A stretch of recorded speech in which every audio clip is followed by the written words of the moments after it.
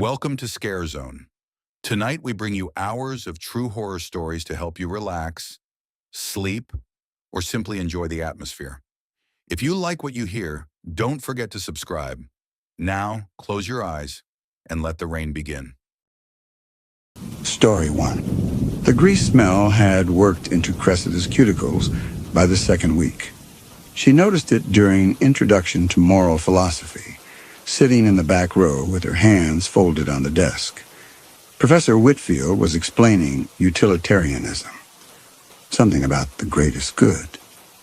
But Cressida was picking at the rim of her thumbnail where the skin had gone gummy from the industrial soap they used at the kitchen. The smell was onions and wet cardboard and something else, something that reminded her of rot. The underside of her grandmother's porch in August, wet wood and dead leaves fermenting in the heat.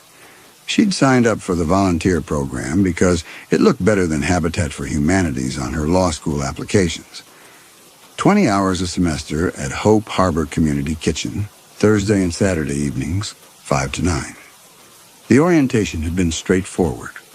Dinah, the operations manager, was a tall woman with gray streaks in her ponytail and the kind of smile that didn't include her eyes. She'd explained the rules without looking at the handout she distributed.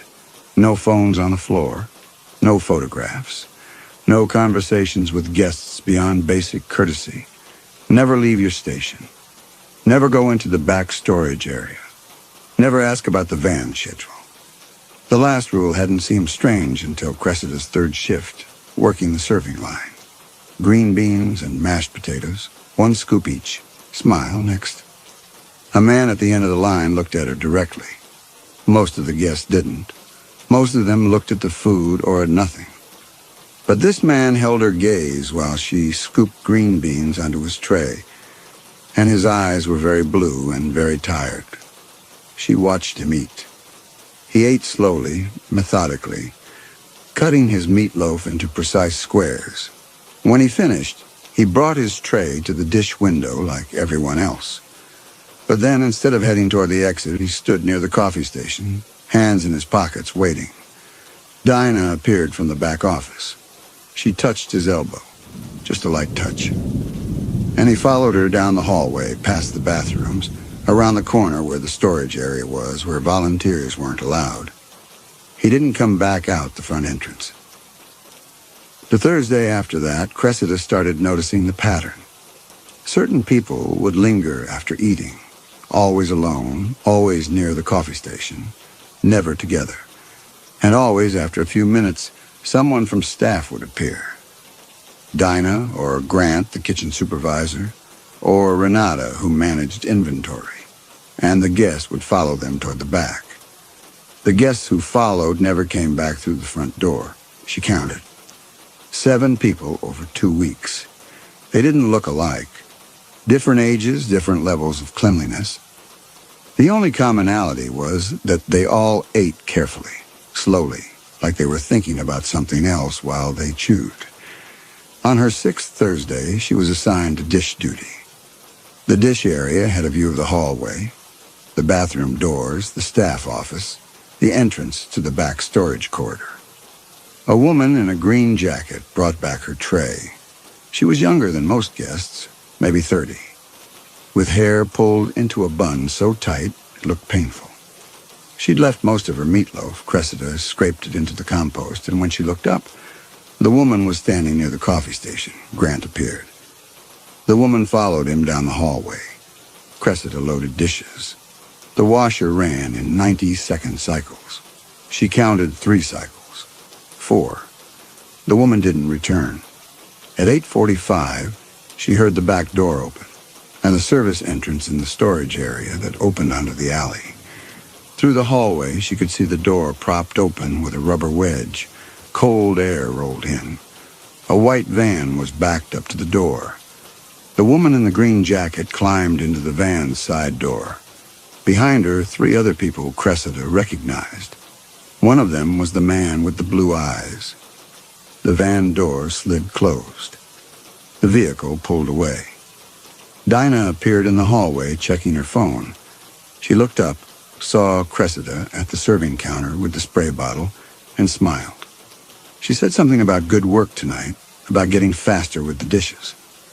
Cressida nodded. Her throat felt tight. She wanted to ask about the van, but the question sat behind her teeth, unwilling to form into sound. Dinah was already turning away. Cressida drove back to campus with her windows down, even though it was October and cold. She showered twice and still smelled it when she lay in bed, staring at her laptop where the Hope Harbor website promised dignity and care for our unhoused neighbors. Saturday's shift started the same. Cressida worked salad and watched the line. She'd learned to recognize the markers. The people who would linger eat differently. They used their napkins. They drank water, not soda. They made brief eye contact with staff, but never with other guests. A man in a Carhartt jacket asked for Italian. He had clean fingernails. He ate at the table near the emergency exit, cutting his chicken into pieces he chewed 30 times each. She counted. He waited by the coffee station. Renata collected him. At 8:15, Beth, the volunteer coordinator from Cressida's Intro to Ethics course, came by with sign-up sheets for next semester. She had that specific type of cheerfulness that Cressida associated with student government and mission trips. She said something about how reliable Cressida had been, how Dinah had mentioned it, how they'd love to have her back in the spring. Cressida took the pen. The sign-up sheet had spaces for 20 weeks, 4 hours per week. 80 hours measured in green beans and mashed potatoes and people who disappeared into white vans. She signed her name. That night she kept seeing the man with blue eyes climbing into the van. The rational part of her brain supplied reasonable explanations. The van took people to shelters. It was a shuttle service. The ones who left through the back were the ones getting beds for the night. But if this were true, Dinah would have mentioned it during orientation. Would have made it sound like a feature, not a secret. The following Thursday, Cressida arrived 20 minutes early. At 4:50, a white van pulled into the alley, idled for 90 seconds, then pulled away. Inside, she tied on her apron and took her position at the drink station. Lemonade or water, ice if they wanted. Smile, next. She poured drinks and studied faces. She'd started keeping a mental catalog. The woman who always wore a red scarf, the man who limped, the teenage girl who might have been 25. These people never waited by the coffee station. These people always left through the front door. At 6:30, a man approached and asked for lemonade. No ice. He was maybe 50, with a face that looked like it had been handsome before something had compressed it. He wore a button-down shirt with one button missing. When Cressida handed him the cup, he said thank you, and his voice was educated, carefully enunciated. He ate alone. He waited. Grant walked him down the hallway at 7:15. At 7:45, Beth appeared beside her with her clipboard. She asked about joining the Volunteer Advisory Committee. 1 meeting a month. Planning, training, systems. Dinah thought Cressida had good instincts. Dinah thought she'd be a good fit for leadership. The word leadership sat in the air between them, heavy with implication. Cressida looked at Beth, at her student government smile, at her Hope Harbor shirt, tucked into jeans that probably cost more than Cressida's textbooks, and understood that this was a test, that there were people who asked questions and people who didn't, and the advisory committee was where they sorted you. Cressida said she'd think about it. That night, the van arrived at 8:30. 6 people climbed in. She recognized 4 from the serving line. 2 she didn't recognize at all, which meant they'd arrived through the back entrance already selected. The next Saturday, Cressida started experimenting. She brought her phone to her station, even though phones were forbidden. Nobody said anything. During her break, she walked past the staff office toward the storage area. The door was closed, but not locked.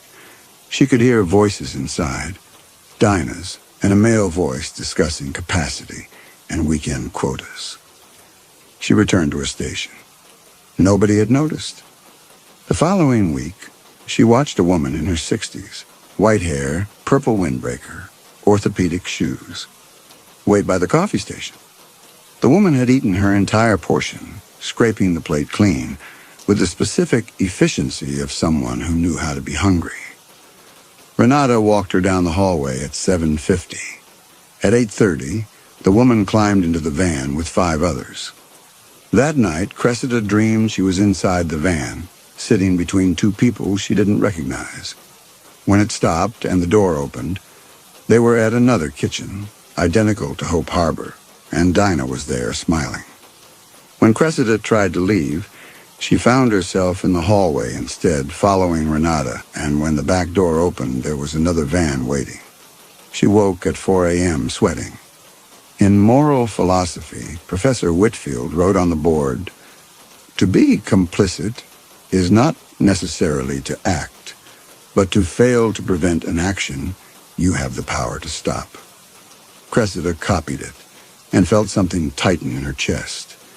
That Thursday, she arrived an hour early and researched Hope Harbor on her phone. 12 years operating. Impressive numbers. 60,000 meals served, 800 families assisted. The board included a lawyer, a real estate developer, a retired judge. Everything looked legitimate. She searched for news articles. Nothing, only praise. Fundraising galas of features about their innovative approach, testimonials from grateful clients. At 5, she took her position at the salad station. At 7:20, a man in a black peacoat asked for ranch dressing and made brief, steady eye contact. His eyes were brown and clear, and he looked at her like a person, not a charitable gesture in an apron. He waited by the coffee station. Grant walked him down the hallway. At 8, Beth appeared with her clipboard, explaining the advisory committee work, expanding partnerships with companies that provide job placement services. Hope Harbor helps identify candidates who would be good fits. Cressida wiped down the salad tongs. She asked what kind of jobs. Warehouse work mostly, Beth said. Cleaning services, light manufacturing, companies that specifically hire people with barriers to employment. A whole social enterprise model. Cressida asked if the van took them to job interviews. Beth's smile flickered. The van was part of their transportation coordination. For people who need it. Cressida asked what they needed for. For getting to the services they need, Beth said. Then she shifted her clipboard. Look, there was some mystery around the operational stuff, but that was just logistics.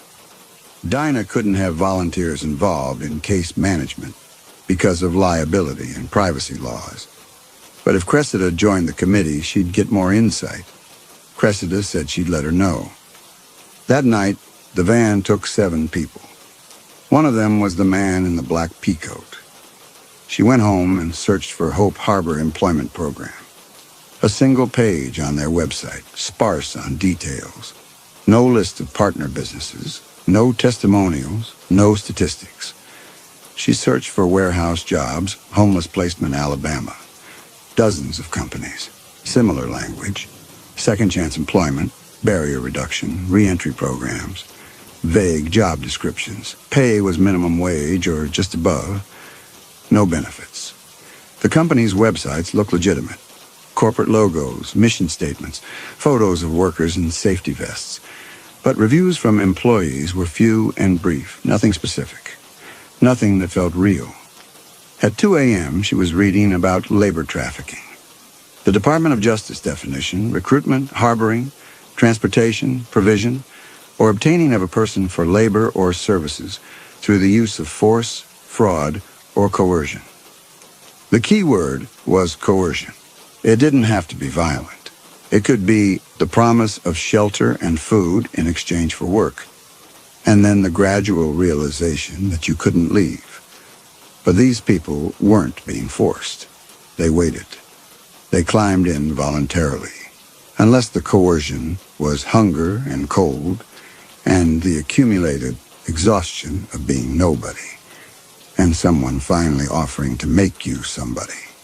She closed her laptop. She could smell the grease under her fingernails. The next Saturday, she accepted Beth's invitation to join the advisory committee. The first meeting was Tuesday at 6 in Hope Harbor's conference room, a windowless space with a long table and mismatched chairs. Dinah was there along with Beth, 2 other student volunteers, and a man introduced as Gerald who handled community partnerships. Gerald was maybe 50, with silver hair and an expensive but not flashy suit.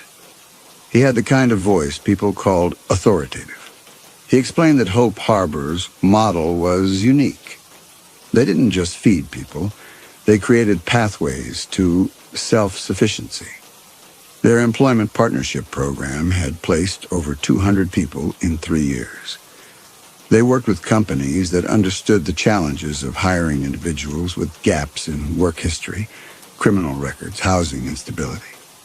Beth nodded enthusiastically. The others took notes. The key, Gerald continued, was identifying the right candidates. Not everyone was ready for employment. Some needed addiction treatment, mental health support. But some just needed opportunity. That's where their screening process came in.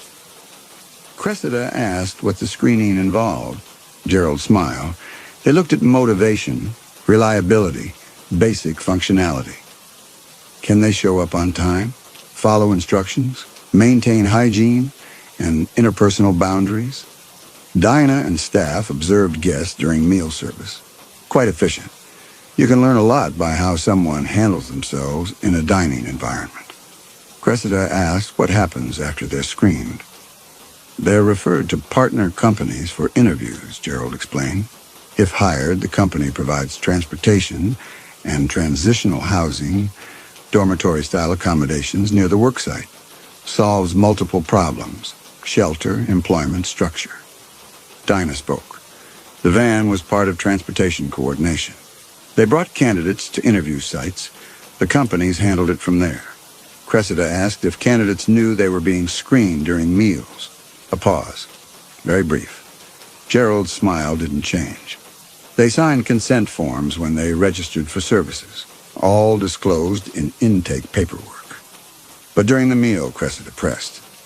When they're eating, they don't know they're being evaluated? Dinah's voice was gentle. Would you want them to? If someone knows they're being watched, they perform. They act the way they think we want. But we need to see who they really are, whether they have the self-discipline and social awareness to function in a work environment. Gerald nodded. It's actually more respectful this way. We're not making them audition. We're seeing them as they are.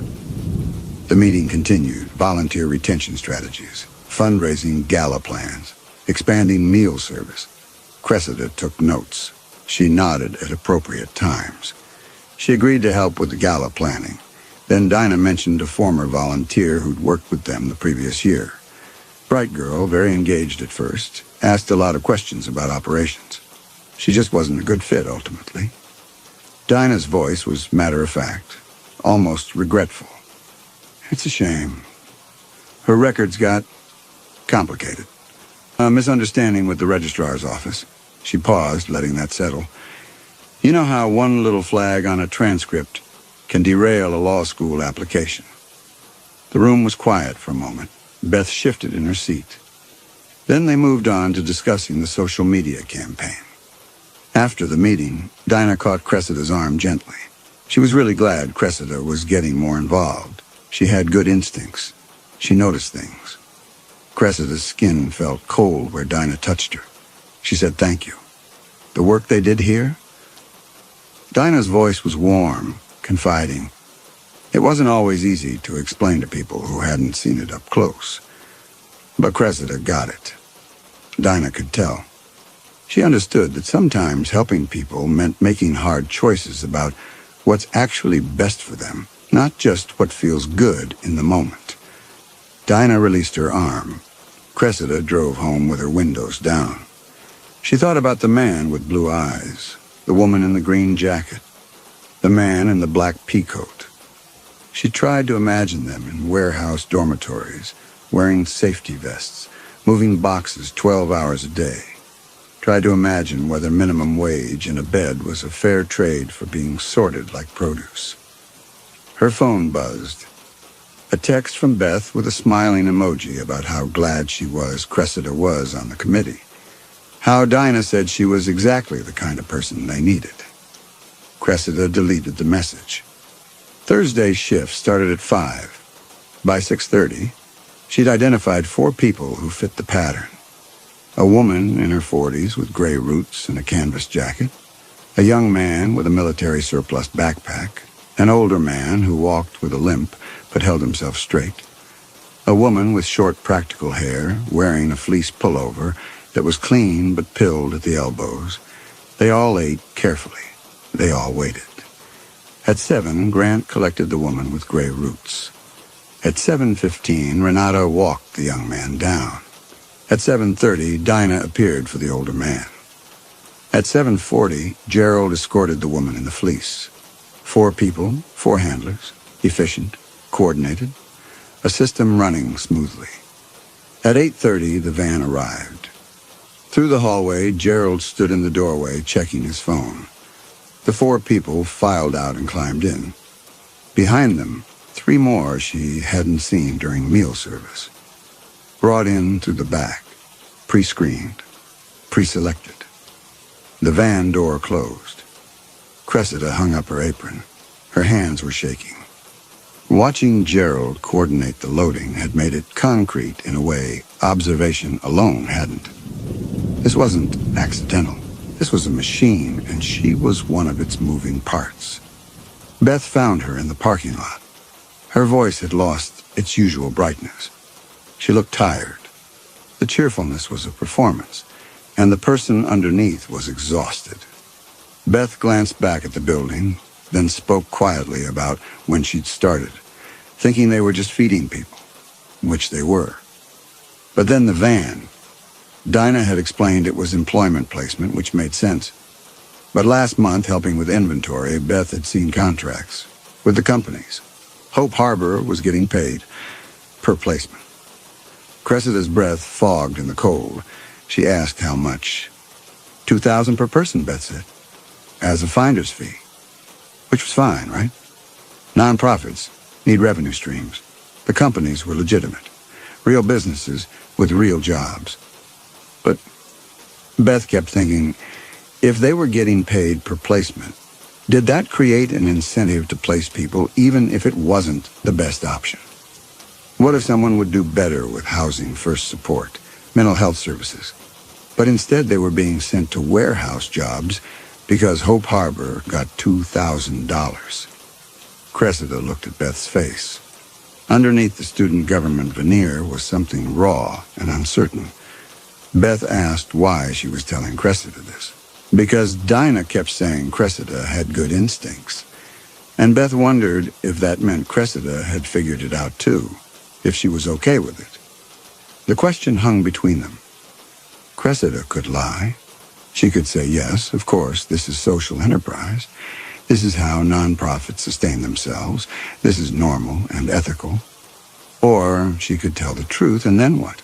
Report it to whom? The board that included a lawyer and a judge? The newspaper that ran glowing features? Cressida said she didn't know. Beth nodded. She looked relieved that Cressida hadn't said yes. She said she didn't know either. Then Beth reached into her bag and pulled out a folded stack of papers. She said she'd made a copy, the intake packet. She thought Cressida should see it. Cressida took the papers, unfolded them, standard nonprofit forms, name, address, emergency contact, a liability waiver, a consent for photography, and then on page 11, in 8-point font, a single paragraph, dense with legalese. Guest acknowledges and agrees to be considered for partnered employment opportunities and related transit programs facilitated by Hope Harbor Community Kitchen and its third-party service providers, the specific terms and conditions of which shall be determined solely by said third-party providers in accordance with applicable employment law. Cressida read it twice. It was technically legal, probably. The kind of thing that would survive a cursory review, that people desperate for a meal would sign without reading, that lawyers could defend in court if anyone ever bothered to sue. A perversion of consent. A corruption of the very concept of informed choice. She was going to be a lawyer. This was the kind of language she'd learned to write. She handed the papers back to Beth. They stood in the parking lot, breathing cold air and smelling grease in their clothes and hair. Then Beth got into her car and drove away. When Cressida got home, she didn't shower first. She went straight to her laptop. Her hands were shaking as she navigated to her documentation folder. 46 names, 46 people. She opened her email. In the search bar, she typed Investigative Reporter Alabama. Several names from the local paper, a few freelancers. Someone who'd broken a nursing home abuse story 2 years ago. She clicked on that one. Read the bio. Looked legitimate. Looked like someone who might care. She clicked compose. The cursor blinked. Her fingers hovered over the keyboard. She could attach the documentation. She could explain what she'd seen.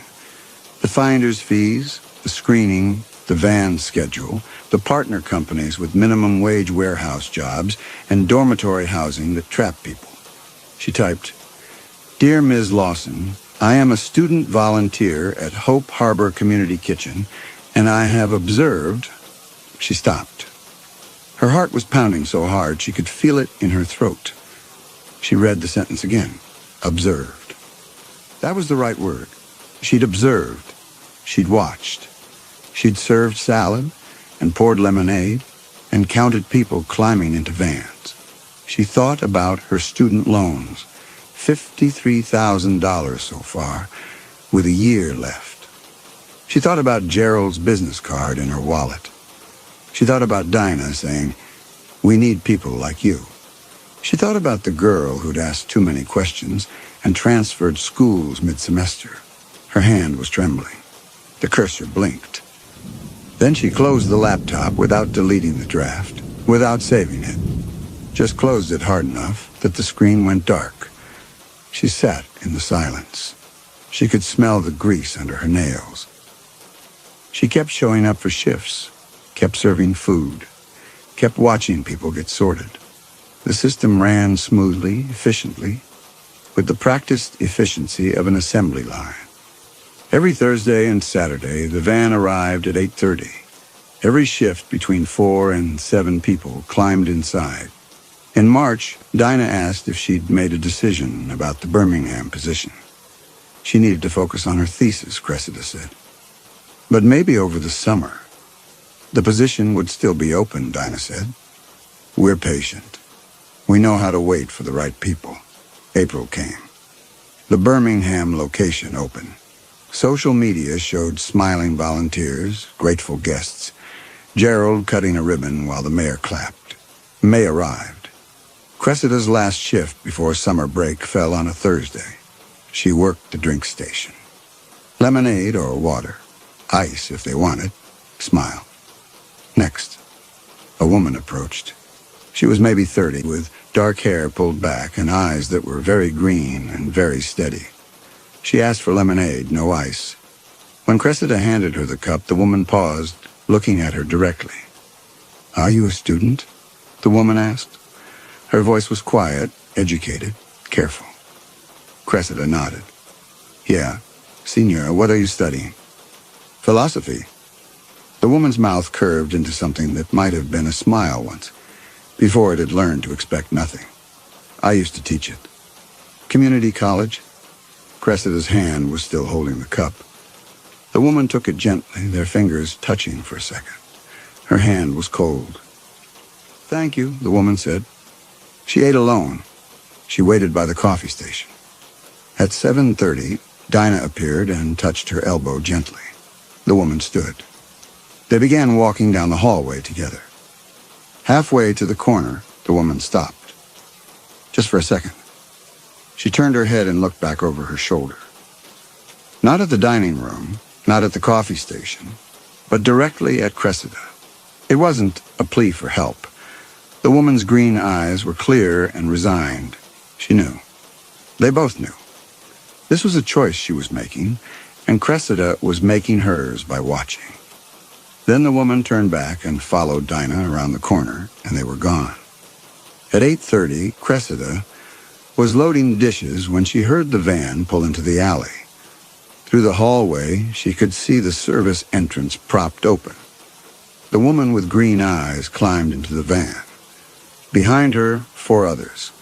The door closed. The van pulled away. Cressida hung up her apron. She walked to her car.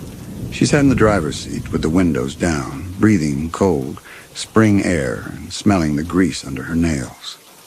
She thought about the woman with green eyes, the philosophy teacher, wondered where she was now, wondered if the van took her to a processing center first, where they explained the terms of employment, the housing arrangements, the productivity quotas she'd need to meet to keep her bed.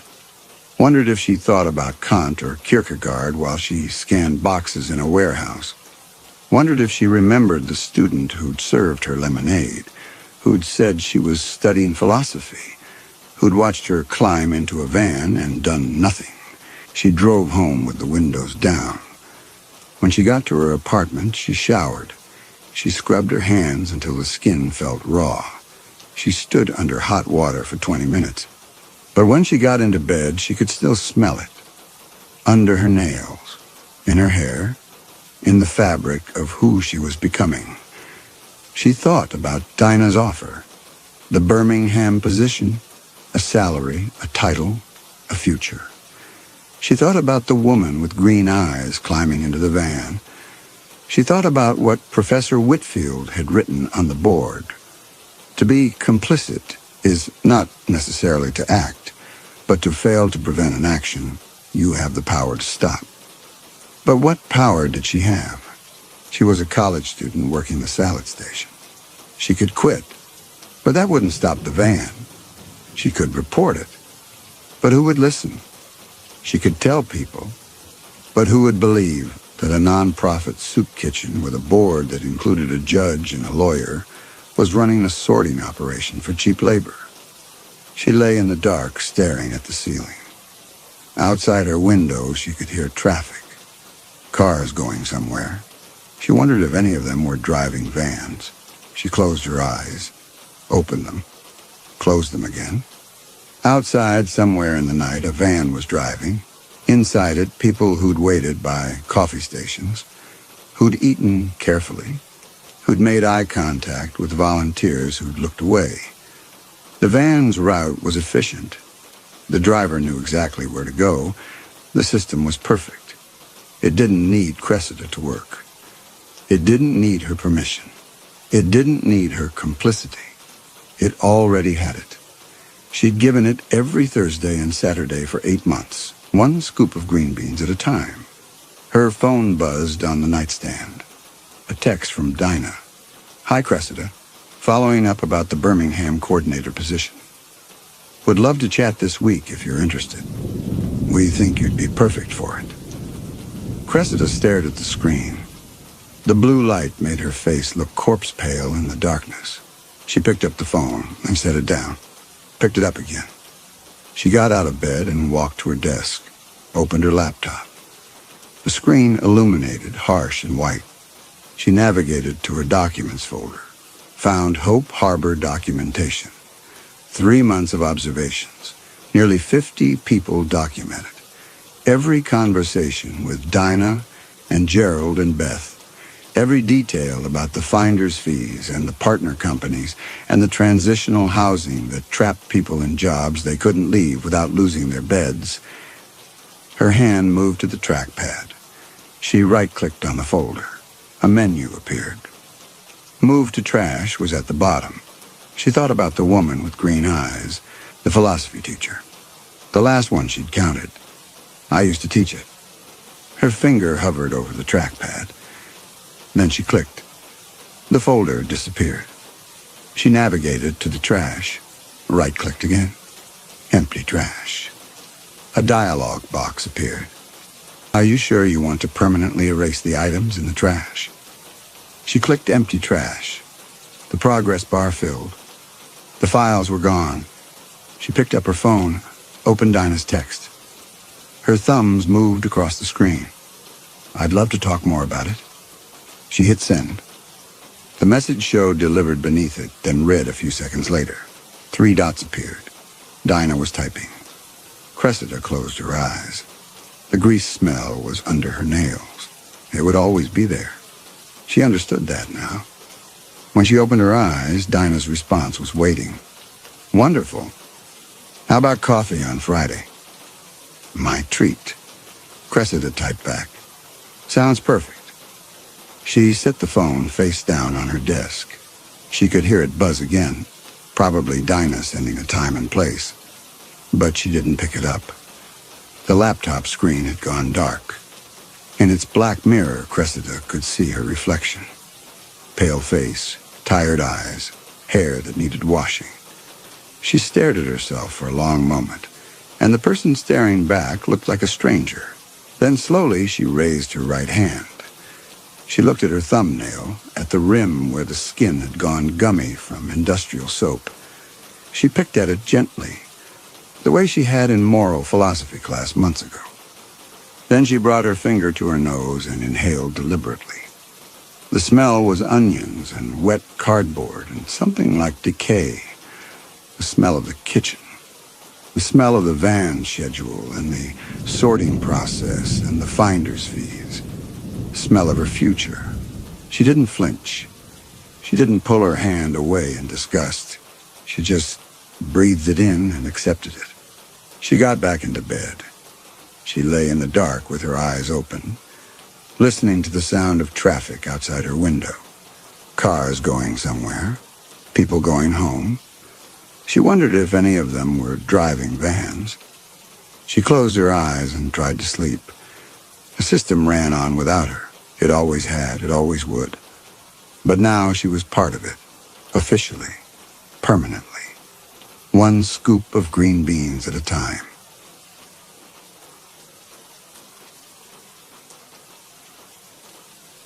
Story 2. Liam stood outside the fence surrounding Elysium and smelled his brother growing. Not the rot he'd expected. Not the hospital stink or funeral home, embalming fluids or earth smell of burial. This was something green and active. Something that suggested process rather than ending. Copper and wet soil, and underneath that, faint but persistent. Something achingly familiar that he couldn't place. Something that lived on the edge of recognition, that made his throat tight with a grief he couldn't name. The wrongness wasn't just that the smell existed here. The wrongness was that he knew it, had known it his whole life, and his brain refused to tell him what it was. The facility itself occupied what had been the old Weyerhaeuser mill site. That expanse of cracked asphalt and rusted chain link the town council had stopped discussing after the 5th year of vacancy. Now the brutalist structure rose from the peninsula like something that had always been there, waiting beneath the ground, finally surfaced. Concrete slabs the color of old bone, narrow windows that didn't reflect the sky properly. The clouds passing across them looked compressed, flattened, as if the glass somehow existed at a different atmospheric pressure than the rest of the world. Liam had stopped going to school. His mother had stopped mentioning it. She spent her evenings in the garage now, sitting in the driver's seat of the truck Jesse had died in. The insurance company hadn't totaled it despite the blood, just sitting there with the engine off, hands at 10 and 2. His father had started a new shift rotation at the remaining mill, the one that still processed timber instead of bodies, the graveyard shift. Liam understood this was intentional, understood his father was now structured his entire existence around the principle of not being conscious during the same hours as his wife and surviving son. The town had changed since Elysium opened. The population hadn't increased. The census data Liam had checked at the library showed the same slow decline. Families bleeding away to Seattle or Portland, following work that had followed the trees. But something about the quality of presence had shifted. People moved differently now. They walked through the grocery store aisles with the efficiency of worker ants. Their cart selections identical. Kale, kombucha, those expensive protein bars that tasted like compressed virtue. The coffee shop had replaced its drip coffee with a menu of adaptogenic mushroom lattes. The hardware store now carried composting bins in 6 sizes. And everywhere, the brochures. Cream-colored paper, heavier stock than normal flyers with embossed lettering, Elysium, where life returns to life. Pictures of smiling families holding mason jars filled with dark, rich soil. Testimonials in serif font. My mother always loved gardening. Now she is the garden. The brochures appeared in medical offices, church vestibules, tucked under windshield wipers. Liam had found one in his own mailbox addressed to the family of Jesse Kincaid, as if the facility possessed a subscription list to local obituaries, which it probably did. Jesse's body was in there. Somewhere behind those bone-colored walls, in whatever process Elysium used to transform human remains into certified soil amendment. A phrase Liam had memorized from the brochure's FAQ section. His mother had signed the consent forms. She'd attended the orientation session. She'd selected the premium garden package, which included quarterly deliveries of Jesse soil for the next 5 years, enough to maintain flower beds that would literally grow from his brother's transformed carbon. Liam had not attended the orientation.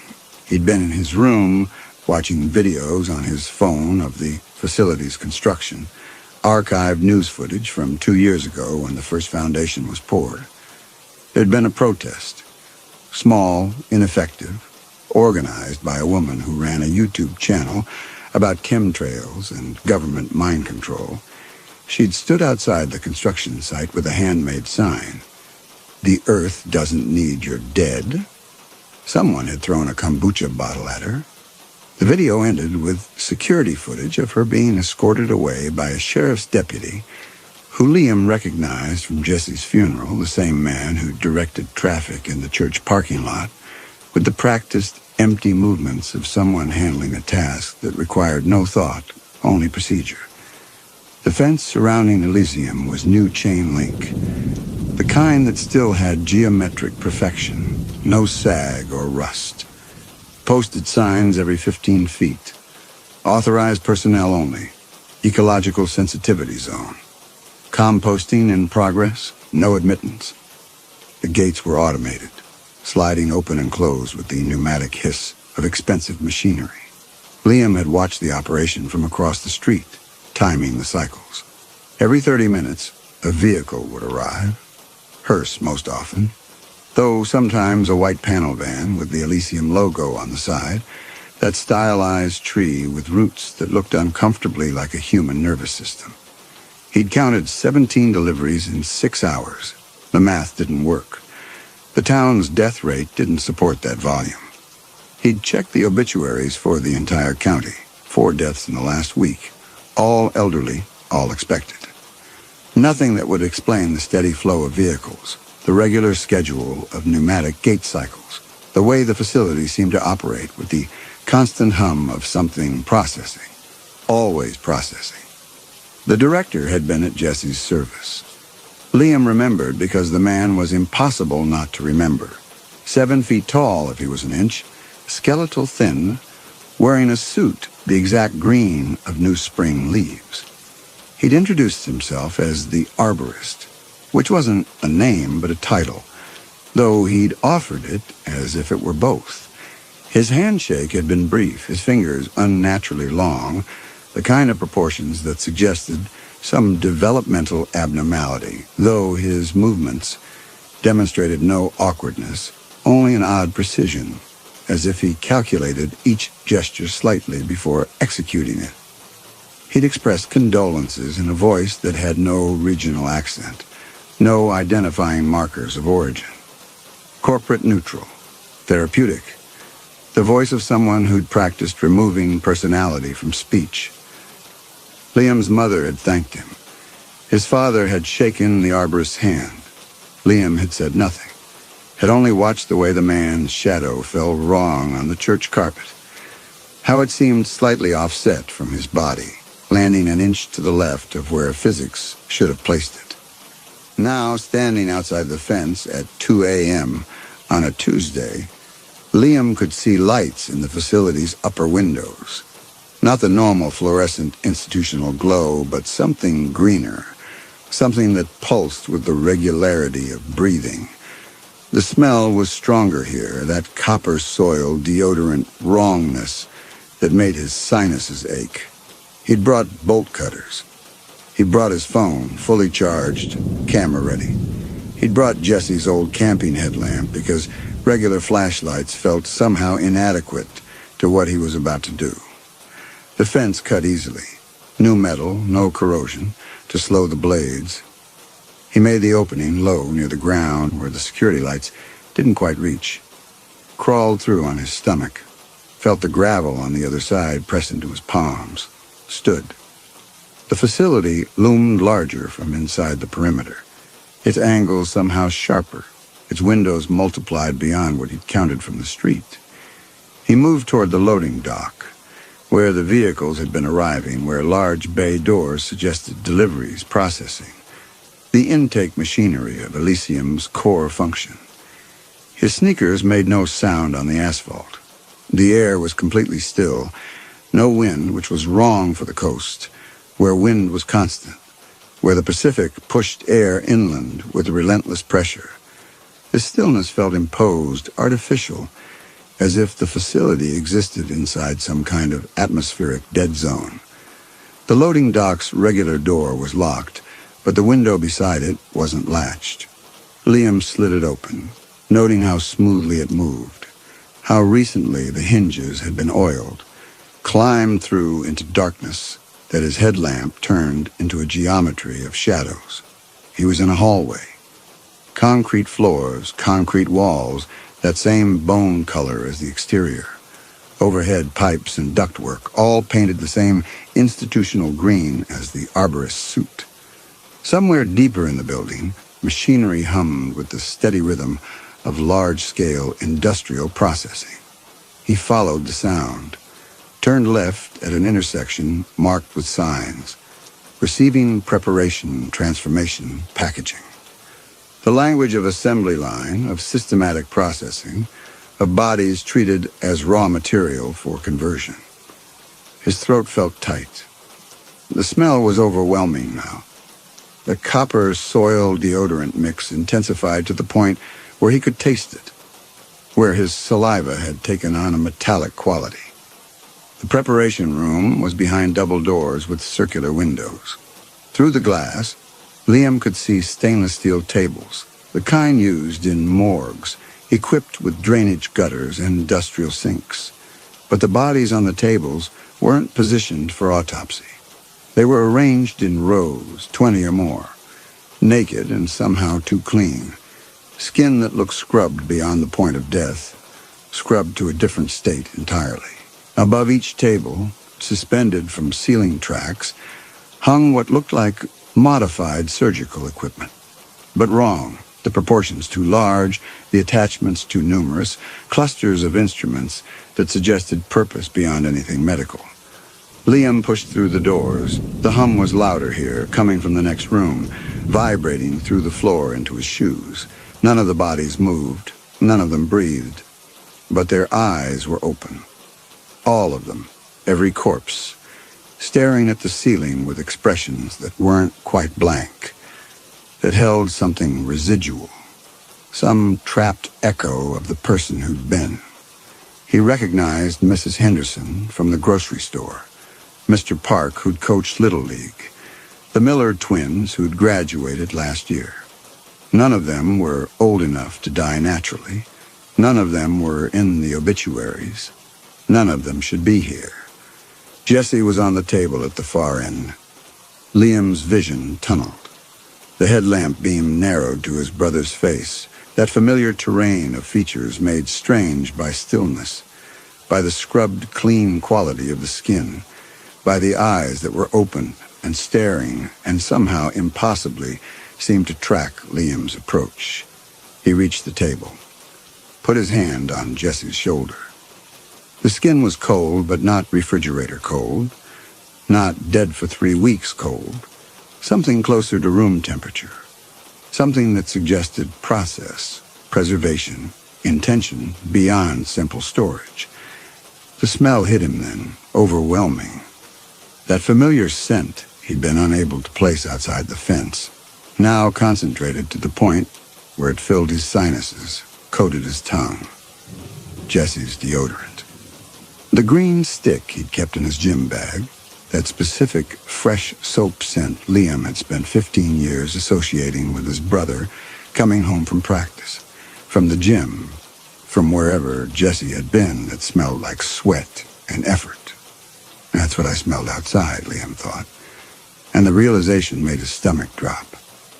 They're processing him. It's already started. Jesse's lips moved. No sound emerged, but the lips definitely moved, shaping something that could have been a word, could have been a warning, could have been just the physical effect of Liam's touch transmitting vibration through dead flesh. But the eyes didn't blink. The eyes stayed focused on Liam's face with an intensity that corpses shouldn't possess. Behind him, deeper in the facility, something massive shifted position. Metal scraped against concrete. The hum changed pitch, ascending into a frequency that made Liam's teeth ache, that resonated in his skull like tinnitus made architectural. He ran, left Jesse on the table, left all of them on their tables, pushed back through the double doors and down the corridor, following his earlier path in reverse. Muscle memory and panic providing navigation. The window he'd entered through was ahead, still open, night air spilling through with the promise of escape. The arborist stepped out from a side corridor, blocking the path. He didn't walk. He glided. His feet made contact with the floor, but the movement was wrong, too smooth, lacking the subtle bob and weave of human gait. Up close, his proportions were even more impossible than Liam remembered. Limbs too long, joints that bent at angles that suggested additional articulation points, a neck that rose from his collar with the segmented quality of something meant to telescope, to extend. Liam Kincaid. Not a question. The voice still had that corporate neutral quality, but underneath it now Liam could hear harmonics, multiple frequencies layered, as if the arborist's vocal cords had been replaced with something that produced sound through resonance rather than vibration. You weren't scheduled for orientation. Liam tried to run left, but the arborist's arm actually extended, the limb growing longer by 6 inches, and blocked the corridor. The hand that caught Liam's shoulder had too many joints in the fingers, had grip strength that compressed muscle to bone with clinical precision. The deceased required processing. The arborist's face showed no expression. His eyes were the same green as his suit. As the pulsing lights in the upper windows, pupils that weren't quite round, that had the geometric precision of something manufactured. Your brother is scheduled for transformation, and he consulted a watch that wasn't on his wrist, but somehow embedded in the skin of his forearm, the numbers glowing beneath the surface. 38 minutes. The extraction will be optimal. The nervous system is still viable. Extraction. Nervous system. Not composting, not soil, something else entirely. Liam drove his knee into the arborist's groin with all the force panic could generate. The impact should have doubled the man over, should have created the biological vulnerability every self-defense class promises. Instead, the arborist looked down at Liam's knee the way someone might notice a fly landing on their sleeve, with mild interest, no distress. His grip didn't loosen. His posture didn't shift. Human anatomical vulnerabilities were removed during my adaptation period. The arborist tilted his head, the movement serpentine, regarding Liam from a new angle. But I recognized the gesture. Fear response. Mammalian defense instinct. Your species is very consistent. Your species. Liam twisted, broke the grip through surprise rather than strength, stumbled backward into the wall. The arborist didn't pursue. He simply stood there, impossibly tall, impossibly thin, watching Liam with those manufactured green eyes. You should leave now, the arborist said. Return tomorrow during business hours. Bring your mother. The family viewing sessions are quite therapeutic. Behind the arborist, the corridor leading deeper into the facility lit up with that same green, pulsing glow. Through the open doorway, Liam could see into the transformation room, the next stage beyond preparation. And what he saw there made his bladder clench, made his understanding of the world reorganize itself around a new and terrible cosmology. The bodies from the preparation tables were suspended in the air by networks of thin cables that entered their spines at exact vertebral intervals. The cables weren't supporting them. The cables were extracting something, pulling it out through the entry points in long, luminous strands that looked like fiber optic wire but moved with liquid fluidity, that pulsed with the same green light as the arborist's eyes. The strands fed into machinery that was definitely not composting equipment.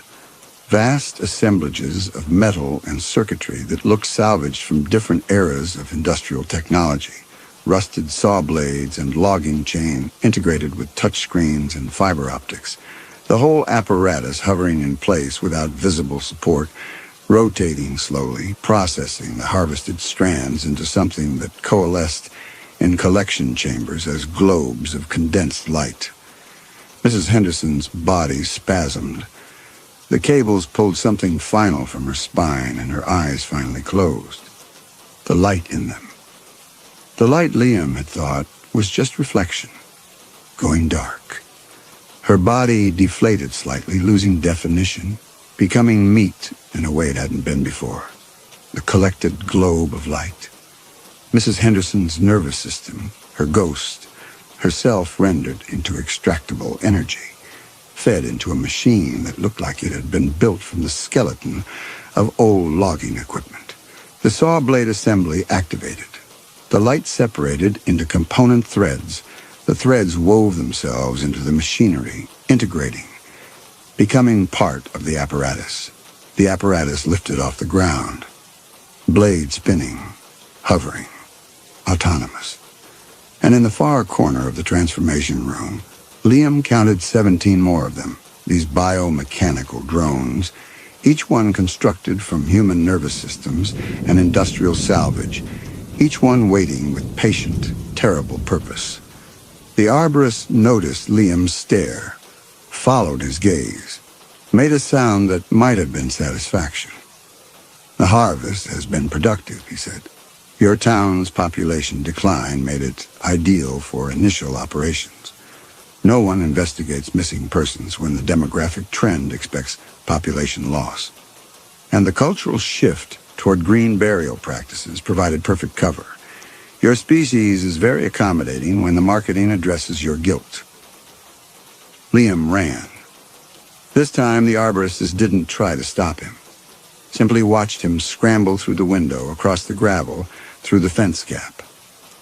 Liam heard no pursuit, heard only his own breathing, his own footsteps, his own heartbeat trying to break through his ribs. He made it to the street, stopped, turned. The arborist stood at the facility's front entrance, visible in the security lighting. 7 feet tall, impossibly thin, watching Liam with patience that suggested certainty, with stillness that suggested he could wait as long as necessary. Because where would Liam go? Who would believe him?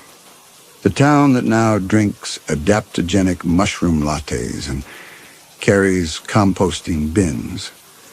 The sheriff's deputy who'd attended Jesse's funeral with such careful procedural emptiness. His mother who'd signed the consent forms, who sat in the truck every evening practicing the posture of driving to nowhere. Liam went to Chuck's apartment. Chuck was Jesse's best friend, had been since middle school.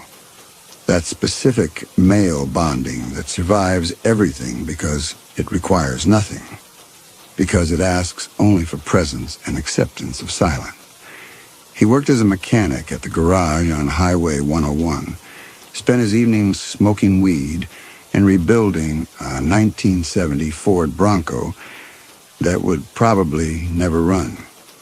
He'd been at the funeral in clothes that didn't fit right, stood at the back, hadn't approached the family. Liam barely knew him despite years of peripheral presence. He answered the door at 3 a.m., still dressed, smelling like marijuana and penetrating oil. Looked at Liam with the slow processing of someone whose thought patterns ran a half-second behind reality. "Little Kincaid," he said, which was what he'd always called Liam. That diminutive that wasn't mean, just factual. "You look like hell," Liam told him. All of it. The facility, the arborist, the bodies, the extraction, the drones, expected disbelief, expected dismissal, expected Chuck to close the door and return to whatever he'd been doing in the apartment that smelled like weed and old pizza. Chuck listened, nodded occasionally. When Liam finished, Chuck was quiet for a long moment, then said, "My cousin worked construction on that site. Quit after a week. Said the blueprints didn't make sense. Said they were digging too deep for a compost facility." The words landed with the weight of confirmation, of pattern recognition, of someone who'd been waiting for validation of instincts he'd been unable to articulate. "Want to see something?" Chuck asked. He led Liam to the garage behind the building. Inside, the Bronco sat partially disassembled, engine components spread across a tarp. But in the corner, covered with a paint-stained sheet, something else hulked. Chuck pulled the sheet off. Rifles. 3 of them. Hunting rifles, civilian legal, the kind used for elk and deer, boxes of ammunition. And on the workbench, a row of metal pipes packed with what looked like homemade explosives, wicks protruding, the whole setup like something from a badly researched militia fantasy. "Been waiting for someone to say something," Chuck said. His voice was still slow, still calm. But underneath it, Liam heard something harder now, something that had been compressed and stored. Knew it was wrong when they broke ground. Knew it was wrong when Jesse... He stopped, started again. Knew it was wrong. He'd been preparing for months, since the construction started. Had been watching, waiting, accumulating weapons and materials, some patient paranoia that had now revealed itself as prescient. "They got Jesse," Chuck said. Not a question. Statement. He reached into his pocket, pulled out a key on a chain. Found this in his truck. After. The insurance company sent his personal effects. This wasn't his. Too new, too clean. He held it up. The key had the Elysium logo embossed on the grip. Think maybe they tagged him? Maybe that's how they knew. The key trembled in Chuck's hand. Not from fear. From rage held at such pressure, it leaked through as palsy, as muscular betrayal of his attempt at calm. "When?" Chuck asked. "Tomorrow night," Liam said, though he hadn't known he was going to say it until the words emerged. Before they processed Jesse. Before they turned him into one of those things. Chuck nodded. Picked up one of the rifles. Checked the chamber with the automatic competence of someone who'd been handling firearms since childhood. Looked at Liam. "Your dad know you're here?" "My dad doesn't know anything anymore." "Okay, then?" Chuck set the rifle down. "Okay." They spent the next day planning. Chuck's apartment became operations center, the walls covered with hand-drawn maps of the facility, photos Liam had taken on his phone during the infiltration, schematics Chuck had somehow acquired from the county planning office that showed the building's layout in bureaucratic detail. They identified entry points, mapped patrol patterns Liam had observed, calculated timing for the transformation schedule the arborist had mentioned, 38 minutes from when Liam had been caught. But how long had passed? The watch said 3 p.m. now, which meant either Jesse had already been processed or the schedule had been delayed. No way to know, no way to call and ask. Chuck packed the explosives with the careful attention of someone following instructions from questionable internet sources. His hands moved with assembly line efficiency, wrapping each pipe bomb in duct tape, checking timers salvaged from kitchen appliances, organizing the devices in a backpack with the kind of spatial optimization that comes from years of fitting tools into limited storage. Liam watched, found himself unable to look away from the process, from the transformation of household materials into instruments of destruction. This was real. This was happening. In 12 hours, they would infiltrate a facility run by an interdimensional being and attempt to destroy it with weapons assembled in a garage that smelled like cannabis and motor oil. The absurdity should have registered. Instead, Liam felt only a strange clarity, a sense of purpose that had been absent since Jesse's death, since the funeral. Since his mother had sat him down at the kitchen table and explained in a voice empty of everything except procedural necessity that they'd be using Elysium's services because it was what Jesse would have wanted. Green burial, environmental consciousness, that whole mythology of returning to the earth that Jesse had never expressed interest in during his actual life. Chuck finished packing, zipped the backpack, set it by the door with the rifles. Look at Liam with eyes that were bloodshot but focused. "You should eat something," he said, which wasn't a suggestion about nutrition, but an acknowledgement that they both needed to perform basic human maintenance before attempting something that would likely kill them. They ate gas station burritos in silence, sitting on Chuck's thrift store couch, watching the apartment's single window darken as afternoon became evening. The TV was off. No music played, just the sound of chewing, swallowing, the refrigerator's compressor cycling on and off. Liam's phone buzzed. Text from his mother. "Where are you?" He typed back, "Chuck's, staying over." The reply came immediately.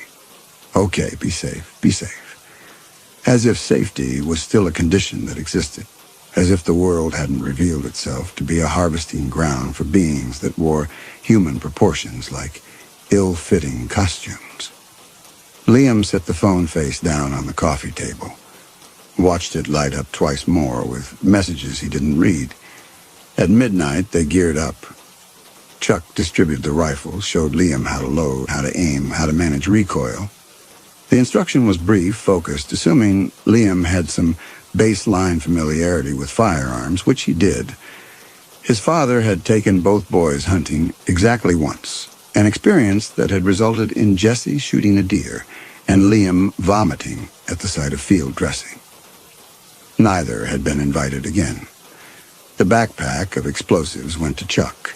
The rifles they carried openly, no attempt at concealment. What would be the point? They weren't trying to be subtle. They were trying to destroy a facility before it could process more bodies, before Jesse's nervous system could be extracted and woven into machinery. They drove to Elysium in Chuck's actual working vehicle, a Dodge Ram with primer spots and an exhaust leak, parked 2 blocks away in the lot behind the closed hardware store. Approached on foot, moving through the familiar streets of their hometown made unfamiliar by intention, by purpose, by the knowledge that they were about to commit what would legally be classified as domestic terrorism. The fence was still cut from Liam's previous entry. They slipped through, low and fast, heading directly for the loading dock. No guards visible, no patrols. The facility sat in its pool of security lighting like something confident in its invulnerability, like something that had never conceived of resistance.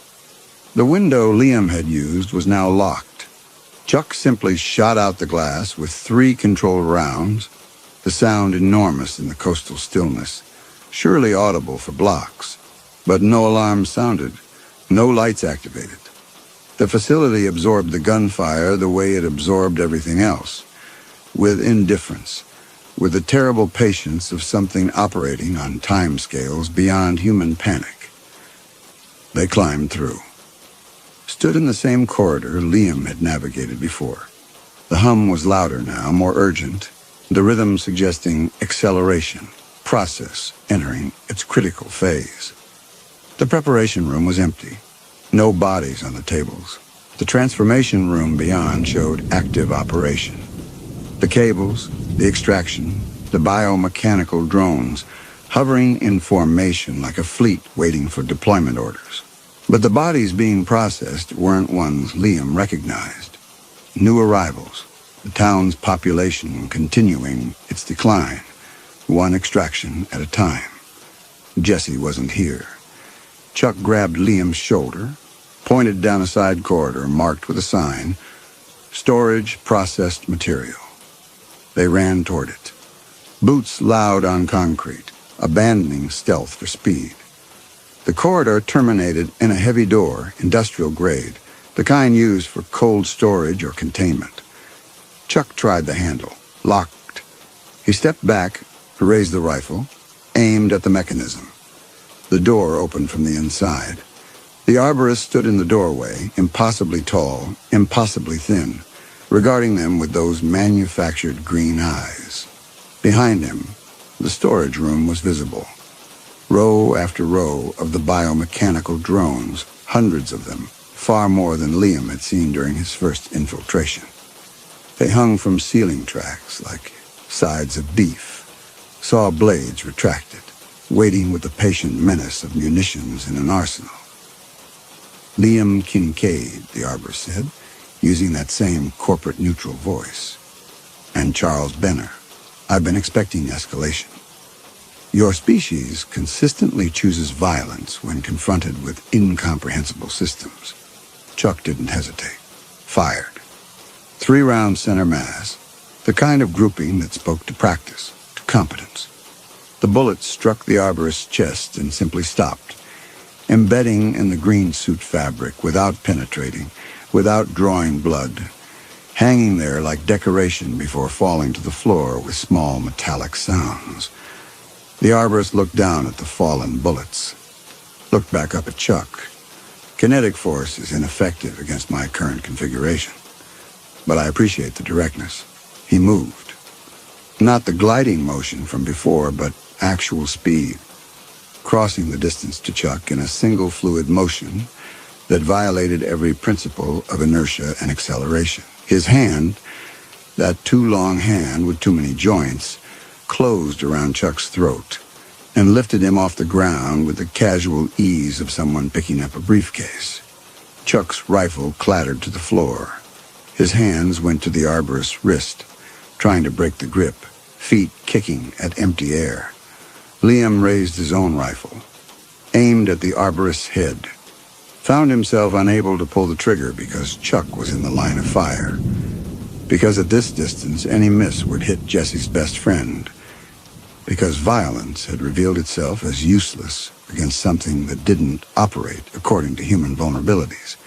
The arborist turned to look at Liam while still holding Chuck suspended. Your brother's nervous system has been successfully extracted and integrated into Harvester Unit 247. He is currently part of our mining fleet operating in the Olympic National Forest. The extraction was optimal, minimal degradation. He should remain functional for several more months before cellular breakdown requires retirement. Several more months. As if Jesse's consciousness, his self, his ghost, was now distributed across machinery designed to strip mine the earth for resources that would be transported to whatever dimension the arborist originated from. As if his brother had been turned into a tool, a component, a piece of equipment, with a projected operational lifespan. Liam pulled the trigger. The bullet took the arborist in the left eye. The green orb shattered like glass, revealing not biology, but circuitry, fiber optics, some kind of sensor array that sparked and went dark. The arborist's head snapped back. His grip on Chuck released. Chuck fell, hit the ground gasping, scrambled backward. The arborist straightened, touched his ruined eye with those two long fingers. When he looked at Liam again, the remaining eye showed something new. Not anger, but interest. Assessment. the recognition of a variable that had performed outside expected parameters. Ocular damage, the arborist said, his voice maintaining its neutral tone even as sparks dripped from the destroyed socket. Depth perception compromised. Tracking efficiency reduced by 52%. This is inconvenient. He took a step toward Liam. Chuck lunged for the backpack of explosives he'd dropped, pulled out one of the pipe bombs, flicked the lighter with hands that shook so badly it took 3 tries to light the fuse. The fuse caught, burned. Chuck threw it. The pipe bomb arced through the air. The arborist watched it with his remaining eye, calculating trajectory, processing threat assessment. He didn't move, simply stood there as the device landed at his feet. As the fuse burned down to nothing, as the explosion ripped through the corridor with a concussive wave that threw Liam backward into the wall hard enough to crack plaster. The ringing in Liam's ears was total. The world had become silent except for a high-pitched tone that felt like it was coming from inside his skull. He couldn't see through the smoke and dust, couldn't locate Chuck, couldn't tell if the arborist was still standing or had been blown apart by the blast. The smoke cleared slowly, revealing the arborist still in position. His green suit was scorched, torn in places to show the metallic framework underneath. Not bones, but something engineered, segmented, designed for the human approximation he wore like camouflage. His remaining eye was still functional, still watching Liam with that terrible patient interest. But he was damaged. The explosion had bent something in his left leg, creating a limp in his previously smooth gliding motion. Fluid leaked from somewhere in his torso. Not blood, but something clear and viscous that smoked when it hit the floor. Chuck appeared from the smoke, bleeding from a gash on his forehead, carrying the backpack. He pulled out another pipe bomb, then another, started lighting fuses rapid fire, throwing them down the corridor toward the storage room, toward the arsenal of harvester drones hanging in patient rows. The arborist processed this new development, turned away from Liam, moved toward Chuck with that damaged, limping glide. But he was slower now, compromised, his calculations thrown off by the injury. Liam ran forward, grabbed Chuck's arm, pulled him back toward the loading dock as the first of the new explosions went off. Then the second. Then the third. The corridor lit up with sequential detonations. The sound beyond hearing now, felt only as pressure waves that made internal organs shift position. They ran. Through the preparation room, through the hallways, toward the window they'd entered through. Behind them, the storage room erupted as one of Chuck's bombs found the right target, found something volatile in the harvester's construction. The explosion was different in quality, and not just concussive, but electrical, arcs of green light branching through the smoke like lightning, the sound containing harmonics that made Liam's teeth ache. They reached the window. Chuck dove through first. Liam followed, felt glass tear his jacket, landed hard on gravel outside. They scrambled up, running for the fence, for the street, for Chuck's truck. The facility behind them was burning now.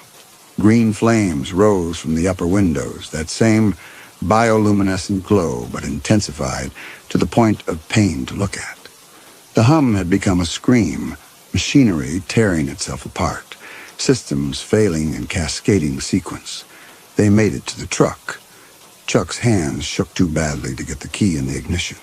Liam took them, started the engine himself, pulled out of the lot as the first explosion from Elysium's core blew out the facility's eastern wall. The shockwave rocked the truck. The rearview mirror showed green fire climbing into the night sky, visible for miles, a beacon announcing catastrophic failure. Liam drove. Didn't know where he was going. Just drove, putting distance between them and the burning facility, heading inland, away from the coast. Chuck sat in the passenger seat, bleeding and shaking, the backpack with remaining explosives at his feet. They made it 5 miles before the road ahead simply stopped. Not a blockade, not construction. The asphalt terminated in a clean line, and beyond it was nothing. White void, absence of texture or depth, as if reality itself ended at a specific coordinate. Liam hit the brakes. The truck skidded, stopped inches from the boundary. He stared at the impossible emptiness. Put the truck in reverse, turned around. Tried a different road, same result. The void appeared at the 2-mile marker, cutting across the highway in a perfectly straight line. They tried every road leading out of town, east, west, south. Each one terminated in white nothing. The town had become an island, a bubble, a contained space separated from the rest of reality by boundaries that looked like someone had simply deleted everything beyond a certain radius. Chuck was saying something. Liam couldn't hear him over the ringing in his ears, read his lips. No, no, no, repeated in panicked rhythm. Liam drove back toward town, toward the burning facility. Because there was nowhere else to go, because the town's entire existence was revealed as something temporary, something staged, a set that had now revealed its edges. The streets were empty. No other vehicles. No pedestrians. The buildings looked normal, but felt wrong now, felt like facades, like props arranged to create the illusion of a functioning community. Liam turned down Main Street, saw the coffee shop, the grocery store, the hardware store, all dark, all empty, windows reflecting nothing. He parked outside Elysium, or what remained of it. The fire had spread to consume most of the structure, that green bioluminescent burning eating through concrete like it was paper. But the front entrance was intact. The doors stood open. The arborist emerged from the smoke. He was damaged worse than before. His left arm hung at an impossible angle. His green suit was mostly burned away, showing the segmented metal frame underneath. The complex articulation that allowed his inhuman proportions. His face was still intact, but the skin looked melted in places, revealing circuitry underneath, showing the true nature of his construction. He walked toward the truck with that damaged, limping glide, stopped 3 feet from the driver's side door, looked at Liam through his remaining green eye. When he spoke, his voice had lost its corporate neutral quality. Now it contained those harmonics Liam had heard before, multiple frequencies layered, revealing the artificial nature of his previous human approximation. Liam, the arborist said, it's time to wake up. The words didn't make sense. Liam gripped the steering wheel, felt the texture of the plastic under his palms, felt the truck's engine vibrating through the frame, felt Chuck next to him, bleeding and shaking and very real. Wake up, the arborist repeated. The industrial hum of Elysium's machinery cut out. Not gradually, instantly. Total silence. The green flames froze mid-flicker, stopped moving. Became static images, photographs of fire. The void at the town's edges began spreading inward. White nothing consuming buildings, consuming streets, erasing geography with the steady advancement of something deleting a file. Liam looked at Chuck. Chuck's mouth was still moving in that panicked repetition, but no sound emerged. His eyes were wide. His hands gripped the seat. But he was becoming translucent, becoming transparent, revealing the truck's interior through his body like a bad special effect. Then Chuck simply wasn't there anymore. The passenger seat was empty, had always been empty. The arborist reached through the driver's side window, the window that Liam hadn't rolled down, that should have been solid glass but now offered no resistance, and placed his too long hand on Liam's shoulder. The hum returned, but different now. Not industrial machinery, medical equipment, the steady beep of a heart monitor, the pneumatic sigh of an automatic door, the squeak of shoes on linoleum. The truck's interior dissolved. The steering wheel under Liam's hands became something else. Bed rails, institutional metal, the kind used in hospitals, The seat became a mattress, thin, uncomfortable. Covered in that scratchy fabric that resists staining, the void consumed everything. The burning facility, the empty streets, the impossible boundaries. All of it erasing, revealing underneath not reality, but a different kind of space entirely. Beige walls, fluorescent lighting, the institutional architecture of medical care. Liam was in a bed, hospital bed. His hands gripped the rails. He was wearing a hospital gown. His forearms showed bruises, the kind left by restraints, by people holding him down. The arborist stood beside the bed, but he was shrinking. The 7-foot height collapsing down to human proportions. The skeletal thinness filling out to normal build. The green suit becoming khakis and a button-down shirt. Standard-issue therapist uniform. The manufactured green eyes fading to human brown. Dr. Linden. That's what his name tag said. Dr. Julian Linden, psychiatric resident. He looked at Liam with an expression Liam had never seen on the arborist's face. Pity. Deep human pity mixed with professional concern and something that might have been relief. "Welcome back, Liam," Dr. Linden said in a voice that was just a voice now. No harmonics, no corporate neutrality. Just a young doctor who probably hadn't slept well in weeks. "You've been gone for a while this time." Liam tried to speak. His throat was raw, like he'd been screaming. He managed one word. "Jesse." Dr. Linden's expression shifted. The pity deepened. He pulled over a chair, sat down beside the bed, maintained the kind of careful distance that suggested Liam had a history of sudden violent movements. "Liam, do you remember what actually happened to Jesse?" The question landed wrong, felt like an attack, like something designed to hurt. "The accident," Liam said. His voice was hoarse, barely functional.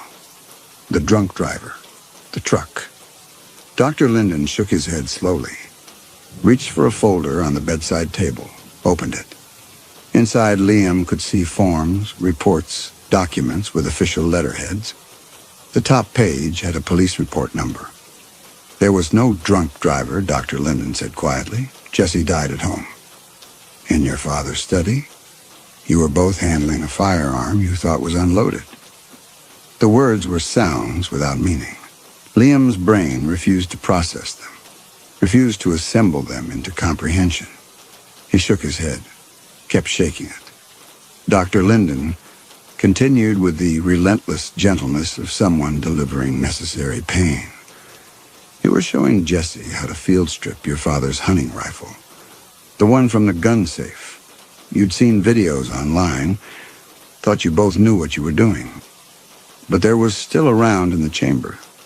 No, you pulled the trigger as part of the demonstration. The gun discharged. The bullet entered Jesse's chest at close range. He died before the ambulance arrived. No. Your parents found you holding him, trying to stop the bleeding. You were 12 years old, Liam. Your mind couldn't process being responsible for your brother's death.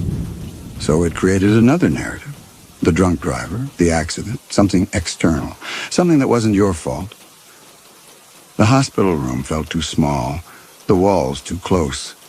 Liam's vision tunneled, narrowed to Dr. Linden's face, to those sympathetic brown eyes that had been green and manufactured just moments ago, that had belonged to an interdimensional being instead of a 28-year-old psychiatric resident. Elysium, Liam said. The facility. The extractions, There is no Elysium, Dr. Linden interrupted gently. The old mill site is still vacant. It's been vacant for 7 years. The town council is still debating proposals for development. Nothing's been built there. He gestured around the hospital room. You've been here for 3 weeks, since the anniversary of Jesse's death. Your parents found you in the garage trying to start the truck Jesse died in, because you were the one driving it, Liam. You were driving your father's truck without permission, showing off for Jesse. Lost control on Old Mill Road. The crash killed him. Another narrative your mind created. Another way to avoid the truth. Liam looked down at his arms, the bruises from restraints. He remembered now not memories from this reality, but impressions bleeding through from the other one. Fighting orderlies, screaming about harvesters, about the arborist, about needing to save Jesse. Chuck, he said weakly. Dr. Lennon's expression showed pain. Charles Benner was Jesse's best friend. He died 2 years ago, overdose. You attended the funeral, but in your episodes he keeps appearing. A guardian figure. Someone to help you fight the impossible enemies your guilt creates. The folder contained more documents. Dr. Linden flipped through them, showing Liam incident reports, medication records, observation notes written in the dense shorthand of psychiatric care. 3 weeks of Liam's other life documented from the outside. Patient continues to experience elaborate persecutory delusions centered around facility called Elysium. Believes deceased brother is being harvested. Requires physical restraint during acute episodes. Medication compliance poor. Prognosis guarded. The pipe bombs were your medication bottles, Dr. Linden explained. You'd been hoarding them instead of taking your pills. The assault on the facility was you breaking out of your room, attacking the nursing station. It took 4 orderlies to restrain you. You kept shouting about saving Jesse, about stopping the extraction. Liam felt something breaking inside his chest, not his heart, something deeper. The structural integrity that holds a self together, that maintains the illusion of coherent identity. It was crumbling, revealing underneath just raw guilt, just the unbearable weight of being 12 years old and killing your own brother through carelessness. I shot him, Liam whispered. Dr. Linden nodded. Yes, it was my fault. Yes. The simplicity of the confirmation was worse than any elaboration. Yes, your fault, your mistake, your guilt.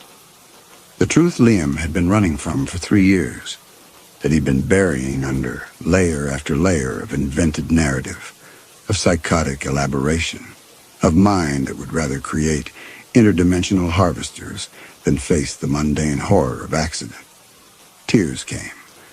Liam hadn't cried since the funeral, since the service where the arborist had appeared, where that tall, thin man in the green suit had shaken his hand and introduced himself. Except there had been no tall, thin man, just mourners, just his parents broken, and his mother already starting to disappear into the garage, into the truck, into the sitting-still practice of not moving forward through time. Dr. Linden let him cry.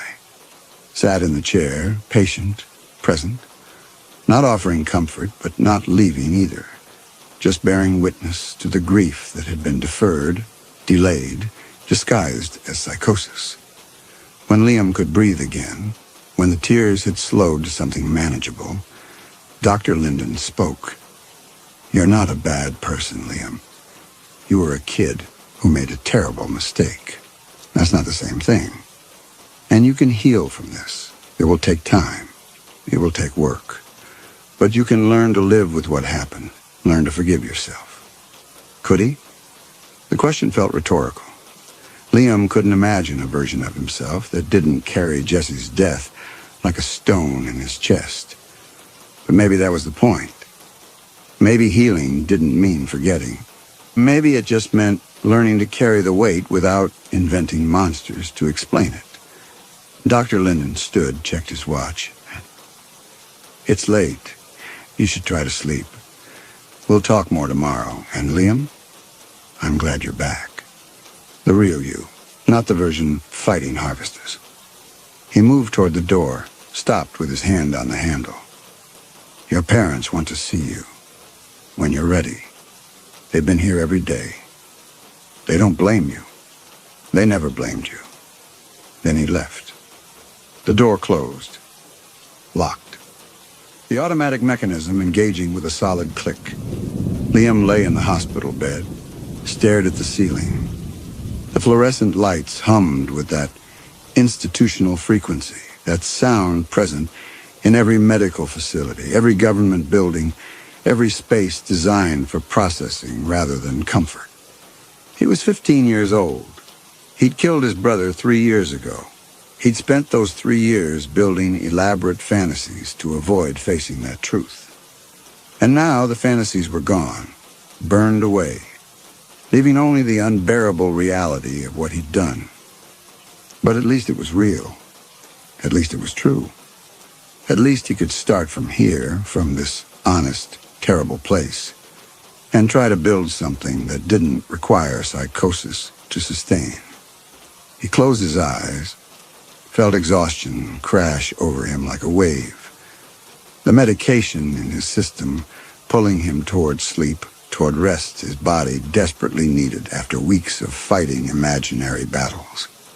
In the darkness behind his eyelids, Liam heard a sound, faint, motorized, industrial.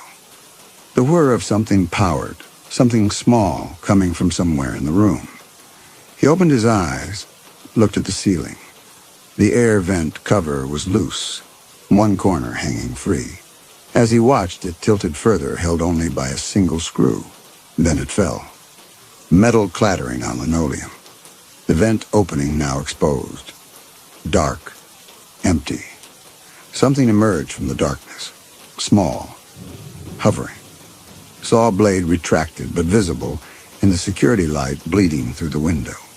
The biomechanical harvester was the size of a house cat, constructed from what looked like Jesse's old dental retainer, woven with fiber optics and rusty chain. Its nervous system core pulsing with that familiar green bioluminescence. It descended slowly, silent except for the whir of whatever kept it airborne.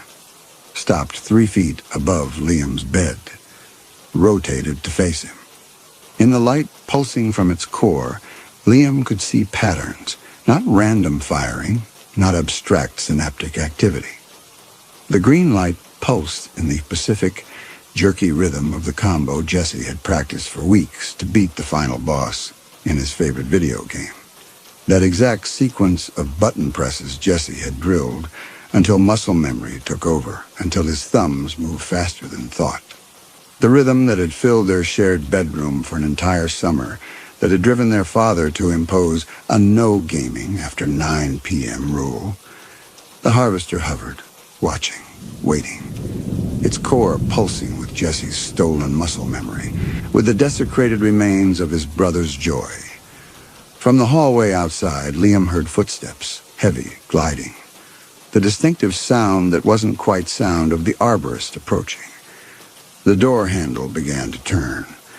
Liam lay very still in his hospital bed and understood, with perfect crystalline clarity, that nothing had been resolved, that the choice between psychosis and reality was more complicated than Dr. Linden had suggested, that maybe the truth was somewhere between 12-year-old boy who shot his brother and interdimensional harvester operation, that maybe in the end it didn't matter which narrative was real, because the guilt was the same either way.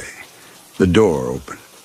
The arborist stepped through, 7 feet tall, impossibly thin, wearing his green suit that had never been khakis, had never been anything except camouflage for something that had never been human.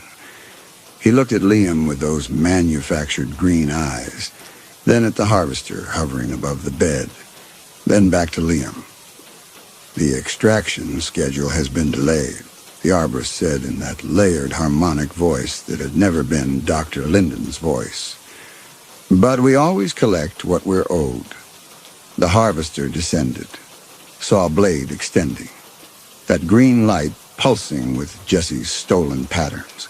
Liam didn't scream, didn't fight, just closed his eyes and waited for the extraction to begin. After all, he'd been running from this for 3 years. Maybe it was time to stop.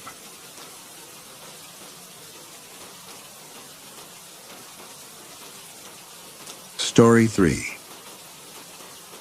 The woman who sat at the hot desk station near the supply cupboard had been there for 6 weeks before Nicola Frome realized she didn't know her name. This shouldn't have been remarkable. Hendry and Marsh employed 43 people on the 8th floor, give or take the temps, and no one knew everyone. But it troubled Nicola in a way she couldn't articulate, the way a picture hanging slightly crooked troubles you even when you can't see it directly. She'd spoken to the woman, certainly.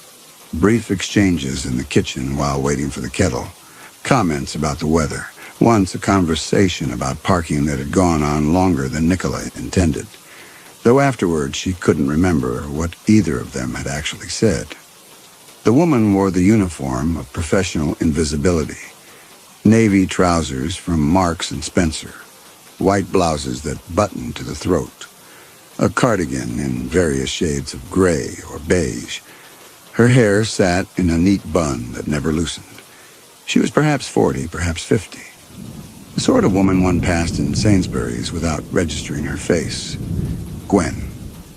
The name came to Nicola on a Thursday evening in November as she was finishing the quarterly audit review. Gwen Pritchard. She must have introduced herself at some point, must have mentioned it during one of those forgettable conversations, though Nicola had no memory of the introduction itself. Just the name sitting in her mind like something that had always been there. Nicola was a compliance officer, which meant her job was essentially to notice what others hoped would go unnoticed. Expense reports that didn't quite add up. Timesheets that showed impossible hours. The small creative accountancies that people convinced themselves weren't really fraud because everyone did it. She was good at her work in the way that people who live alone are often good at solitary tasks. Meticulous, thorough, undistractable by the noise of other people's lives. Her ex-husband used to say she noticed everything except what mattered. He'd said it during one of their final arguments, when their daughter was 16 and already pulling away, already making plans to leave for university and never quite come back. Nicola had been talking about a colleague's affair.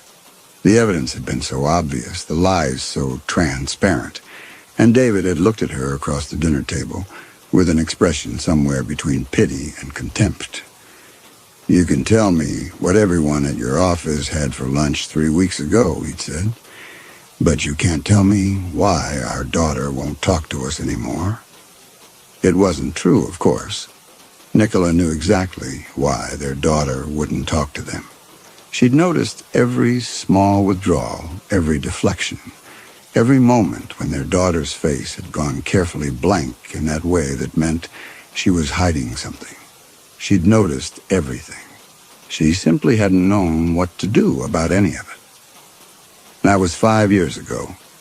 The daughter, Gemma, lived in Manchester now with a man Nicola had met once, briefly, and found unremarkable. They spoke on Sundays, usually. Brief conversations about the weather and work and whether Gemma was eating properly, though Gemma was 21 now and had been feeding herself successfully for some time. David lived in Wimbledon with a woman who taught yoga and believed in crystals. Nicola lived alone in a flat in Islington that was too expensive and too empty, and she noticed things. She had not noticed Gwen. Or rather, she had noticed her. Everyone had. But no one had truly seen what there was to see. Gwen Pritchard appeared in the office sometime in late September, materializing at the hot desk station near the supply cupboard with such perfect mundanity that no one questioned her presence. She wore the uniform of professional invisibility, navy trousers from Marks and Spencer, white blouses that buttoned to the throat, a cardigan in various shades of gray or beige. Her hair, an indeterminate brown touched with premature gray, sat in a neat bun that never loosened. She was perhaps 40, perhaps 50, the sort of woman one passed in Sainsbury's without registering her face. The genius of it, Nicola would think later during the hours when thinking was still possible, was that Gwen had understood the essential truth of modern office life. No one looked at anyone anymore. The open-plan floor at Hendry and Marsh contained 43 employees, give or take the temps, and on any given day, perhaps 6 of them made eye contact with another human being. The rest lived in their screens, their spreadsheets, their carefully curated isolation. One could walk through such a space for weeks, sitting at abandoned desks, eating in the canteen, using the facilities, and no one would think to ask who you were or why you were there. Nicola had spoken to Gwen perhaps a dozen times over the 6 weeks she'd been appearing in the office. Brief exchanges in the kitchen while waiting for the kettle, a comment about the weather. Once a longer conversation about the parking situation, which was dire, and how Gwen had to use the street meters because the company lot was full. That conversation had lasted perhaps 5 minutes, which was unusual because Nicola generally avoided extended interactions with colleagues. Small talk exhausted her in ways that actual work never did. But there had been something about Gwen that day, a stillness perhaps, or a quality of listening that suggested she wasn't simply waiting for her turn to speak. That had made Nicola continue talking, even after the kettle had boiled. She'd mentioned her own parking space, the one she'd secured after 3 years of seniority.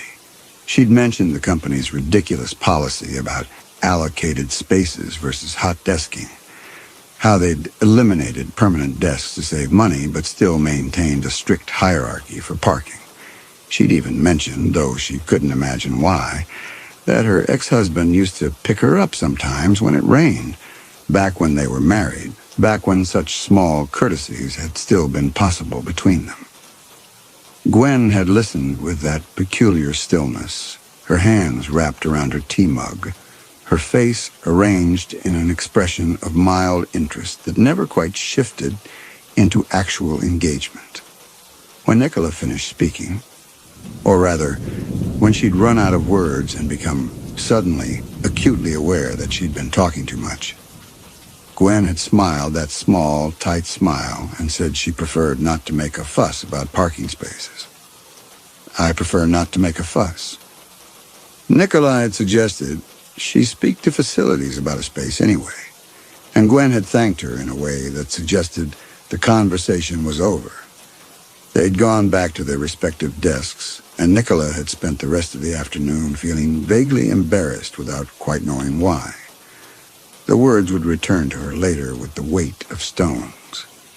It was the sort of damp November Thursday that London did particularly well, the kind where darkness came at 4 in the afternoon and brought with it the smell of wet concrete and diesel fumes. Nicola had stayed late to finish the quarterly audit review, a task made more tedious by the fact that Jeremy Ashton in accounts had bollocked up the expense reports again. Jeremy's incompetence had a distinct character to it.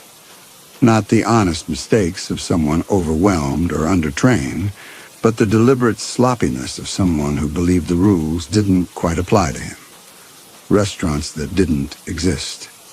Mileage for journeys to places no reasonable person would drive.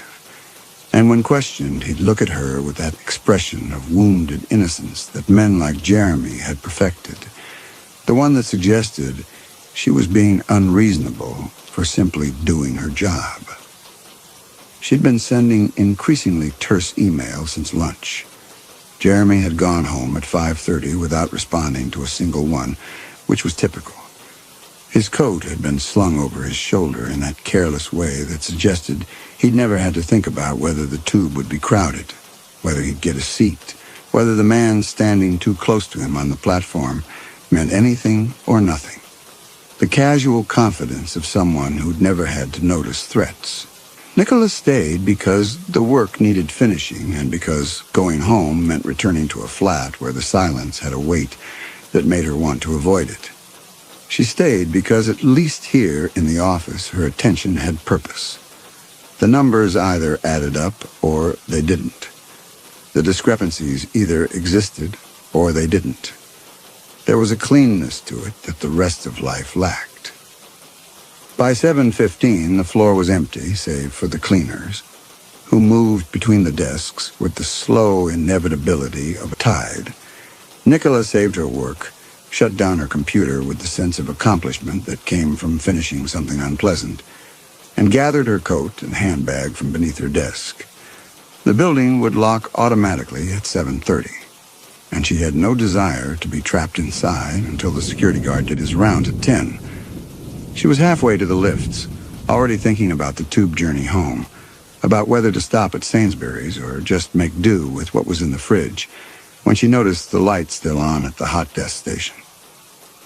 Gwen sat there motionless, staring at a laptop screen that showed only the blue glow of a screensaver. Her hands rested on the keyboard in the position of someone about to type, but she wasn't typing. She wasn't moving at all, just sitting there in her gray cardigan and white blouse, her hair in its immaculate bun, her face reflected in the darkened window behind her. Nicola stopped. The cleaners had moved to the far end of the floor, their buffer humming against the carpet tiles, a sound that seemed too distant for the actual distance. The fluorescent lights overhead had that quality they took on after hours, a flatness that made everything look slightly unreal, like a photograph of an office rather than an actual office. She should have walked on, should have called out a goodbye and headed to the lifts and gone home. But something about the scene held her. The absolute stillness of Gwen's posture. The way her reflection in the window seemed to be looking in a different direction than Gwen herself, the sense that she'd been sitting exactly like that for some time. Minutes, perhaps, or longer. Nicola had investigated enough expense fraud to recognize when something didn't fit the expected pattern. People working late moved. They shifted in their chairs, stretched, rubbed their eyes, reached for cold coffee. They didn't sit in perfect stillness staring at a screensaver, as if the screensaver itself contained some message that required absolute concentration. She approached the desk. Her footsteps sounded too loud on the carpet tiles, though carpet tiles shouldn't make that much noise.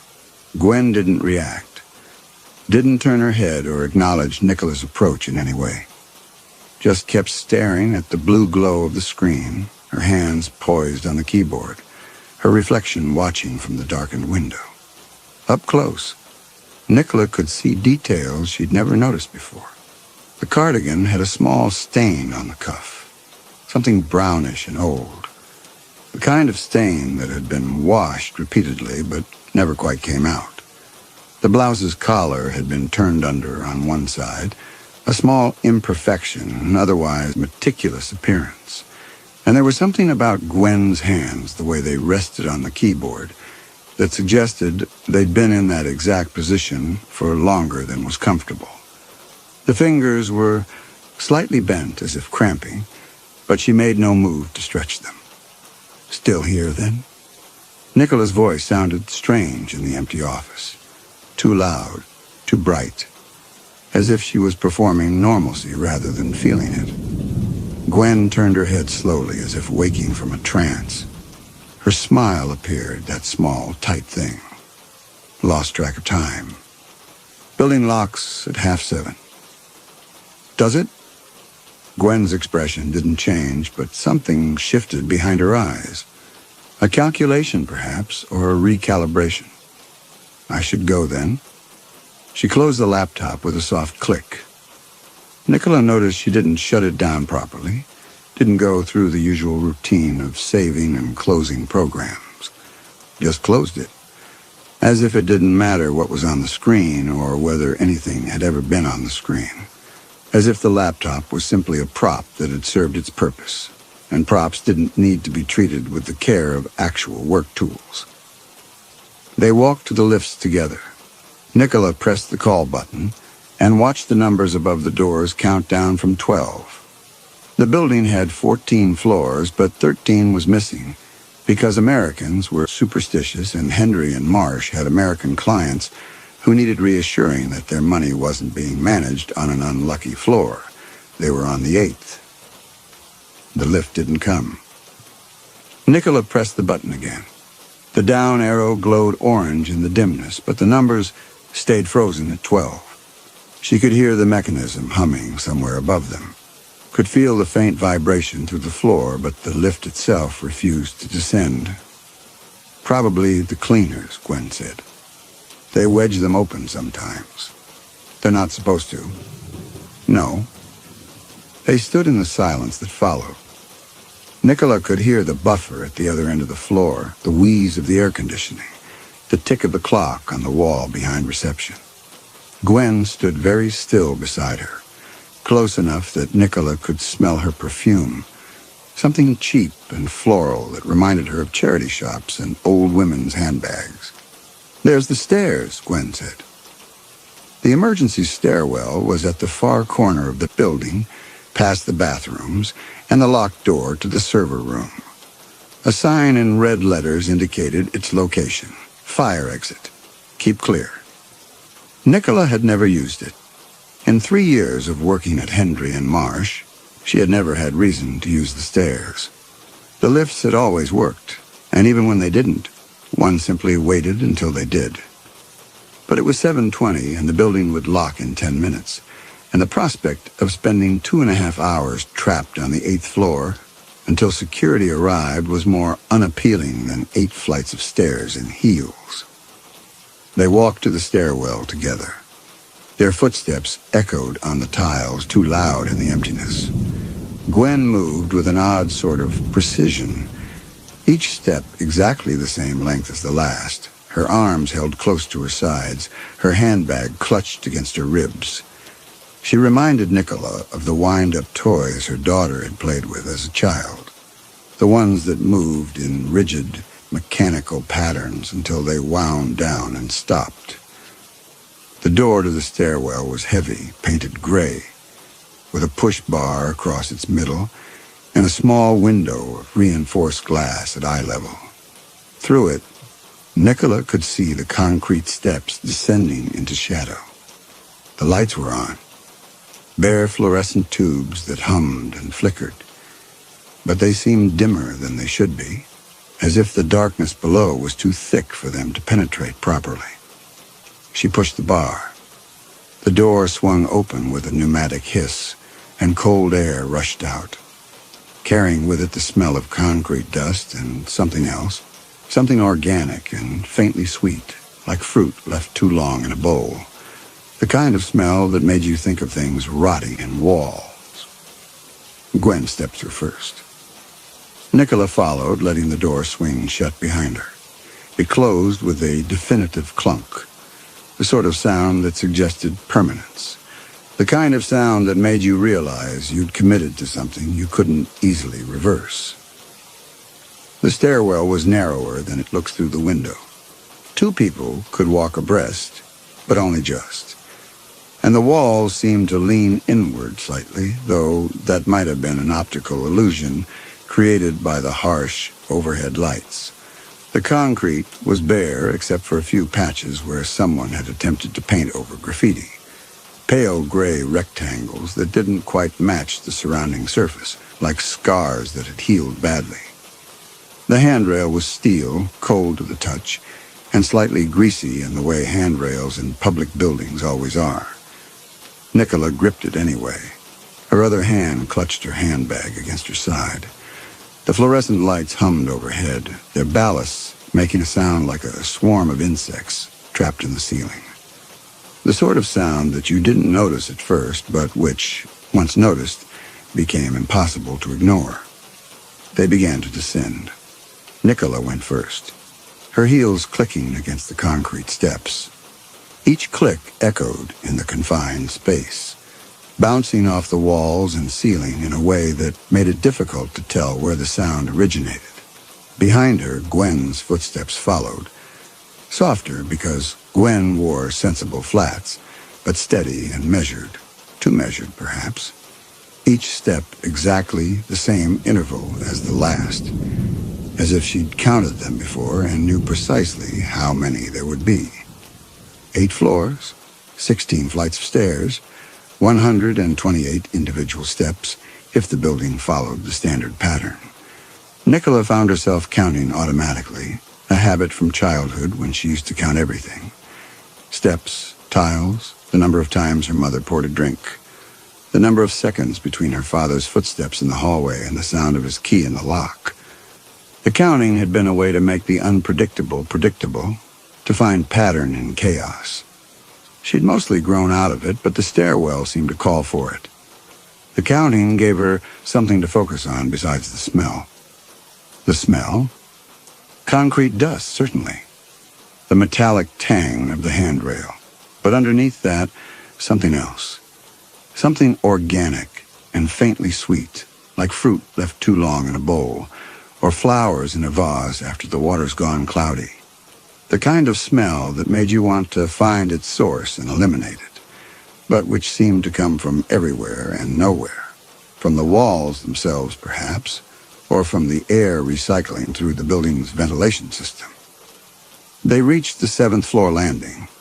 The door here had a small square window, and through it Nicola could see the darkened office floor beyond. Empty desks stretching away into shadow.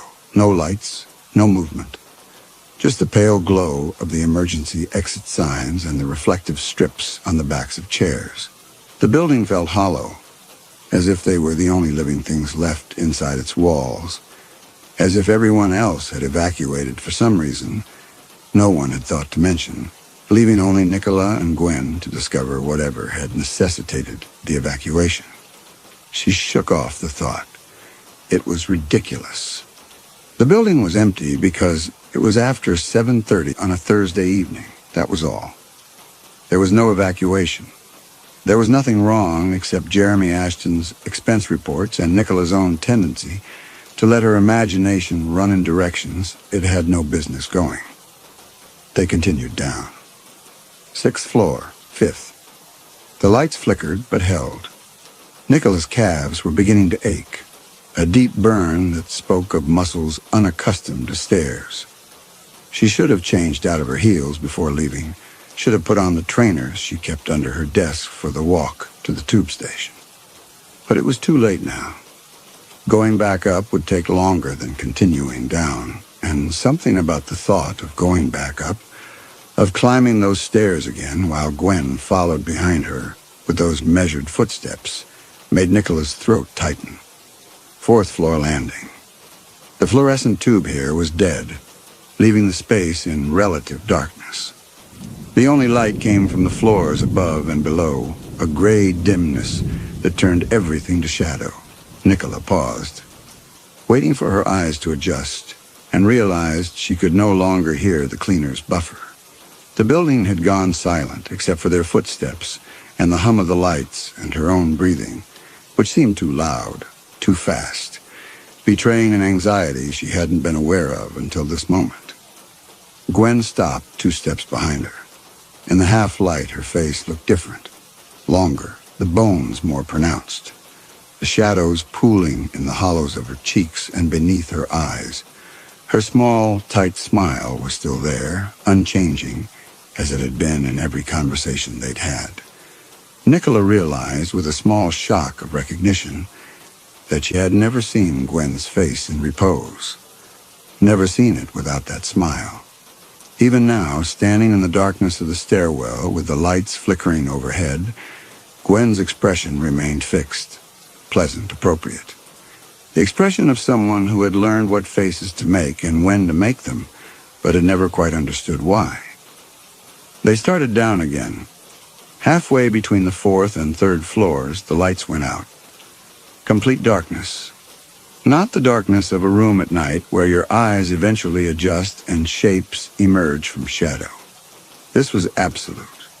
The kind that pressed against your eyes like a physical weight and made you uncertain whether they were open or closed. Nicola stopped, one hand gripping the handrail, her heart suddenly loud in her chest. Too loud. She could hear it pounding against her ribs, could feel it in her throat, could taste the metallic edge of adrenaline at the back of her tongue. The humming of the fluorescent tubes had stopped.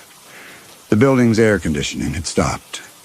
Even the distant sound of traffic from the street, something she hadn't realized she could hear until it was gone, had disappeared, as if the stairwell had somehow sealed itself off from the outside world. There was nothing but silence and darkness and the smell of concrete and that sweet, organic rot that seemed stronger now, as if the darkness had given it permission to spread. Nicola opened her mouth to speak, to say something reassuring and practical about power cuts and emergency lights that would activate any moment. But her throat had gone tight and dry. She swallowed, tried again, and before she could form the words, she heard it. A door somewhere above them. Opening or closing, she couldn't tell which. But the sound echoed down the stairwell with perfect clarity. The pneumatic hiss, the clunk of metal against metal, the finality of a lock engaging. A sound she'd heard dozens of times before when entering or leaving the stairwell, but which took on a different quality in the darkness. In the darkness, it sounded deliberate, purposeful. The sound of someone who knew exactly what they were doing and had planned for this moment. Then footsteps, descending. Heavy and deliberate, taking their time. Not the quick, purposeful stride of someone trying to get out of a dark stairwell, but the measured pace of someone who knew exactly where they were going and was in no hurry to get there. The footsteps of someone who had waited for the lights to go out, who had perhaps made them go out, and who was now coming to collect what they'd been waiting for. Nicola's hand tightened on the handrail. The metal was so cold it burned. Her first thought, her only thought for a few seconds, was security guard, someone checking the building before a lockup. But security didn't walk like that. Security moved with the shuffling boredom of someone performing a routine task. Keys jangling, radio crackling with static and distant voices. Security announced themselves, called out to check if anyone was there, asked if you needed help. These footsteps had purpose. These footsteps had intent, and they were coming closer. In the darkness beside her, Gwen's breathing had changed. It was faster now, shallower, with a quality that Nicola couldn't immediately identify. Not fear. She'd heard fear in people's breathing before, in the interviews where they knew they'd been caught, where the evidence was incontrovertible, and they were simply waiting for her to lay it out. This was something else. Something that sounded almost like excitement. The breaths of someone who had been waiting for something and was finally getting it. Nicola could hear her moving. A soft rustle of fabric. The faint scrape of a shoe against concrete. The sounds came from her left, or perhaps her right. In the darkness, it was impossible to tell. Sounds seemed to come from everywhere and nowhere, bouncing off the walls in ways that made direction meaningless. Gwen could be 2 steps away. Oh, could be reaching for her. Could be... Nicola forced herself to breathe more slowly. In through the nose, out through the mouth. The technique she'd learned during the panic attacks that had followed the divorce. When she'd wake at 3 a.m, convinced her heart was stopping, convinced she was dying, convinced that this darkness was permanent. Count to 4. Count to 8. Make the breath longer than the fear.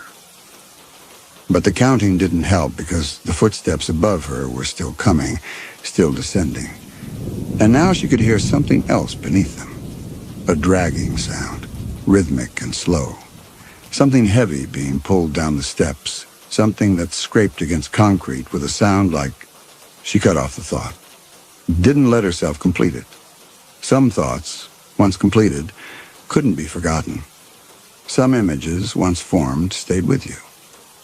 Instead, she tried to remember the layout of the stairwell, tried to visualize how far they'd come and how far they had to go.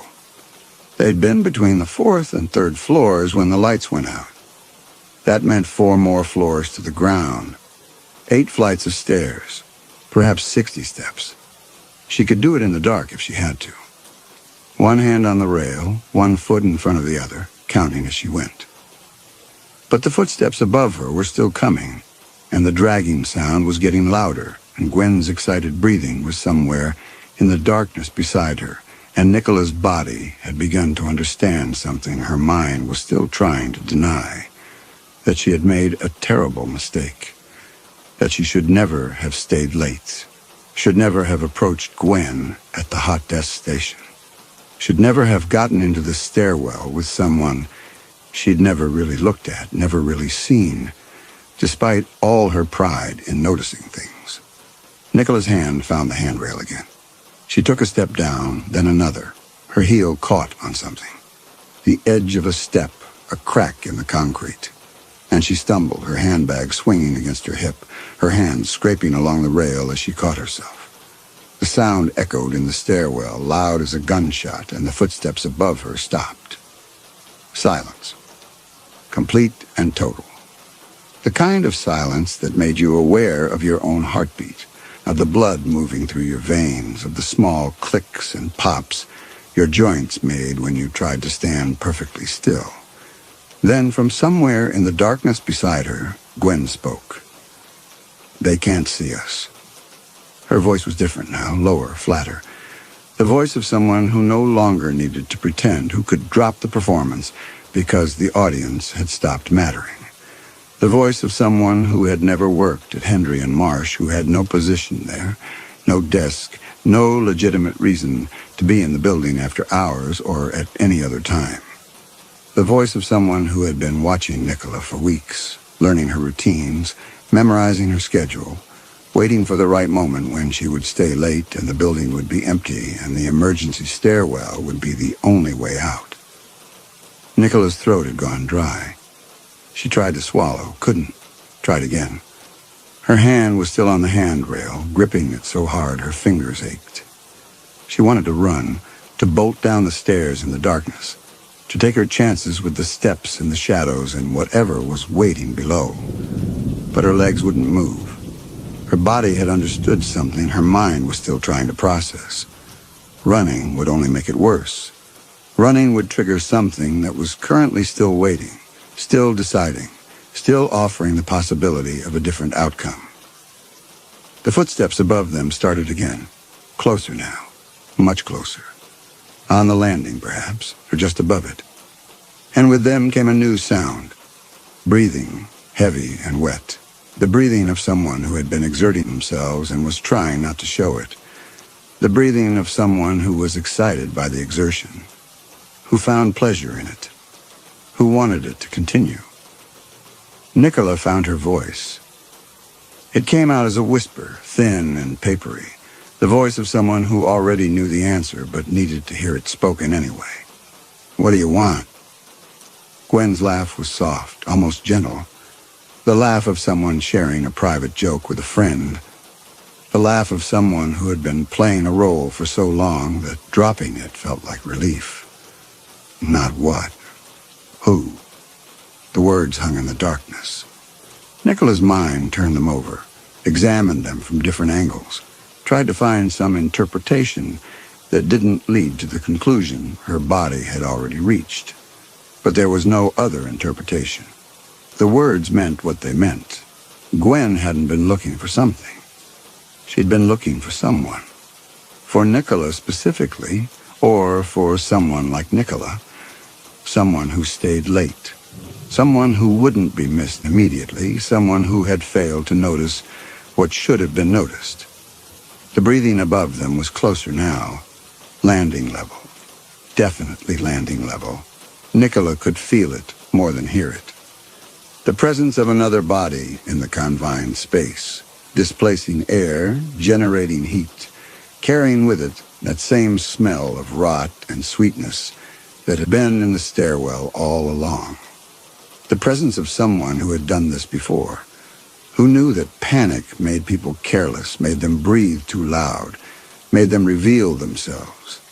The presence of someone who was patient and thorough, and who understood that fear was most effective when it was allowed to build slowly, when the victim was given time to understand exactly what was happening and exactly why there was no escape. Nicola pressed herself against the wall. The concrete was cold against her back, cold through her coat and blouse, cold in a way that seemed to seep into her bones. She thought about her daughter, about the last conversation they'd had, stilted and brief, mostly about whether Gemma's partner had found work yet. Neither of them saying what they really meant, neither of them acknowledging that the distance between them had grown too wide to cross with small talk about employment and weather. She thought about David, probably sitting in his flat with his yoga instructor girlfriend, scrolling through his phone, living his careful new life that had no room in it for the complications of the past. She thought about Jeremy Ashton and his deliberately careless expense reports, about the quarterly audit that would never be finished now, about all the small, ordinary things that constituted life, and how quickly they could become meaningless. She thought about the day Gwen had first appeared in the office. Late September, a Tuesday possibly, or a Wednesday. One of those unremarkable days where nothing significant happened, and nothing suggested that anything significant would ever happen. Gwen had simply been there one morning, sitting at the hot desk station, dressed in her gray cardigan and white blouse, her hair in its neat bun. No one had questioned it. Why would they? The office was always full of people who might be temps or contractors or employees from other departments. No one knew everyone. No one was expected to. And Gwen had understood that modern office life was structured around a certain anonymity, a willful not seeing, had understood that if you dressed appropriately and behaved appropriately and never asked for anything or caused any problems, you could simply exist in those spaces without anyone questioning why or how. You could sit at empty desks and eat in the canteen and use the facilities and make small talk by the kettle, and people would smile and nod and go back to their screens and their spreadsheets and their carefully curated isolation. You could watch them, study them, learn their patterns and their routines and which ones stayed late, which ones lived alone, which ones wouldn't be missed immediately when they failed to show up the next morning. 6 weeks. That's how long Gwen had been watching Nicola. 6 weeks of brief encounters and forgettable conversations, and that small, tight smile that never changed. 6 weeks of learning everything she needed to know. That Nicola worked late most Thursdays to finish the audit reviews. That she took the tube home alone. That she lived in Islington by herself. That her daughter called on Sundays and her ex-husband never called at all. That she was the sort of person who noticed everything about other people, but nothing about herself. Who could spot fraud in expense reports, but couldn't see danger when it sat 2 desks away and asked about parking spaces. The footsteps above them had stopped. The breathing had stopped. The dragging sound had stopped. Everything had stopped, except for Nicola's heart, which hammered against her ribs with a force that felt like it might crack them. In the silence, she could hear water dripping somewhere far below. A slow, steady rhythm like a clock counting down. Could hear the buildings settling around them, creaking and groaning the way old buildings do at night when no one is there to hear them. Could hear Gwen's breathing, still excited, still waiting for whatever was supposed to happen next. And then, with perfect timing, perfect theatrical precision, the emergency lights came on. They weren't bright, just small red bulbs set into the wall at floor level, designed to show you where the steps were in case of evacuation. But after the absolute darkness, they seemed brilliant, and in their glow, Nicola could finally see the stairwell clearly. Gwen stood 3 steps below her. She had turned to face upward, her expression calm and expectant. Her hands clasped in front of her like a child waiting to be called on in class. Her gray cardigan had a stain on the front, something dark and crusted, old blood perhaps, or something worse. Her neat bun had come partially loose, strands of gray-brown hair hanging against her neck, and her eyes, which had always seemed so carefully blank, now held an alertness that was almost animal in its intensity. The eyes of something that had been pretending to be human, but no longer needed to keep up the pretense. Above them on the landing stood a man. He was large. Not fat, but large in the way that suggested strength and the comfort of using it. He wore dark clothes, work trousers, a plain jacket, the sort of thing a maintenance engineer might wear. His face was unremarkable. The sort of face one passed in the street without registering.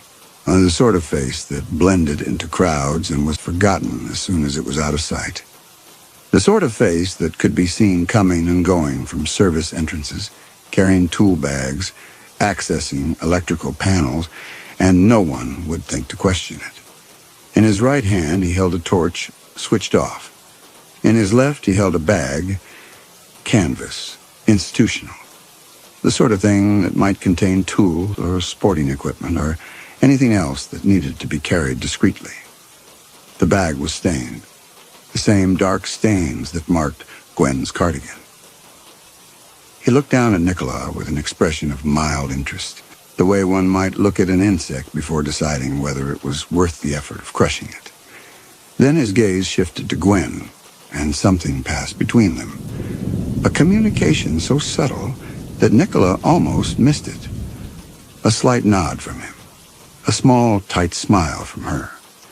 The smile Nicola had seen a dozen times before, in the kitchen, in the corridor, in all those brief encounters that had meant nothing and everything. Nicola's legs finally remembered how to move. She turned and ran. Down the stairs, feet pounding against concrete, handbags swinging wildly, one heel catching and snapping, but she didn't stop, couldn't stop. Just kept going down and down and down, while behind her the footsteps started again, heavy and deliberate, in no hurry because they knew what she was about to discover. Third floor landing. The door here had no handle on the inside, just a smooth metal surface and a small square window showing darkness beyond. Second floor landing. Same thing, no handle. No way out. First floor landing. Same. Nicola hit the ground floor landing at a run and nearly fell, catching herself against the wall with both hands, her breath coming in ragged gasps that hurt her chest. The door here was identical to all the others. Gray, windowless, with a push bar across its middle. She threw herself against it, shoving the bar with all her strength, and felt it give. The door didn't open. She shoved again. Nothing. Again. Nothing. The bar moved freely, depressing with each push, but the door itself didn't budge. It was locked, or blocked, or both. Behind her, the footsteps were on the first floor landing. The dragging sound had resumed, scraping down step by step, in no hurry, taking its time. And beneath that, coming from somewhere above, Nicola could hear Gwen humming. A tune she didn't recognize, tuneless and monotonous, the sound someone makes when they're content and don't need to perform anymore. Nicola pressed her back against the door and looked up. In the red emergency lighting, the stairwell looked like something from a nightmare. All harsh shadows and angles that didn't quite make sense. Surfaces that seemed to shift when you looked at them directly. The man was descending slowly, the torch still switched off, the bag dragging behind him. Gwen followed 2 steps behind, her hands clasped, her head tilted to one side, watching with the careful attention of someone who had waited a long time for this moment and wanted to savor it. Nicola tried to remember if she'd told anyone she was staying late, tried to remember if anyone would notice she hadn't come home. She lived alone now. Had for 3 years. Her daughter called on Sundays, usually. Her ex-husband never. The people at work knew her as someone reliable and unremarkable. The sort of person who showed up on time and did her job and never caused a fuss. The sort of person who could disappear, and it might be days before anyone thought to question it. The sort of person Gwen had been looking for. The man reached the ground floor landing.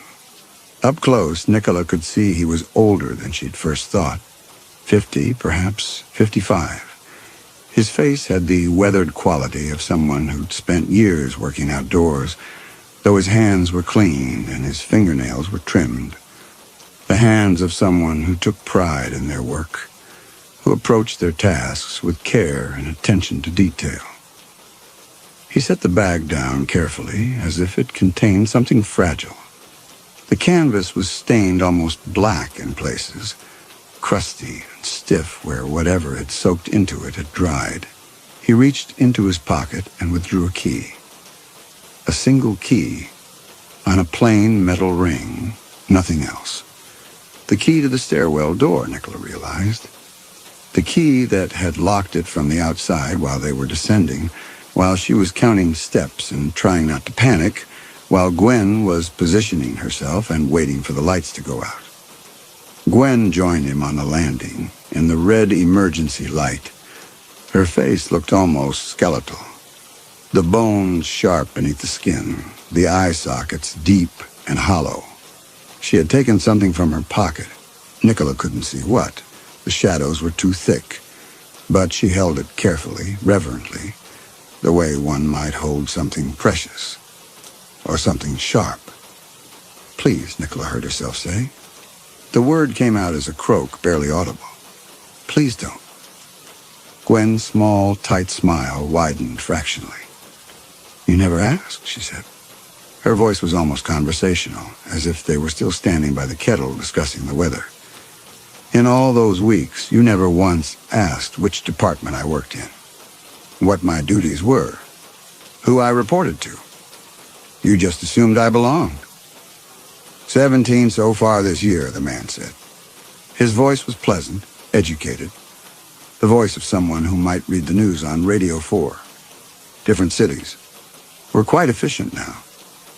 I've been doing this for 8 months now, Gwen continued.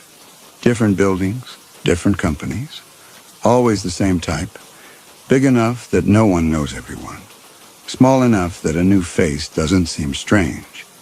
I choose someone who stays late, someone who won't be missed immediately, someone who takes the stairs. Nicola's back was pressed so hard against the door that she could feel every rivet, every seam in the metal. Her mind was racing, trying to find some way out, some argument that would work, some appeal to reason or mercy or common humanity.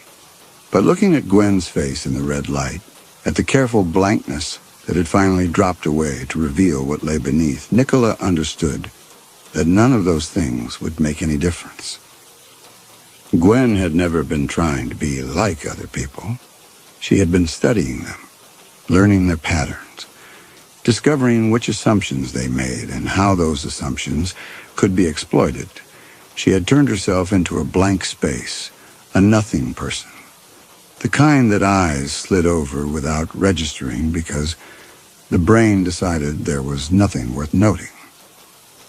And now, in the emergency stairwell of a locked building where no one would think to look until morning at the earliest, that blankness had served its purpose. The performance was over. The real work could begin. The man picked up his bag. It made a wet sound as he lifted it, something inside shifting with an organic heaviness. He moved closer to Nicola, close enough that she could smell him. Old Spice deodorant, and instant coffee, and beneath that, something else. Something sweet and rotten that made her gag. Gwen moved to block the stairs leading back up. Not that it mattered. Nicola knew now that every door between here and the 8th floor would be locked, every exit sealed. This had been planned with the kind of meticulous care that only came from experience, from having done it before. Multiple times, different buildings, different companies, different women who stayed late and never asked the right questions. Nicola thought about the quarterly audit still unfinished on her computer, thought about Jeremy Ashton and his bollocked expense reports, about the email she'd sent at 6:45 that he would read tomorrow morning while drinking his coffee and eating his breakfast, and wondering why Nicola hadn't shown up yet. Thought about her daughter in Manchester, who would try calling on Sunday and get no answer, and would probably shrug and try again next week, assuming her mother was busy or had gone away for the weekend without mentioning it. Thought about all the small ways a person could vanish from the world and how long it might take before anyone realized they were gone. The man reached into his bag. The wet, organic sound came again. Gwen's breathing had quickened. That same excited rhythm Nicola had heard in the darkness. The emergency lights flickered but held. painting everything in their hellish red glow. Nicola closed her eyes. It was a coward's gesture, she knew, a refusal to see what was coming. But in the last moment, when everything else had been stripped away, the career, the marriage, the daily routines that had given shape and meaning to her life, this was the only choice left to her. To look or not to look, to bear witness or to refuse. She chose refusal. Behind her closed eyelids, she heard the bag being set down again. Heard footsteps moving closer. Heard the rustle of fabric, the click of something metallic being opened or unfolded or prepared. Heard Gwen's humming resume, that tuneless, monotonous sound that seemed to fill the stairwell and echo off the concrete walls until it was the only thing in the world. And beneath it all, so faint she almost missed it, she heard something else. A sound from above, from somewhere in the darkness of the stairwell leading up to the 8th floor. A door opening, or closing. She couldn't tell which. Footsteps, descending. Different footsteps, lighter, faster. The footsteps of someone hurrying, someone who had perhaps realized something was wrong, someone who might... But no, the footsteps stopped. And in the silence that followed, Nicola understood with perfect clarity that there was no one coming. No rescue, no intervention. Just the sound of the building settling around them, indifferent and hollow, while in the stairwell 3 people stood in red emergency light and waited for the inevitable to occur. Gwen's humming grew louder. The man's breathing remained steady, controlled, professional, and Nicola, eyes still closed, hands still gripping the useless push bar of the locked door, felt the last of her hope drain away like water through a sieve. In the end, she thought, everyone was alone.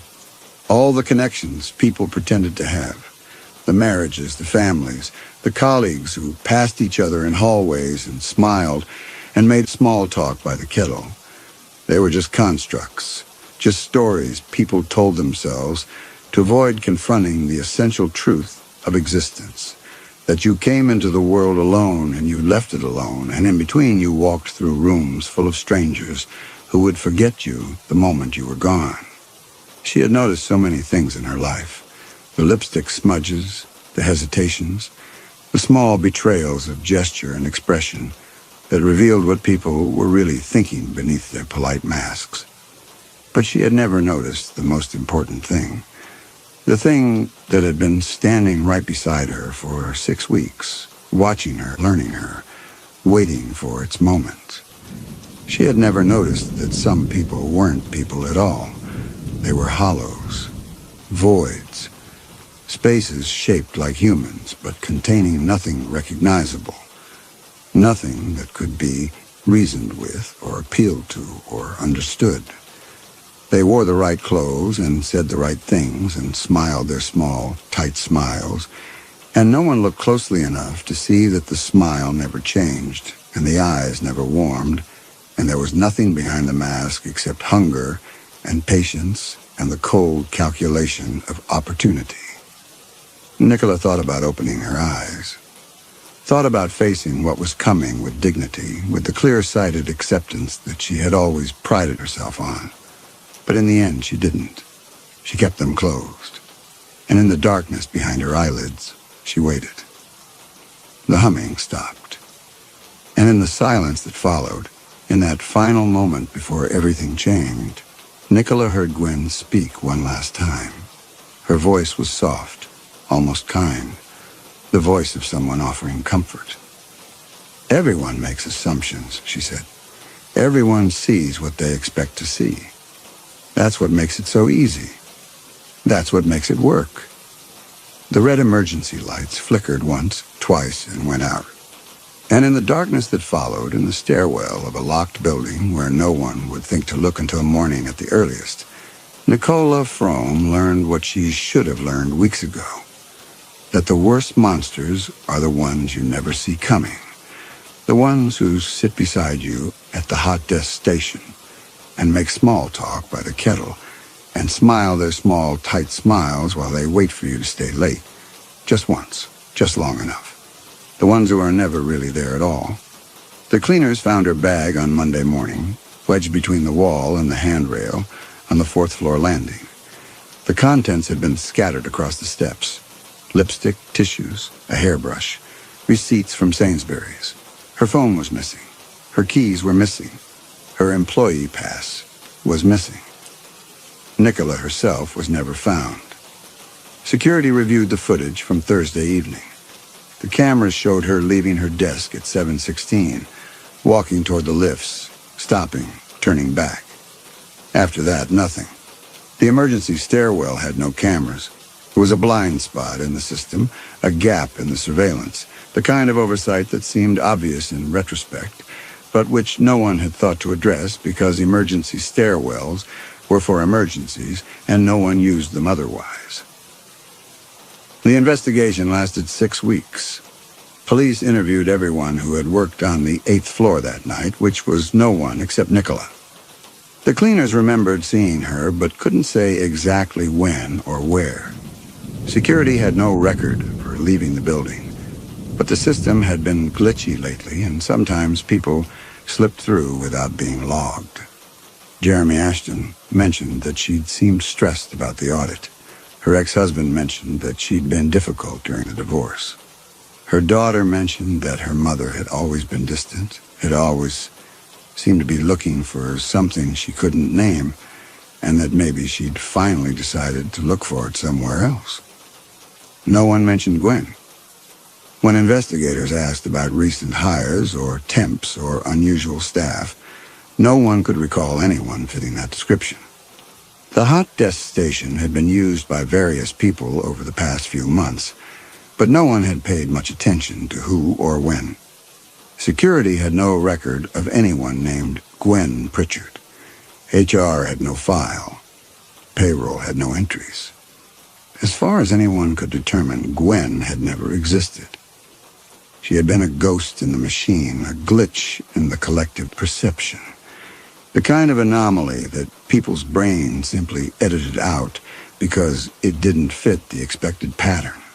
And now she was gone, vanished as completely as Nicola, leaving behind nothing but questions no one could answer, and a vague sense of unease that settled over the 8th floor and never quite lifted.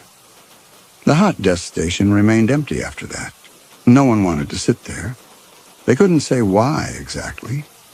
Just that it felt wrong somehow. Cold even when the heating was on. The sort of space that made you uncomfortable if you looked at it too long, as if something was watching you from the empty chair, something patient and calculating that was waiting for you to make a mistake, waiting for you to stay late, waiting for you to be alone.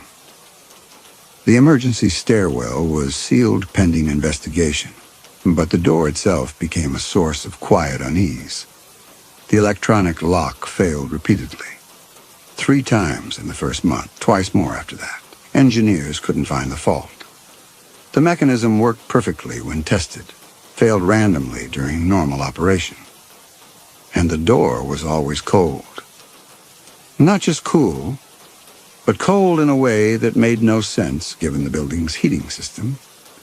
People walking past would feel it, a pocket of frigid air that radiated from the gray metal surface. Someone put a thermometer against it once. 15 degrees Celsius when the corridor was 22. No explanation, no draft, just cold. The maintenance eventually stopped trying to fix it. The door stayed sealed. The lock stayed faulty. The cold remained.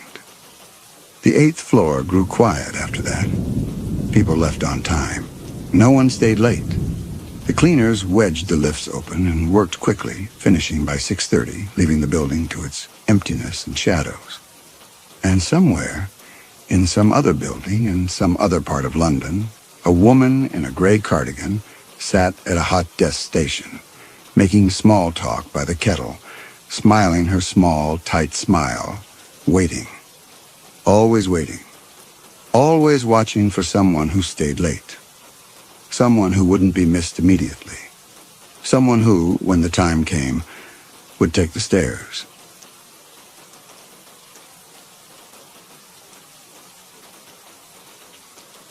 Story 4. The blizzard had erased the world by the time Dalton Wirtz found the gates. Snow fell in sheets so dense it seemed deliberate, as if winter itself had decided this specific stretch of Connecticut backcountry should cease to exist. He'd been walking for 3 hours since the last gas station refused him entry. The attendant had seen something in his face, or perhaps in the way he moved, that suggested trouble. People always did. The gates stood open. That was the first wrong thing, though Dalton wouldn't recognize it as such until much later. Wrought iron, intricate as lace, the kind of metalwork that spoke of money from another century. Beyond them, barely visible through the white chaos, a long driveway curved between naked elms that looked like anatomical drawings of the nervous system. He pushed through. His boots had stopped keeping out the wet 2 miles back. The cold had progressed beyond discomfort into something almost hallucinatory, a prickling absence that made his fingers feel like they belonged to someone else. When he'd left the Rhode Island facility 6 weeks ago, he'd had a plan. Denver, maybe, or Portland. Somewhere he could disappear into a city's margins and find work that didn't ask questions. But plans required money, and money required luck. And Dalton's luck had always been the kind that ran backward. The house materialized from the storm like a thought becoming solid. 3 stories of Victorian excess, all gingerbread trim and widow's walks, the kind of place that should have been converted into a bed and breakfast decades ago, but somehow remained whole. Lights burned in several windows, warm, gold, impossible. The sight of them made something catch in Dalton's throat. He couldn't remember the last time he'd seen a house that looked lived in rather than merely occupied. He tried the servants' entrance first, an old habit from his youth when his mother cleaned houses in Darien and sometimes brought him along. The door was locked, but the frame was old wood, swollen with moisture and time. 2 solid kicks, and it gave with a crack that the wind swallowed immediately. Inside, warmth hit him like a physical thing. He stood in a mudroom that led to a kitchen, water pooling around his boots, steam rising from his coat. The kitchen was immaculate. Copper pots hung from a rack above a butcher block island. A gas stove, the expensive kind, all brushed steel and precise knobs. The refrigerator hummed with the quiet competence of German engineering. "Hello?" His voice came out rougher than he'd intended. "Anyone home?" Silence. Not even the creak of floorboards upstairs. No whisper of movement in distant rooms. The house felt like it was holding its breath. Dalton moved through the kitchen into a dining room where a mahogany table could seat 12. Crystal in the china cabinet caught the light from the chandelier overhead. Left on, he noted, though the table itself was bare. Beyond that, a hallway stretched toward the front of the house, lined with portraits whose subjects watched him with the special disdain the wealthy reserve for intruders. The parlor opened to his left, and that's where he found it. The room was everything a Victorian parlor should be. Persian rug worn soft by generations of feet. Furniture upholstered in burgundy velvet. Built-in bookcases stuffed with leather-bound volumes. A fireplace dominated one wall, logs already laid, kindling arranged with geometric precision. And in the corner, positioned so it faced the room at a slight angle, sat the clown. Dalton stopped in the doorway. For a moment, his exhausted mind refused to process what he was seeing. It was life-size, perhaps 6 feet tall if it could stand. The costume was elaborate. Baggy silk pants in garish purple and yellow stripes, a ruffled collar that had once been white but had yellowed with age, oversized shoes with curled toes. The face was what held his attention. White grease paint, thick and imperfect, covered what appeared to be a papier-mâché head. Red circles marked the cheeks. The mouth, painted in a grotesque smile, stretched too wide, the lips impossibly thick. Blue diamonds surrounded each eye. The eyes themselves were what made Dalton's skin prickle. They were painted on, he told himself. They had to be. But they caught the light in a way that suggested depth, wetness, glass, perhaps. Some antique doll maker's craft taken to an obsessive extreme. He forced himself to move into the room. His hands were shaking. From the cold, he insisted. Only the cold. He knelt by the fireplace and found matches on the mantel.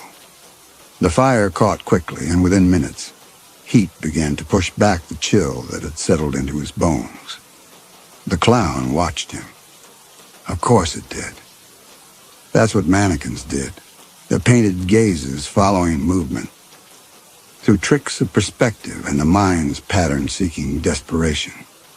Dalton had seen enough strange things in enough strange places to know that the human brain could convince itself of anything given the right circumstances. Exhaustion, hypothermia, the stress of breaking and entering. All of it could produce impressions that felt like truth. He went back to the kitchen and opened the refrigerator. Milk fresh enough. Eggs. A covered dish that revealed itself to be some kind of casserole. He found bread in a ceramic container on the counter, butter in a dish shaped like a cow. He made himself 3 sandwiches and ate them standing at the counter, forcing himself to chew slowly despite the urgent animal hunger that made him want to stuff food into his mouth until he choked. When he returned to the parlor, he'd convinced himself he felt better. The fire had taken the edge off his shivering. Food sat heavy and real in his stomach. He settled into one of the armchairs, angled so he could watch both the doorway and the fire. And the clown, because ignoring it would be worse than watching it. Time passed in the fluid, uncertain way it does when exhaustion meets warmth. Dalton's eyes kept trying to close. He'd jerk awake, heart hammering, certain he'd heard something. Footsteps on the stairs, a door closing, breath that wasn't his own. But there was never anything. Just the fire popping, wind rattling the windows, the old house settling into the storm. The clown hadn't moved. Of course it hadn't. Its head tilted slightly to the left. That painted smile aimed at something over Dalton's shoulder. He stood and walked a slow circle around it, examining it from every angle. Up close, he could see the craftsmanship was remarkable. The costume showed wear but no damage. The shoes were real leather, cracked with age. The hands, gloved in white cotton, rested on the knees with a casualness that seemed deliberate, arranged. There was something beneath the grease paint. He could see it now, this close. Texture. Not the smooth uniformity of papier-mâché, but something more complex. Pores, perhaps. A suggestion of stubble along what would be a jawline. A vein visible at the temple, faint blue beneath the white. Silicone, Dalton thought. Some kind of modern material that mimicked flesh. Rich people's toys. They spent fortunes on things that served no purpose beyond disturbing dinner guests. He'd heard about it during his stint at the Providence House where he'd worked maintenance. One of the residents, a doctor who'd lost his license for reasons no one would specify, had collected medical mannequins. Full-sized, anatomically correct, disturbingly lifelike. This was probably the same principle. He returned to his chair. The fire needed another log. He added one, watching sparks spiral up the chimney. When he looked back at the clown, its head had tilted to the right. His breath stopped. For 3 seconds, maybe 4, Dalton couldn't move. He stared at the thing in the corner, at its head cocked at a new angle, painted eyes now aimed more directly at him. The smile hadn't changed. The hands hadn't changed. But the head, he would swear, would stake his life on it. The head had moved. No. Impossible. He'd been focused on the fire. His eyes had been elsewhere. Memory was unreliable, especially in someone as exhausted as he was. The head had always been tilted right. He'd misremembered. The human mind was remarkably susceptible to this kind of error, seeing change where there was only the constancy of his own failing perception. But he couldn't quite convince himself. Dalton stood. He walked to the clown again, more slowly this time, watching for any tremor of movement. Nothing. It sat exactly as it had before, as it always had, his rational mind insisted. He reached out, hesitated, then touched the shoulder. The fabric was silk, expensive. Beneath it was a firmness that suggested structure. Foam, maybe, over some kind of armature. He pulled his hand back. The silk was warm. Not warm like a room warm. Warm like body warm. His pulse began to hammer in his ears. In the fireplace, he told himself. Heat radiated from the fireplace, warming everything in the room. He was inventing problems where none existed, seeing threats and shadows because that's what men like him did. Men who'd spent time in places where watching for threats meant survival. He went back to the kitchen, found a bottle of wine in a rack beside the refrigerator. Something French, the label elegant and incomprehensible. He didn't bother with a glass, just drank from the bottle as he stood by the window watching snow pile against the glass. The wine was better than anything he'd tasted in 5 years. It went down smooth and spread warmth through his chest in a way that felt almost medicinal. By the time he returned to the parlor, he'd finished half the bottle. The alcohol hummed in his blood, softening the edges of his anxiety. The clown sat in its corner. Its head was tilted left again. Dalton set the bottle down carefully on a side table. His hands were steady. That was important. Panic made hands shake, and Dalton's hands were steady. He walked to the mannequin and stood directly in front of it, close enough that his knees almost touched its knees. This close, he could see details he'd missed before. A small stain on the collar, brownish, old. The way one shoe was scuffed more than the other, a loose thread hanging from the cuff of one glove. The eyes were wrong. He could see it now in the firelight, with wine making his thoughts loose and honest. Eyes shouldn't look like that, shouldn't have that depth. Those weren't painted eyes at all. Those were real eyes, human eyes, behind some kind of painted lens or contact. "You're not real," Dalton said. His voice sounded strange in the quiet room. "You're just a thing, just furniture." The clown didn't respond. Of course it didn't. Things didn't respond. But as Dalton stared, he saw something he couldn't explain away. The chest. The silk-covered torso rose. Not much, barely a centimeter. But it rose and then it fell. Rose and fell. Rose and fell. Breathing. The thing was breathing. Dalton stumbled backward, his hip catching the arm of a chair. The wine bottle tipped, rolled, spilled burgundy across the Persian rug. He barely noticed. His eyes were fixed on the clown, on its chest, watching for that movement again. There. Yes. A shallow rise and fall, barely perceptible but undeniable. Jesus Christ. The words came out in a whisper. Jesus Christ. His mind raced through the possibilities. Someone in a costume. A homeless person like himself who'd found this place first and was hiding, pretending to be part of the decor to avoid confrontation. But that made no sense. Why sit still for so long?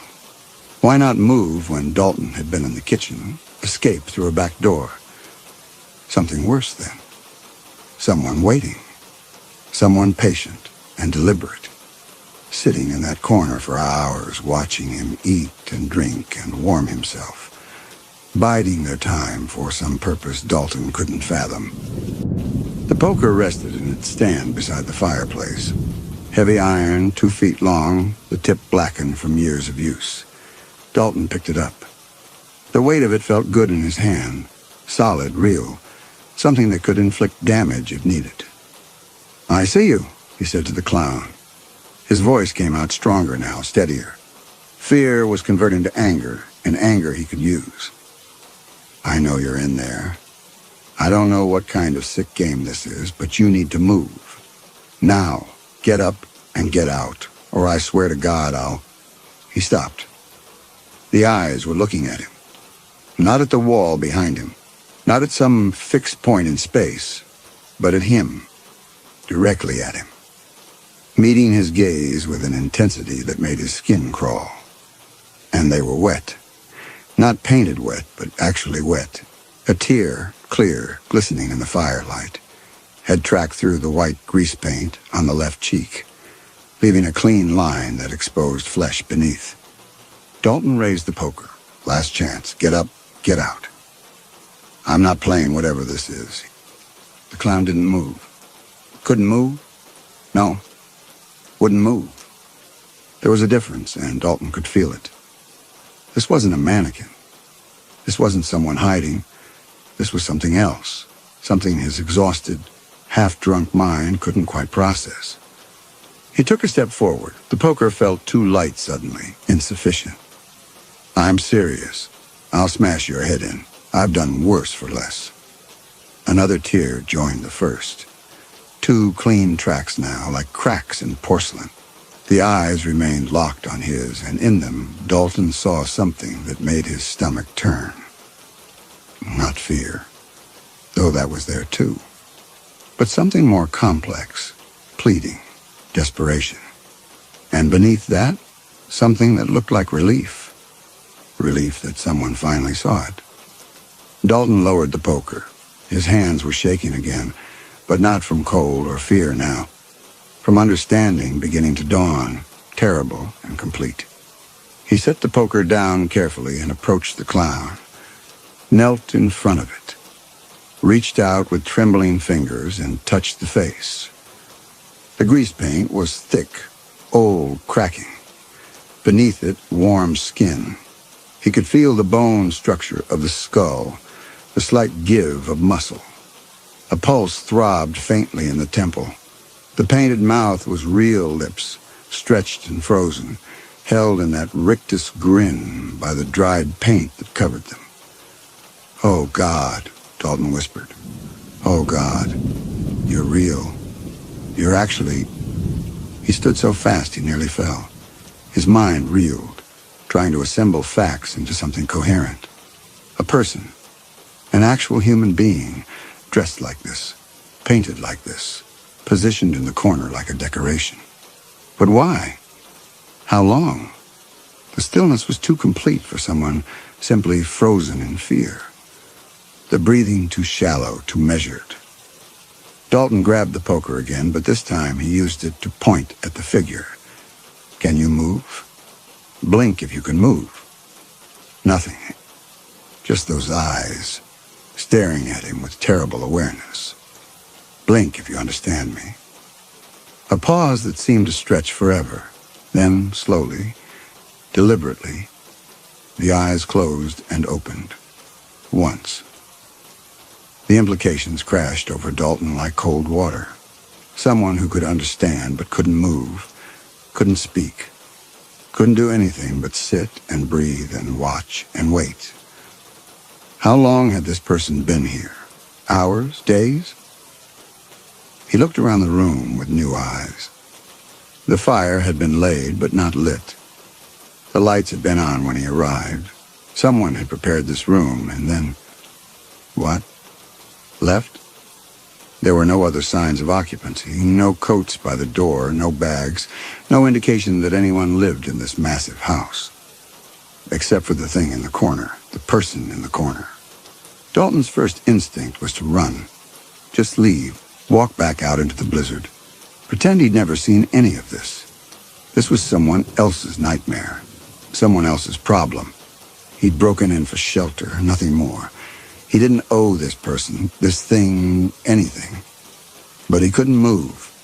Those eyes held him pinned, and in them he saw something that mirrored his own existence. Trapped, helpless, at the mercy of circumstances beyond control.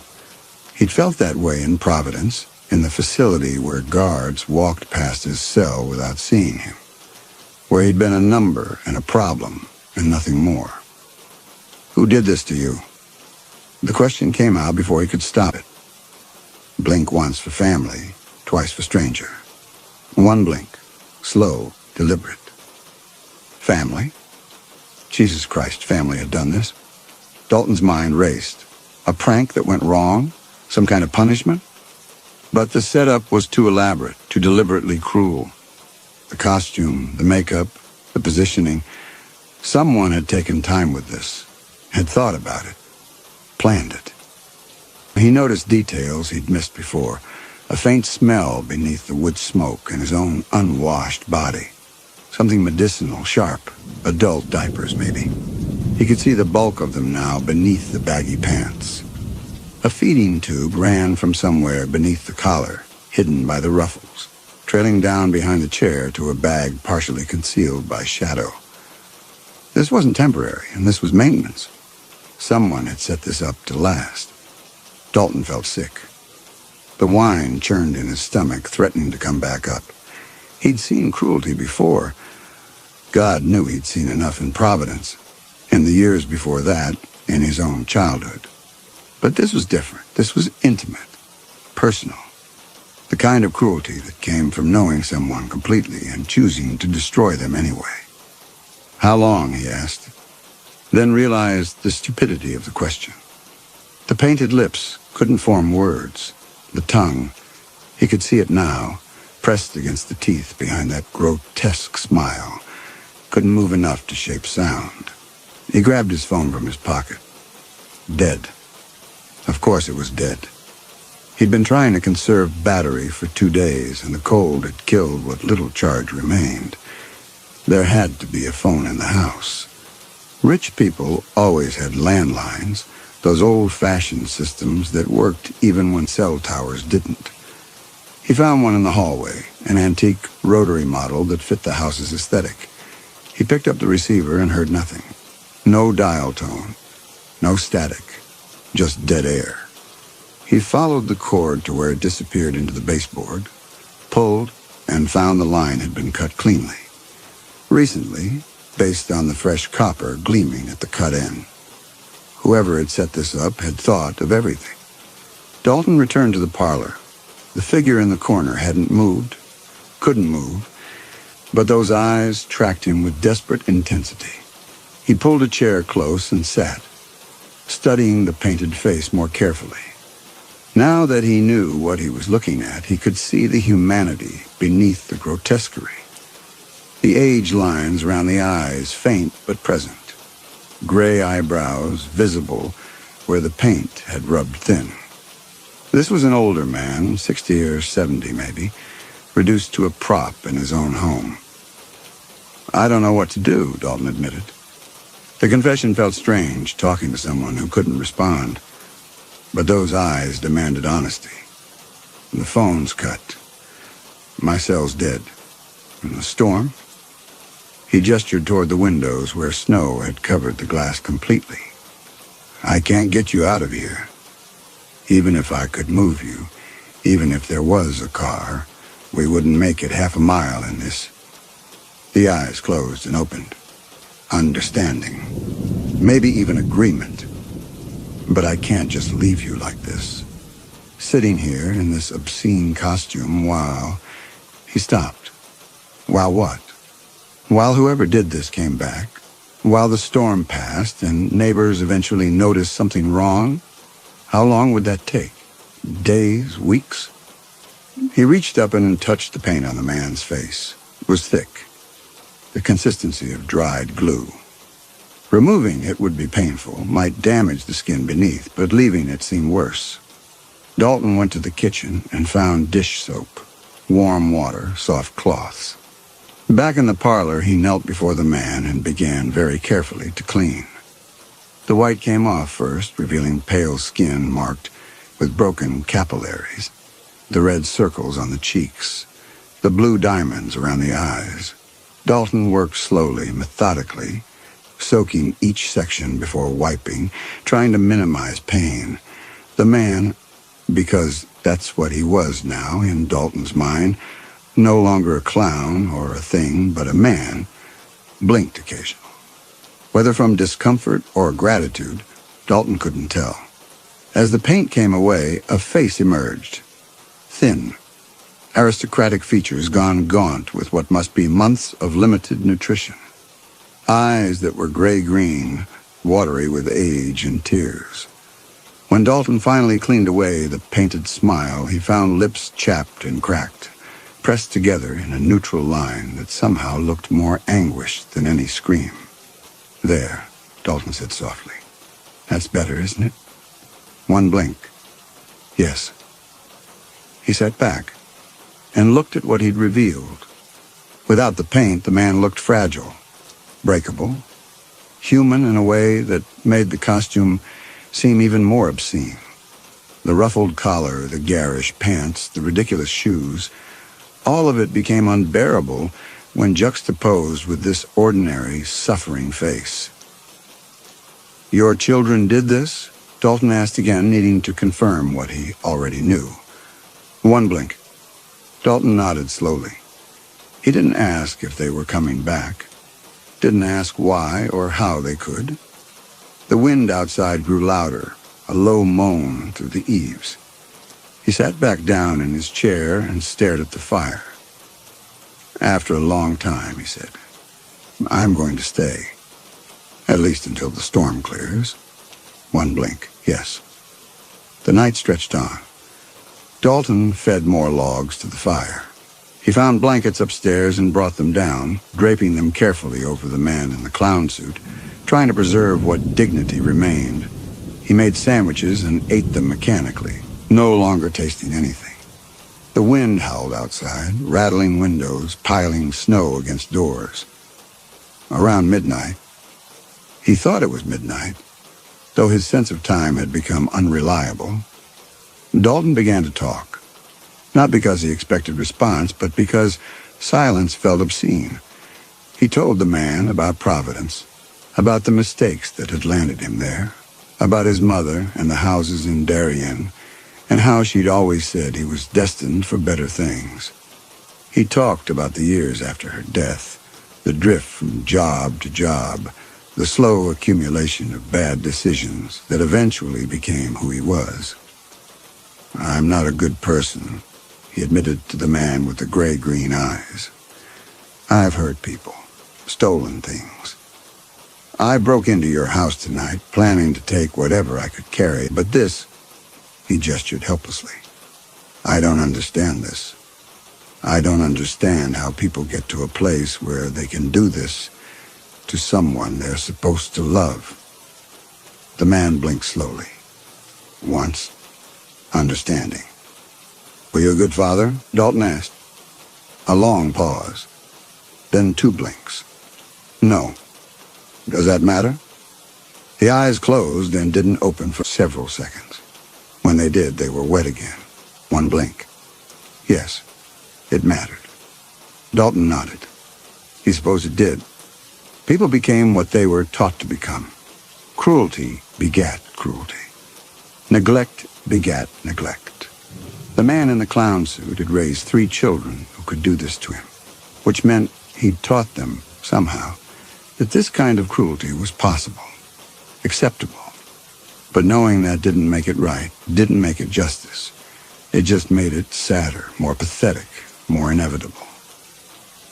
Dawn came eventually. Gray light filtering through the snow-covered windows. The storm had diminished but not ended. Dalton checked the back door. Snow had drifted against it to a depth of 4 feet. They weren't going anywhere. Not today. Maybe not tomorrow. He returned to the parlor and found the man's eyes waiting for him.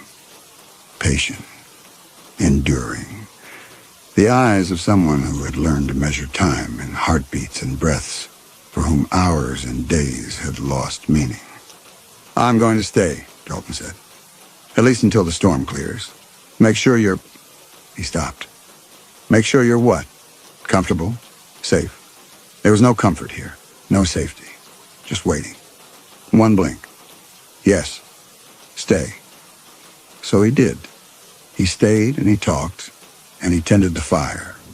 He changed the man's feeding bag when it ran low, following intuition and the obvious logic of tubes and connections. He adjusted the blankets. He opened the curtains so gray daylight could spill across the Persian rug.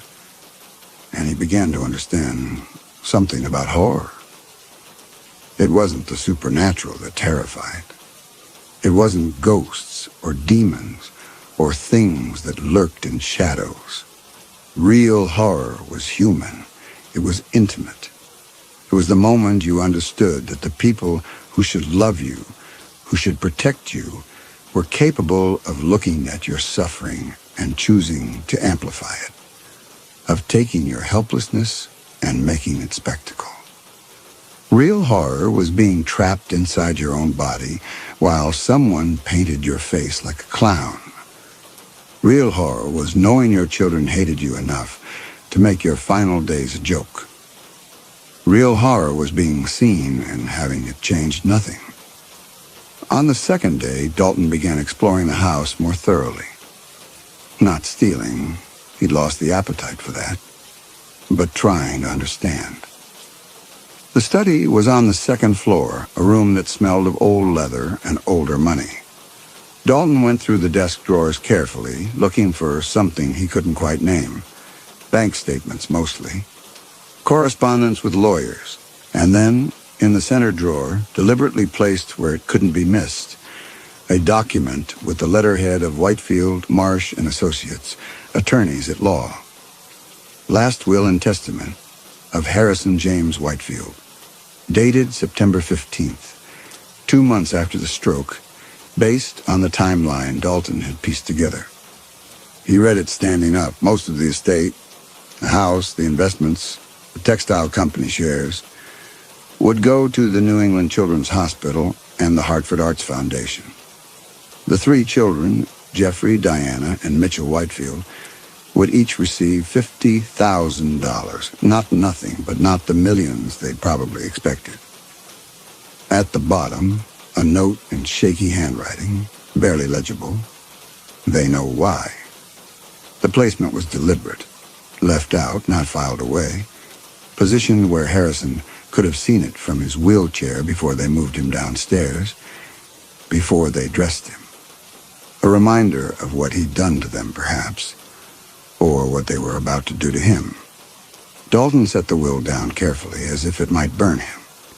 He searched more methodically after that. In Jeffrey's old bedroom, the largest of 3 on the second floor, still decorated with swimming trophies and Yale pennants, he found a leather day planner sitting on the nightstand. The last entry was December 17th, CP 3 p.m., confirmed delivery. Below it, a phone number with a New Haven area code. On the dresser, a framed photograph of the family from perhaps 20 years ago. Harrison in the center, stern-faced, arms crossed. 3 teenagers arranged around him like satellites, none of them smiling. Someone. Diana, based on the handwriting on the back, had written in careful script, Christmas, 1998. The year Father told Jeffrey he'd never amount to anything. The glass was cracked, a single diagonal fracture that split Harrison's face in 2. Dalton set it down carefully and moved on. In the kitchen, it took him 20 minutes of searching before he found the printed itinerary. Not on the refrigerator where someone visiting might see it, but tucked inside a cookbook on the counter. One of those glossy, expensive volumes that rich people displayed but never used. The Art of French Cooking. The pages fell open naturally to where the paper had been folded, as if someone had consulted it repeatedly. Cancun Palace Resort, December 18th through March 3rd. 3 rooms reserved. 11 weeks. The receipt took longer. Dalton went through 3 trash cans before finding it, crumpled and coffee-stained, in the bottom of the bin in the garage. The paper was so sodden and deteriorated it nearly fell apart when he unfolded it. He had to piece together the words like a puzzle. Costume. New Haven. The total was barely legible. $347.82, Or maybe $341.82. The numbers blurred. The date stamp had run, but he could make out December 16th in what might have been a time. Someone had paid cash. No credit card number, just paid in full, stamped across the bottom, the only part that remained sharp and clear. Dalton stood in the cold garage, holding the disintegrating receipt, understanding settling over him like ice water. They'd been careful enough. No trail on a credit card. No obvious evidence left out for any random visitor. The coffee stain might have even been deliberate, a lazy attempt to make the receipt unreadable. But they'd also been arrogant. They'd kept these things because, in their minds, there was no crime to hide. Just an old man dying of natural causes while his children were conveniently on vacation. No one would ever connect a ruined costume receipt to anything criminal. No one would question a will or a travel itinerary. They'd never imagined someone like him. Someone with time to search. Someone with reason to care. Someone patient enough to piece together a coffee-stained receipt letter by letter.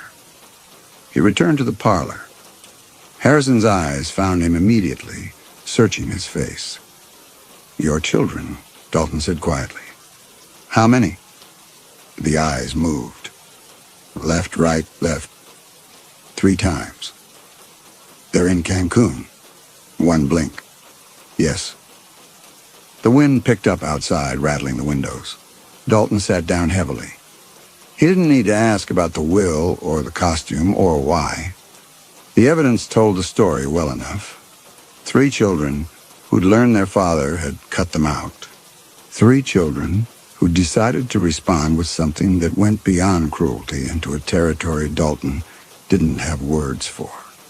Harrison's eyes were wet again. Not crying. He couldn't cry properly. Couldn't sob or wipe tears away. Just that slow leak of moisture that came from having no other way to express what he felt. "They dressed you like this," Dalton said. It wasn't a question. One blink. "And they left you here with the will so you could look at it. So you'd know why." One blink? Yeah. Dalton stood and walked to the window. Snow still covered everything, pristine and indifferent. He thought about burning everything he'd found, the receipt, the itinerary, even the will, destroying the evidence. But evidence of what? A man had suffered a stroke. His children had gone on vacation. He'd died alone in his house.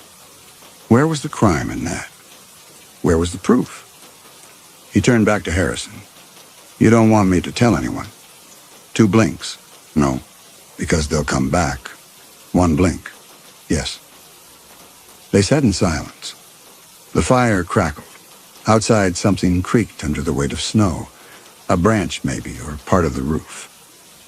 On the 3rd day, the storm finally broke.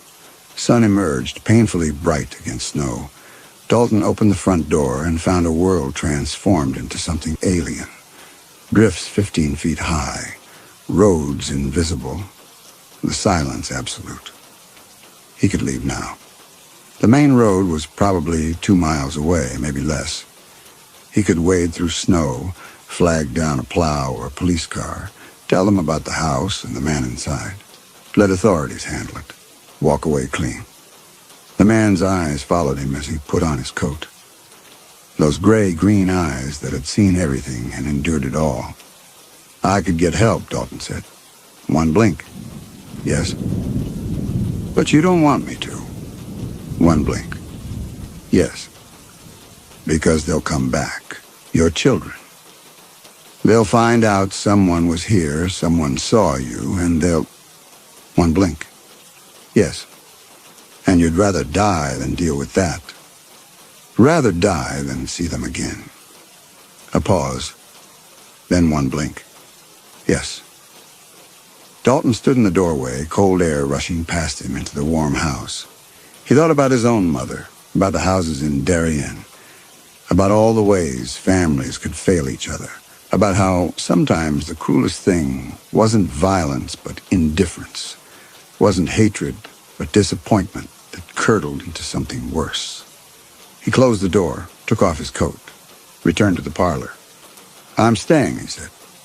"At least a few more days, until I figure something out." The eyes closed and opened. Once. Yes. But Dalton knew, and the man knew, that there was nothing to figure out. There were no good solutions here. Only waiting and presence, and the small mercy of not being alone. The days blurred together.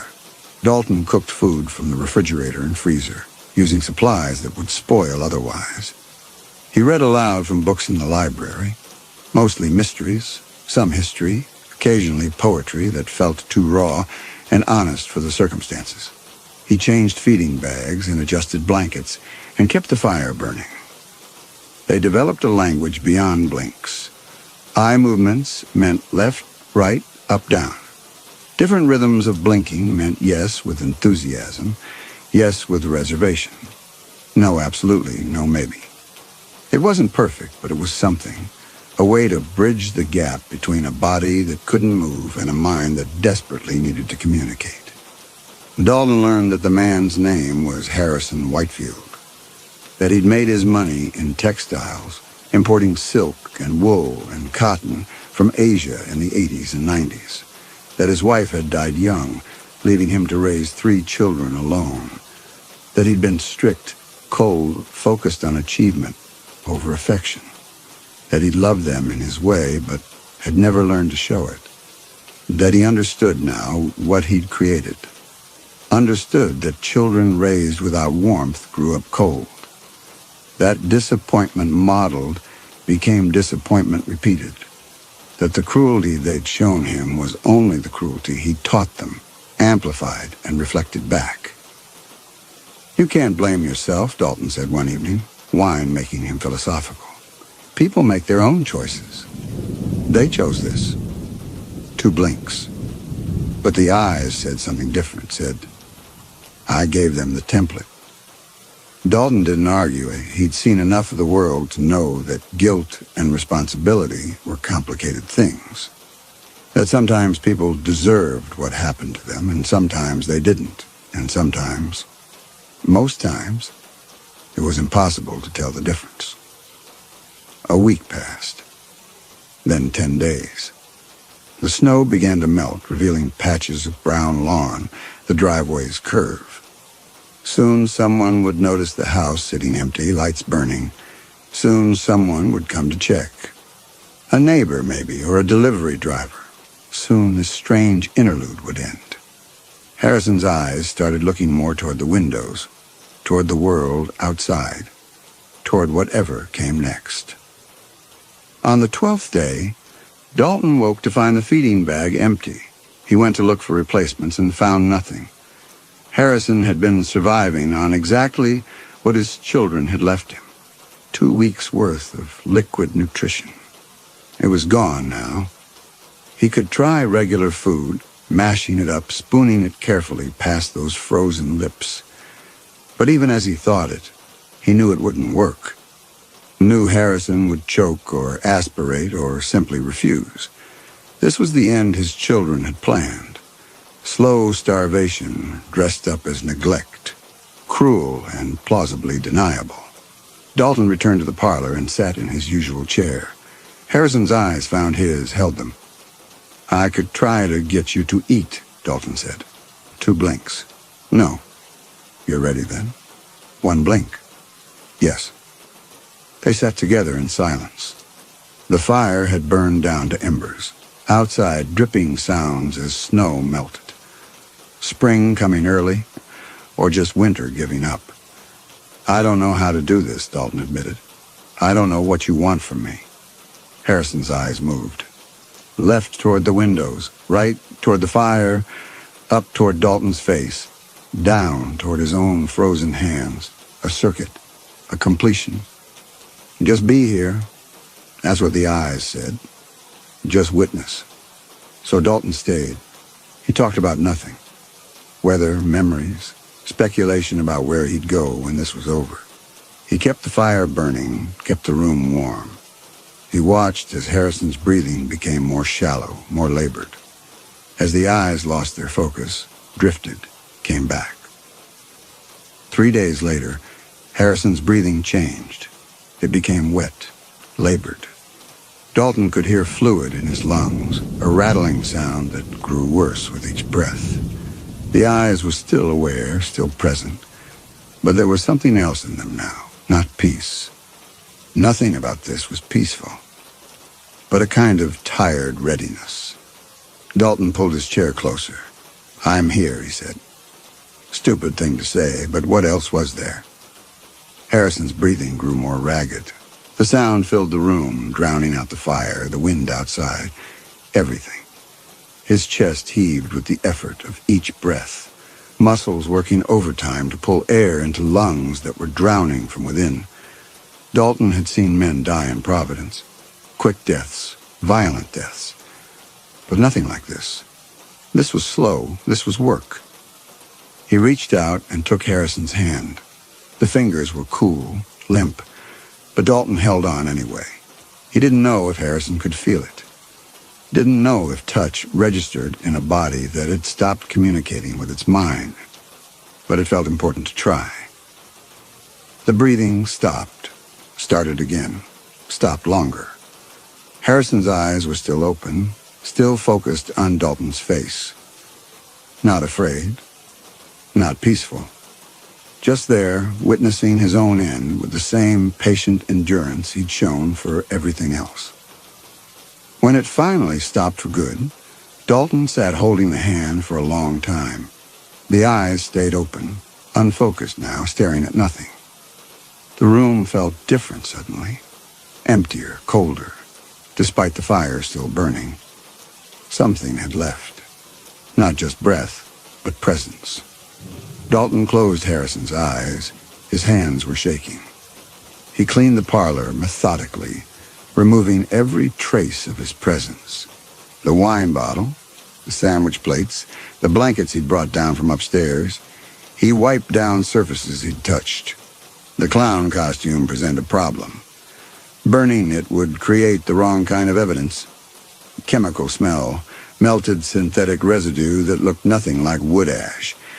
Dalton bundled the silk pants, the ruffled collar, and the oversized shoes into a garbage bag from under the kitchen sink. He dumped them miles from here in a roadside ditch or buried in snow-filled woods where no one would connect them to this house. But the makeup containers and brushes went into the fire. Glass cracked in the heat. Plastic bubbled and stank. Acrid chemical, the smell of things not meant to burn. Dalton opened the flue wider, let the draft pull the worst of it up the chimney. He broke apart the melted residue with the poker, mixing it with wood ash until it looked like nothing more than a badly burned log. The nose was different. Foam rubber, thick and dense. It wouldn't burn properly. Just melted and smoked, releasing black fumes that made his eyes water. He pulled it from the flames with the poker. Warped, blackened, barely recognizable as what it had been. He stood there holding it, this small piece of evidence that had survived everything.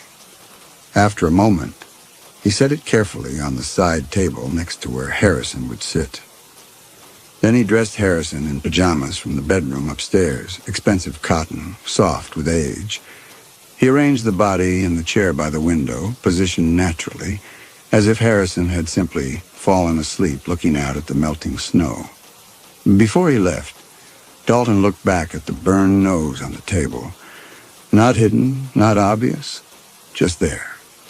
A small piece of evidence that would mean nothing to police or neighbors, but everything to 3 people returning from Cancun. A message. Someone knows. He left through the servants' entrance, pulling the broken door shut behind him. Snow had mostly melted from the driveway, revealing gravel and mud beneath. He walked to the road, turned south, and kept walking. Behind him, the house sat silent in morning light. Dalton walked for hours. By the time he reached the next town, his story was already prepared. Just a drifter passing through, nothing special. No one worth remembering. The kind of person who moved through the world leaving no trace. The house would sit undiscovered for another week. When neighbors finally grew concerned, police would find an elderly man who'd suffered a stroke, who'd survived alone for an unknown period before finally succumbing. Sad but not suspicious. Unfortunate but not criminal. And on the side table next to the body, they would find a small burned object. Misshapen, melted, unidentifiable to anyone who hadn't seen the costume, who didn't know what it meant. The three children would return from Cancun Town and rested. They would mourn publicly, appropriately. They would handle the funeral arrangements and begin the process of settling the reduced estate. And one of them, probably Jeffrey, the eldest, would walk into that parlor and see the burned nose sitting on the table. Would pick it up, turn it over in his hands, and understand that someone had been there. Someone had seen. Someone knew what they'd done and had chosen to leave them with that knowledge like a gift. They would never know who. Never know if it was a threat or a promise or simple witness. They would only know that their secret wasn't quite secret anymore. That somewhere in the world someone carried the truth of what they were. And that would have to be enough. Dalton kept walking. The road stretched ahead into early evening, and behind him, the past dissolved into memory. But the eyes followed, gray-green and patient, enduring and aware. The eyes of someone who had understood exactly what was happening to him and couldn't scream. The eyes that had said, "I was here. I suffered. You saw me." And in the end, that witnessing and what Dalton had left behind was the only justice either of them would ever have.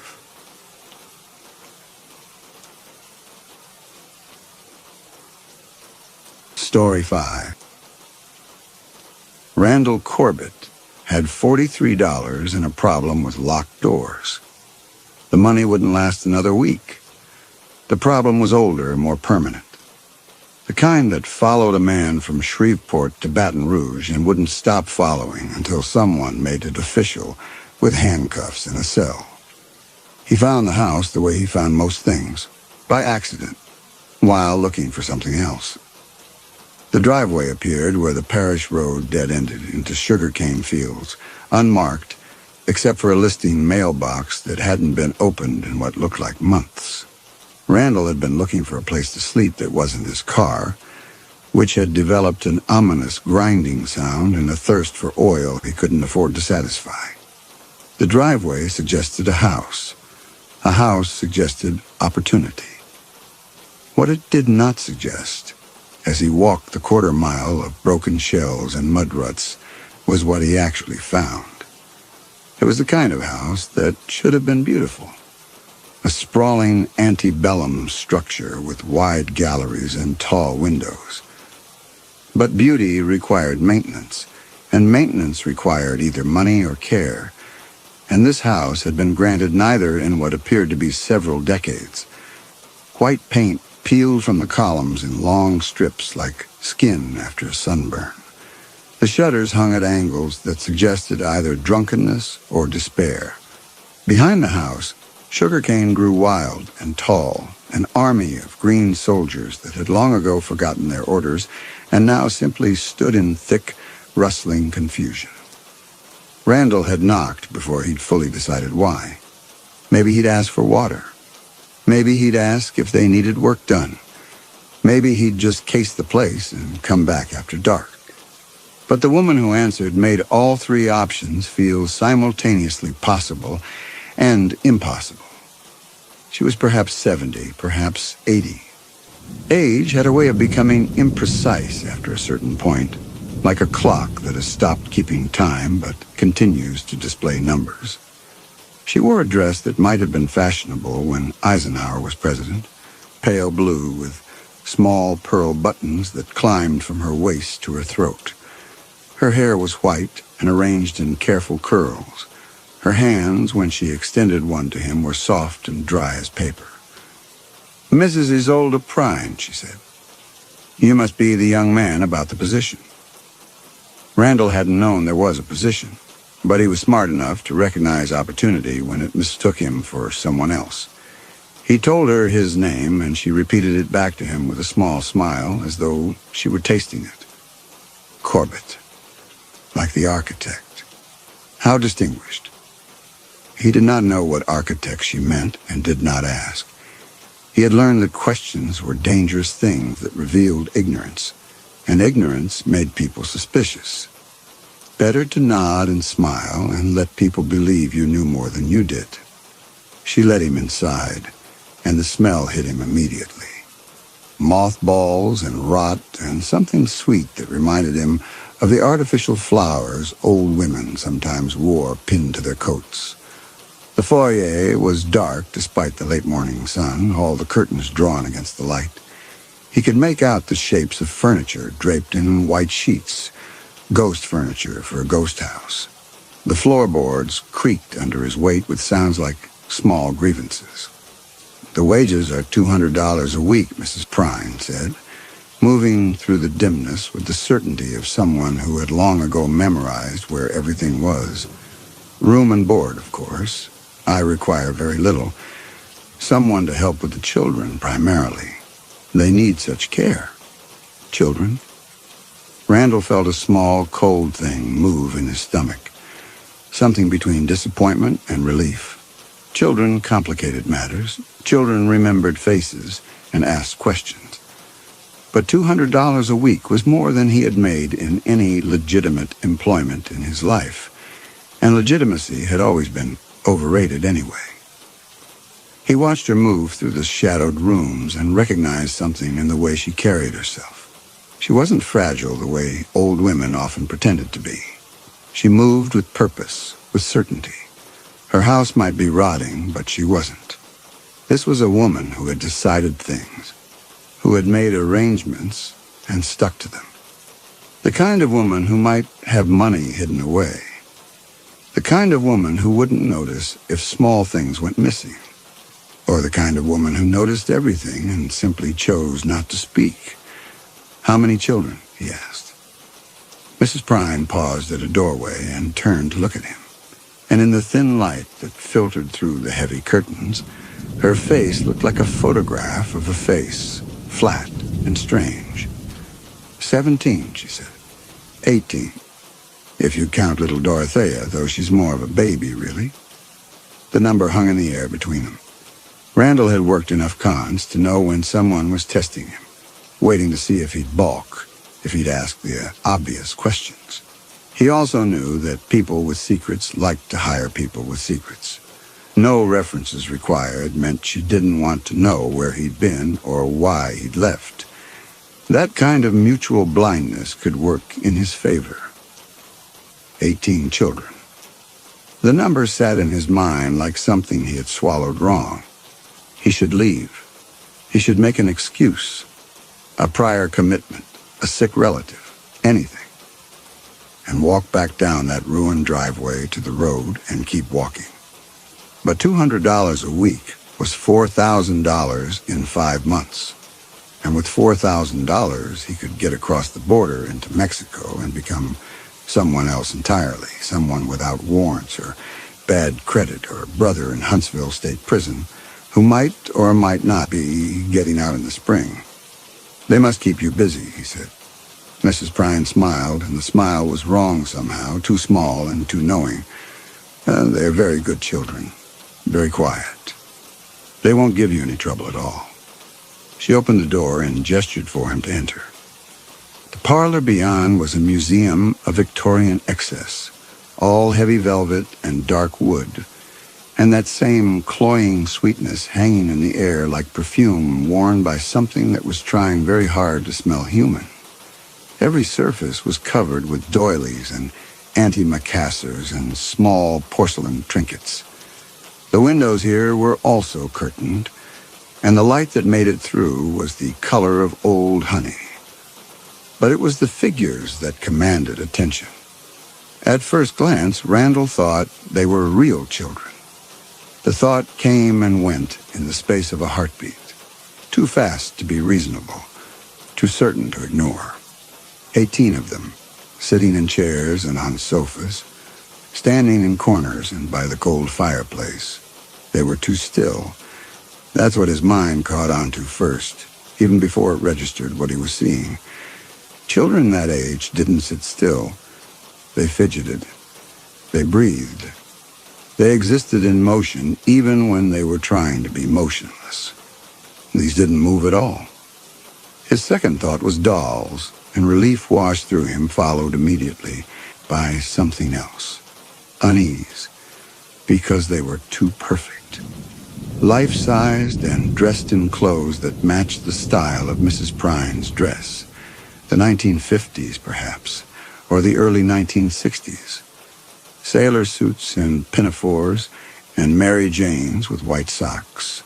Their faces were porcelain smooth and painted with such skill that they seemed on the verge of expression, as though a word or a laugh or a scream might emerge at any moment. Randall had seen dolls before. Every antique shop he'd ever cased had at least a few, usually sitting on shelves looking vaguely menacing in that way old dolls did. But those were clearly dolls. Objects. These were something else. These looked like they were pretending to be dolls, like they were children who had been told to hold very still and were doing it perfectly, unnaturally, impossibly well. One boy in a sailor suit had a faint texture on his porcelain cheek that looked almost like skin pores, impossibly fine and realistic. Randall stared at it. The detail was too precise, too organic for any craftsman to have painted. The pores seemed to follow the natural topography a real face would have, denser near the nose, fading toward the temples. He leaned slightly closer. The surface had a strange sheen to it, not quite the matte finish of porcelain, but something more organic, as though it had been coated in something. Wax, maybe, or tallow. Some of the pores looked darker than others, as if they still held oil or dirt, or the residue of living skin that had once breathed and sweated and been warm. He dismissed it as a trick of the honey-colored light, the obsessive craftsmanship of whoever had made these things, but the wrongness of it lingered in his mind like a taste he couldn't quite place. Custom work like this cost money. Serious money. Which meant Mrs. Prine had serious money, even if she lived in a house that was falling apart around her. Rich people were like that sometimes, sitting on fortunes while the roof leaked and the paint peeled, too attached to things to sell them, too crazy to spend on practical matters. He could work with crazy. He'd been working with crazy his whole life. "These are my babies," Mrs. Prine said, and her voice had gone soft and warm in a way that made Randall's scalp prickle. "This is Sabine, and that's Roscoe beside her. The twins are Rosemary and Marigold. I can never tell them apart, isn't that funny? And that's little Horatio by the window. He likes to watch the birds." She moved among them as she spoke, touching a shoulder here, straightening a collar there, with the easy intimacy of a mother tending to real children. Randall stood very still and watched and thought about $200 a week. He thought about Mexico. He thought about becoming someone else. "Your duties will be simple," Mrs. Bryan continued. "The children need to be dressed each morning. I lay out their clothes the night before so you'll know what everyone is to wear. They take their breakfast in the dining room at 8, and then they have lessons in the music room until noon. After lunch, they may play quietly in the garden, weather permitting, though they do get so dirty, and then they need fresh clothes for dinner. Dinner is at 6 precisely. After dinner, they have their bath. Not a real bath, of course. They don't like the water. And then bedtime stories. I've been reading them The Swiss Family Robinson. We're on chapter 12. She delivered this entirely insane recitation in a tone of such perfect reasonableness that Randall found himself nodding along as though the care and feeding of motionless dolls were the most natural job description in the world. He had spent enough time in the marginal spaces of America to know that, eccentricity was rarely dangerous, merely uncomfortable, and discomfort was something he could tolerate for $200 a week. "I can do that," he said. Mrs. Prine beamed at him. "Oh, I knew you would be perfect. I have such a sense about people, you know. Your room is on the 3rd floor, the blue one at the end of the hall. I've taken the liberty of having Millicent prepare it. Millicent is one of the children. She's very responsible. Dinner is at 6, as I said. You'll want to rest before then. It's such a large house, and there's so much to learn." She left him there among the dolls, and Randall stood in the honey-colored light and looked at their perfect, empty faces. The smell of mothballs and rot and sweetness filled his nose and mouth. Somewhere in the house a clock ticked, with the slow patience of something that had all the time in the world. Outside, the sugarcane rustled and whispered secrets to itself. $200 a week, he thought.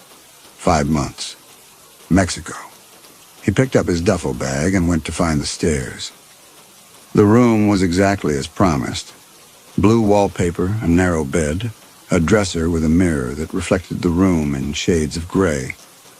The window looked out over the sugarcane fields, which seemed to go on forever, a green ocean frozen in the moment before a wave breaks. Randall set his bag on the bed and sat beside it and tried to think about what he had agreed to. The rational part of his mind. The part that had kept him alive and mostly free for 37 years suggested that he should leave immediately. A woman who pretended her dolls were real children was not a woman who could be trusted to be reasonable about other matters, such as payment or the terms of employment, or whether the doors would be locked at night. But the other part of his mind, the part that had led him from one bad decision to another throughout his life, that part was already calculating. $200 times 20 weeks was $4,000. And a woman this crazy, this detached from reality, probably had money hidden all over this rotting mansion. She had paid for those dolls, after all, and they were clearly expensive. Custom work, not store-bought. He stood and moved to the window, testing it with his hands. The frame was painted shut, or perhaps nailed. He couldn't tell which without making noise. He tried the other window. Same thing. Sealed. Both of them. He told himself it was just old house neglect. Paint and time fusing wood together.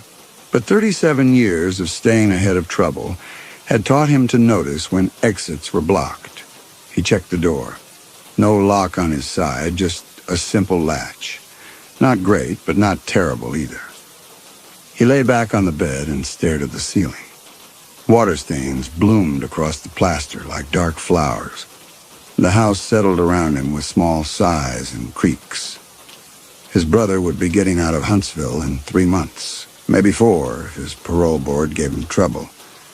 They'd talked about Mexico years ago before everything went bad. Before the arrest, before the split.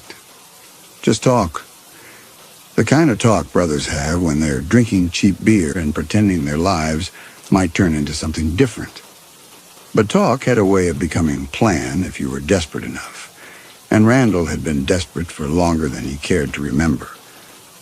$4,000 could get them both across the border, could get them set up somewhere small, somewhere nobody was looking, could give them the kind of fresh starter that only distance and Spanish and a willingness to forget could provide. All he had to do was play along with a crazy old woman and her dolls for a few months. Dress them, move them, pretend they were real. He'd done worse for less. The plan was a good one. The plan was sound. He almost believed it himself. Dinner was served in a dining room that could have seated 20, but which contained only 2 places set at one end of a table that stretched away into shadow. Mrs. Prine sat at the head, and Randall sat to her right. And between them, on the table, were plates of food that looked like they had been prepared by someone who remembered what food should look like, but had forgotten why anyone would want to eat it. The chicken was gray. The potatoes were the color and consistency of paste. The green beans had been boiled into submission sometime that morning, and had spent the intervening hours surrendering any memory of having once been alive. Mrs. Prine ate with delicate precision, cutting her chicken into pieces so small they might have been meant for a child. Randall ate because he was hungry, and because he had eaten worse, and because $200 a week bought a certain amount of tolerance for bad cooking. The tea, however, was excellent. It came in a china pot painted with roses, served in cups so thin they were nearly transparent. The tea itself was sweet. Too sweet, really, with the kind of aggressive sugaring that suggested someone trying to cover up a bitter taste. But it was hot, and it was real.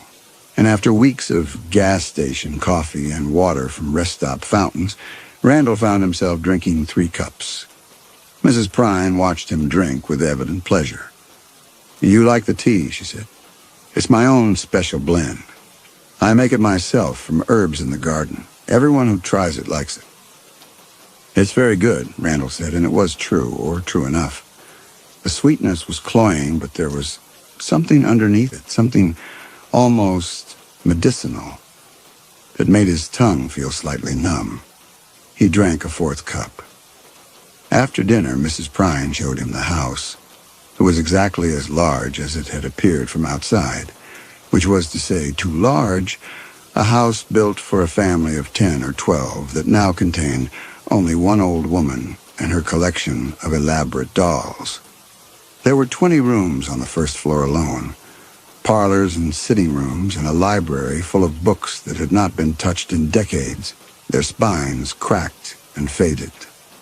The kitchen was a cavern of cast iron and copper, presided over by a massive wood-burning stove that looked like it predated the Civil War. The dining room they had already seen. There was a ballroom with a chandelier that hung from the ceiling like a frozen waterfall. And everywhere, in every room, there were dolls. Not just the 18 children from the parlor. There were others, dozens of others, smaller dolls and older dolls and dolls that appeared to be in varying states of disrepair. They sat on shelves and stood in corners and lay in small beds. Some were dressed in full Victorian regalia. Others wore simpler clothes or no clothes at all, their jointed bodies visible and strange in the dim light that filtered through the ever-present curtains. Mrs. Prine moved through this collection with obvious pride, occasionally stopping to adjust a doll's position or straighten its clothing. She spoke about them the way other people might speak about family photographs, with a mixture of nostalgia and possessiveness. "This one belonged to my grandmother," she would say, or "I found this one in New Orleans in 1963, or "This one was made by a man in Paris who died before he could finish her eyes. Can you see how one is slightly different from the other?" Randall made appropriate noises and followed her through the rooms and thought about money. Where would an old woman hide her valuables in a house this size? The obvious places were probably wrong. People who were paranoid enough to live alone in a decaying mansion were usually paranoid enough to avoid obvious hiding places. He would need to search systematically, room by room, preferably when Mrs. Prine was asleep or otherwise occupied. The second floor contained bedrooms, most of them empty and unused, their furniture draped in the white sheets. Mrs. Prine's bedroom was at the front of the house, a large room with windows that faced the driveway. The children's bedrooms, she said this without any apparent irony, were scattered throughout the second floor, small rooms with small beds where the dolls were laid out each night in careful poses of sleep. Randall looked into one of these rooms and saw a doll lying on its back with its eyes closed and its hands folded on its chest like a corpse arranged for viewing, and something in his stomach turned over. The third floor was servants' quarters, though the servants had evidently departed long ago. Randall's room was here, as were 5 other empty rooms and a bathroom with a clawfoot tub and rust stains like dried blood running from the faucet. The attic, Mrs. Prine said, standing at the foot of a narrow staircase that led up into darkness, is not to be entered. I keep certain items there that are very fragile and very valuable, and I cannot risk them being damaged. You understand, of course. Of course, Randall said, and filed the information away. The attic would be the first place he searched. The routine established itself with the inevitability of water finding its level. Each morning, Randall woke to find a list slipped under his door, written in Mrs. Prine's careful cursive on cream-colored stationery. The list detailed which dolls were to wear which outfits and which rooms they were to occupy throughout the day. Breakfast in the dining room, lessons in the music room, playtime in the garden, dinner, bath, bedtime stories. He learned to carry the dolls carefully, one at a time, supporting their heads the way one might support the head of an infant. They were heavier than they looked, solid and dense in his arms. Their glass eyes reflected his face back at him in miniature, strange tiny Randalls trapped in spheres of curved glass. Their porcelain skin was cool and smooth and disturbingly realistic. More than once he found himself checking to see if they were breathing. But there were wrongnesses he could not ignore. The smell, for one. Not the mothball and rot smell of the house, but something else that clung to the dolls themselves, something sweet and chemical beneath the talcum powder Mrs. Prine dusted them with, like embalming fluid masked with potpourri, and the texture, which his hands learned despite his mind's reluctance to acknowledge it. The porcelain faces were hard and cold, but when his fingers slipped beneath a collar or touched an arm where the sleeve had ridden up, the material underneath felt wrong. Too firm, slightly waxy, with a give to it that was nothing like cloth or wood. It felt organic in a way that made his skin crawl. Worse were the sounds. When he lifted them, sometimes he heard things shift inside them. Small movements, dry rustlings like sand settling in a bag or paper crinkling in a closed box. The boy doll named Ambrose made a clicking noise when Randall picked him up, something loose in the torso knocking against something else. The girl doll named Felicity creaked when he positioned her in a chair, a sound like old leather stretching. More than once he found himself checking to see if they were breathing. Mrs. Prine supervised his work with the attention of a general inspecting troops. She corrected the angle of a doll's head, adjusted the fold of a dress, moved a hand from a lap to an armrest. She spoke to the dolls in a voice that was gentler than the voice she used with Randall, asking them about their day, complimenting their behavior, occasionally scolding them for imaginary transgressions. Little Horatio, you've gotten your good shoes muddy again. Sabine, sit up straight, you're slouching. Roscoe, what have I told you about pulling your sister's hair? Randall played along because he was being paid to play along, and because it was no stranger than half the jobs he had worked over the years. He had once spent 2 months painting house numbers on curbs for elderly shut-ins who insisted on watching him work and talking to him about their late husbands and their ungrateful children and their various ailments. He had worked in a nursing home where the residents forgot who he was between breakfast and lunch. He had cleaned foreclosed houses where the previous occupants had left behind evidence of lives interrupted, half-packed boxes and family photographs, and once a cat that had been locked in a bedroom and had survived for God knows how long, eating wallpaper paste. This was just another variation on the theme of human strangeness, and it paid better than most. The tea was served 3 times a day, with breakfast, with lunch, and with dinner. Always from the same china pot. Always too sweet.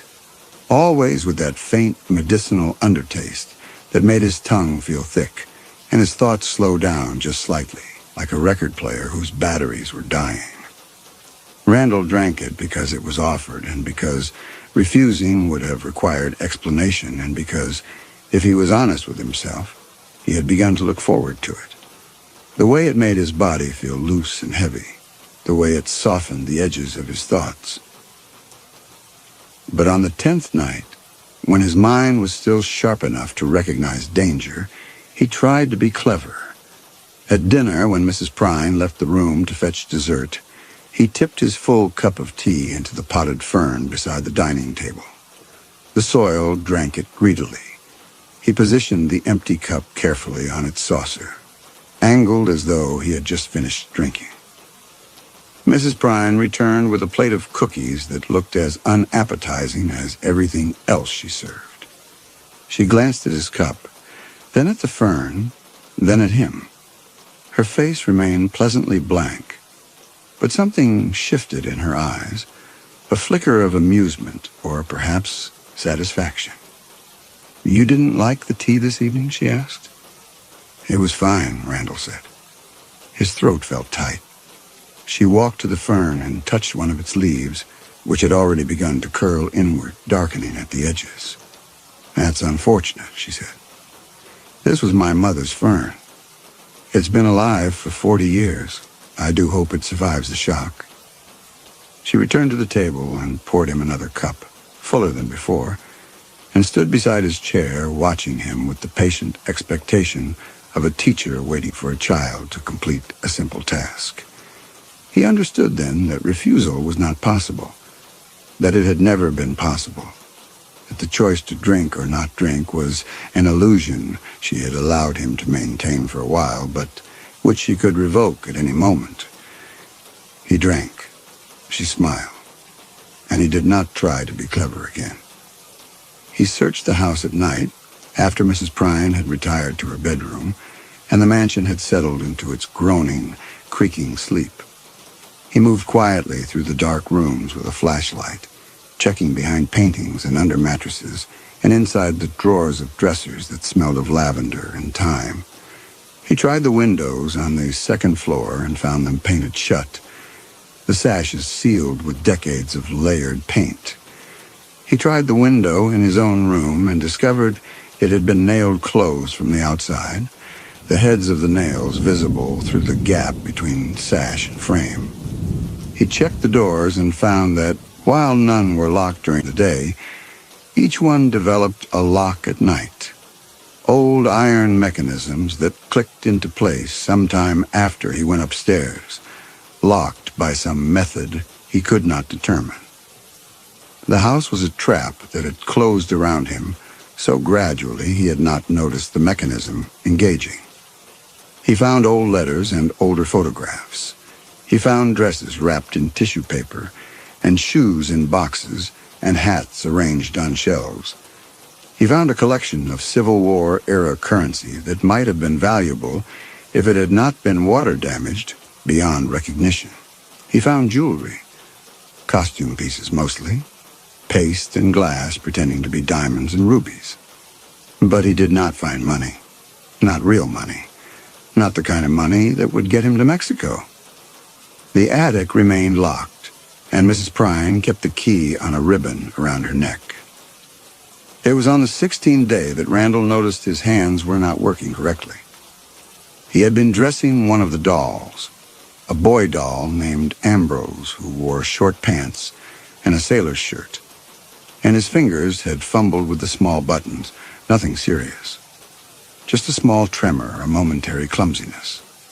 He tried again, and the tremor was worse, his fingers refusing to grip properly, sliding off the buttons like they were made of ice.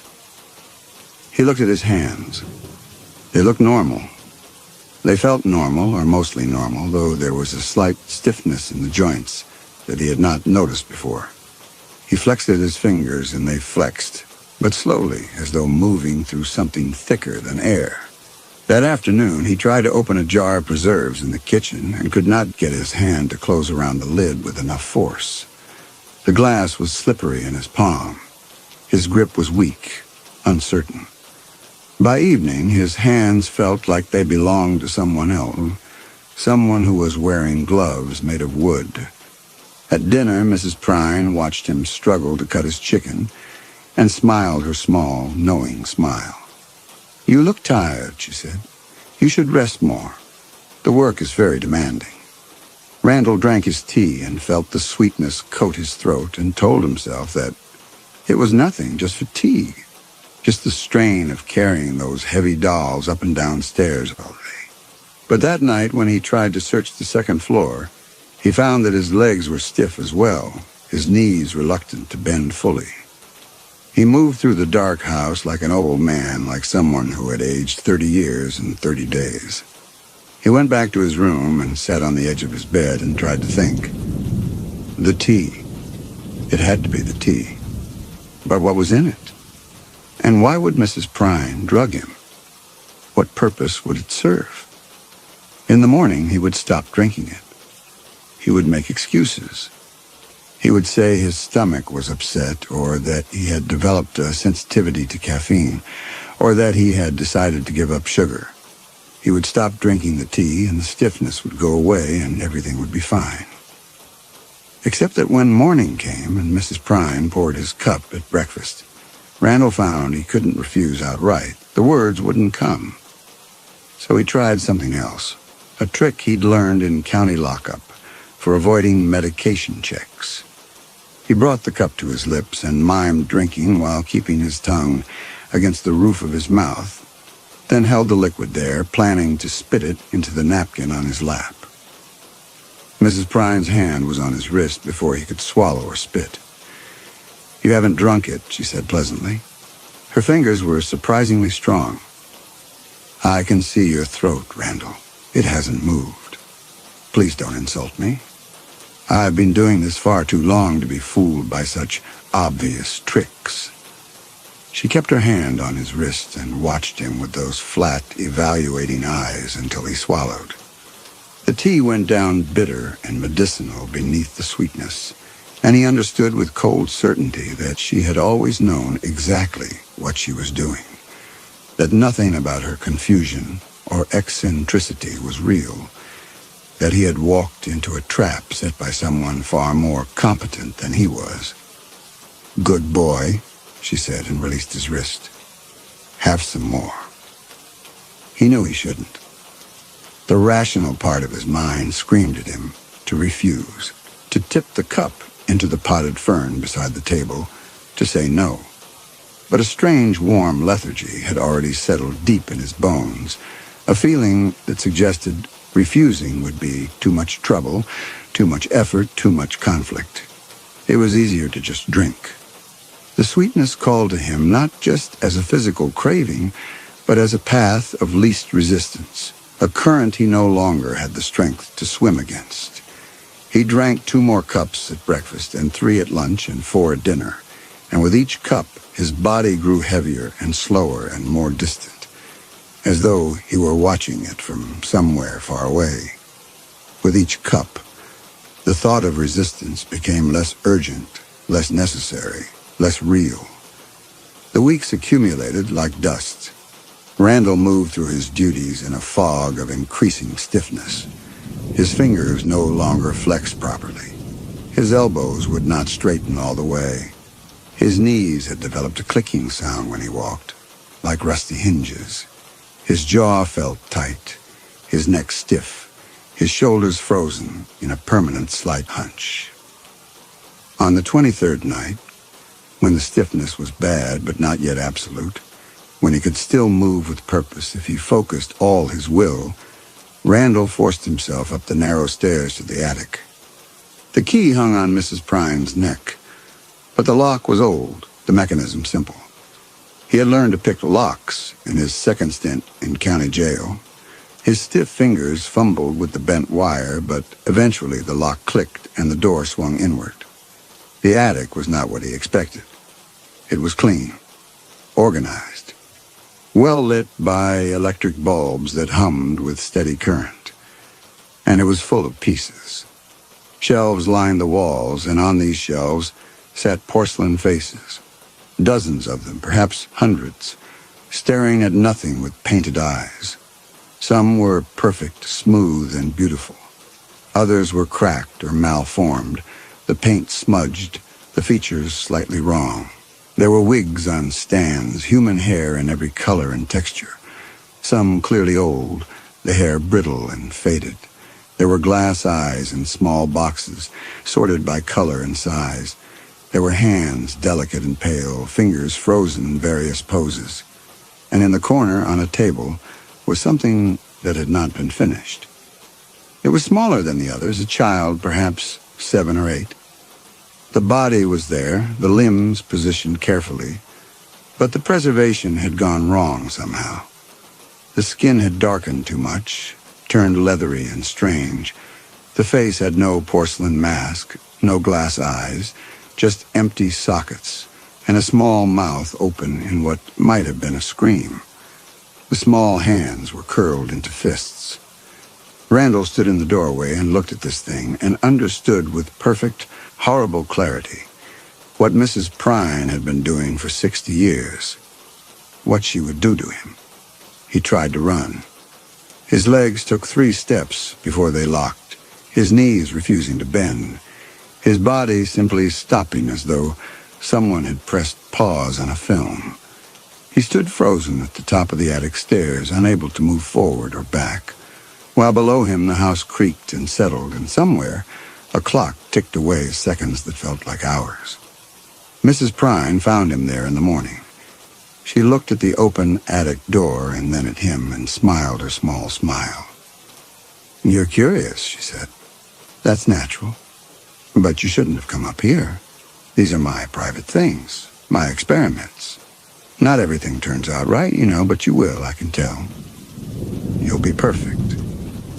She led him back down the stairs, his stiff legs moving in their mechanical rhythm, and he could not speak, could not explain, could not do anything but follow. Mrs. Prine seemed pleased with his progress. She had begun having him sit with the dolls during their lessons, positioning him in a chair in the music room while she played the piano, badly, arrhythmically, striking keys that seemed to have been selected at random. The dolls stared at nothing with their glass eyes.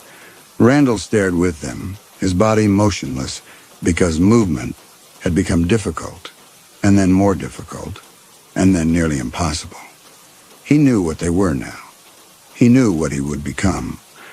The knowledge sat in his mind like a stone, but changed nothing, because there was nothing he could do, nowhere he could go, no way to escape the transformation that was already nearly complete. He tried to leave twice. Once he made it as far as the front door before his legs simply stopped working, his knees locking in place as though someone had thrown a switch in his spine. He stood there for 20 minutes, frozen, while Mrs. Prine found him and led him gently back to the parlor and positioned him in a chair and gave him tea. And the second time he made it outside, all the way to the edge of the sugarcane fields, before his entire body seized and he fell forward onto his face in the dirt. He lay there unable to move anything but his eyes, looking at the wall of green stalks that rustled and whispered just out of reach, until Mrs. Prine came and found him and called for help, and 2 men he had never seen appeared and carried him back to the house like a piece of furniture. After that, he did not try to leave. After that, he sat where he was placed and drank his tea when it was offered, and allowed his body to complete its transformation into something that was no longer quite alive, but not exactly dead either. Something in between, something that waited. It was Sabine who fell. Randall had been carrying her from the parlor to the music room for lessons when his stiff fingers lost their grip. She slipped from his arms and hit the floor with a sound like a gunshot, her porcelain face shattering on impact. Pieces of her scattered across the hardwood. A cheek, part of a forehead, one perfect eye still staring up from the wreckage with its painted iris and tiny highlight. Mrs. Prine appeared in the doorway so quickly that Randall wondered if she had been waiting, watching, anticipating this exact moment. "Oh," she said softly. "Oh, Sabine." She knelt beside the broken doll with a grace that suggested her age was more performance than reality. She gathered the pieces tenderly, her soft paper hands moving over the fragments with obvious grief. She did not look at Randall. She did not need to. Her disappointment filled the room like smoke. "I'm sorry," Randall heard himself say, though his voice sounded strange, too stiff, like his tongue had grown thick in his mouth. Mrs. Prine stood slowly, the broken pieces of Sabine cradled in her arms. She looked at Randall finally, and her eyes were not angry or sad or even disappointed. They were merely evaluating, the way a sculptor might evaluate a block of marble, determining where to cut. "These things happen," she said. "Sabine was always fragile. Perhaps it's for the best. Perhaps it's time for her to rest." She carried the broken pieces away, and Randall stood alone in the hallway with his stiff hands and his clicking knees and a growing suspicion that he had just witnessed something important, something that should have frightened him if he could remember how to feel fear. That evening, Mrs. Prine did not come to dinner. Randall sat at the table alone with his gray chicken and paste potatoes and waited, though he was not sure what he was waiting for. Eventually, a bell rang. An old-fashioned servant's bell that jangled somewhere deep in the house. And Randall rose and followed the sound through corridors he had learned by heart, but which seemed different now, changed somehow, though he could not have said how. The bell led him to a room on the first floor that he had not entered before, a door that had always been locked. It was unlocked now. It swung open under his stiff fingers to reveal a workshop. The space was large and surprisingly well lit, with electric bulbs hanging from the ceiling on long cords. Along one wall were shelves containing jars and bottles and tin containers labeled in Latin. Along another wall hung tools, saws and scalpels and instruments whose purpose Randall did not want to contemplate. In the center of the room was a long table, the kind of table one might find in a surgery or a mortuary, and on the table was Sabine, or rather, what had been Sabine. Mrs. Prine stood beside the table wearing a leather apron and rubber gloves. She had removed the broken porcelain face and a wig of real human hair, and underneath was not the wooden armature or fabric body that Randall had expected. Underneath was something else, something that had been a face once, a human face, preserved somehow, mummified. The skin drawn tight over the skull and darkened with age, but still recognizably a face, a child's face. A little girl who might have been 10 or 11 when she died, whenever she died, however long ago that had been. Randall's mind tried to process what he was seeing. His thoughts moved slowly, struggling through the thick fog of the tea he had been drinking for weeks. The dolls were not dolls. The children were not pretend. Mrs. Prine had not been playing make-believe with the porcelain and cloth. She had been doing something else, something worse. Mrs. Prine looked up at him and smiled. "Come in, Randall. Don't be shy. I want to show you my work. I want you to understand." He walked into the room because his body walked when it was told to walk, because his legs moved when they were commanded to move, because he no longer had the ability to refuse. He stood beside the table and looked at what had been Sabine and tried to remember how to scream. "I've been practicing for 60 years, Mrs. Prine said conversationally. "My father taught me the basics.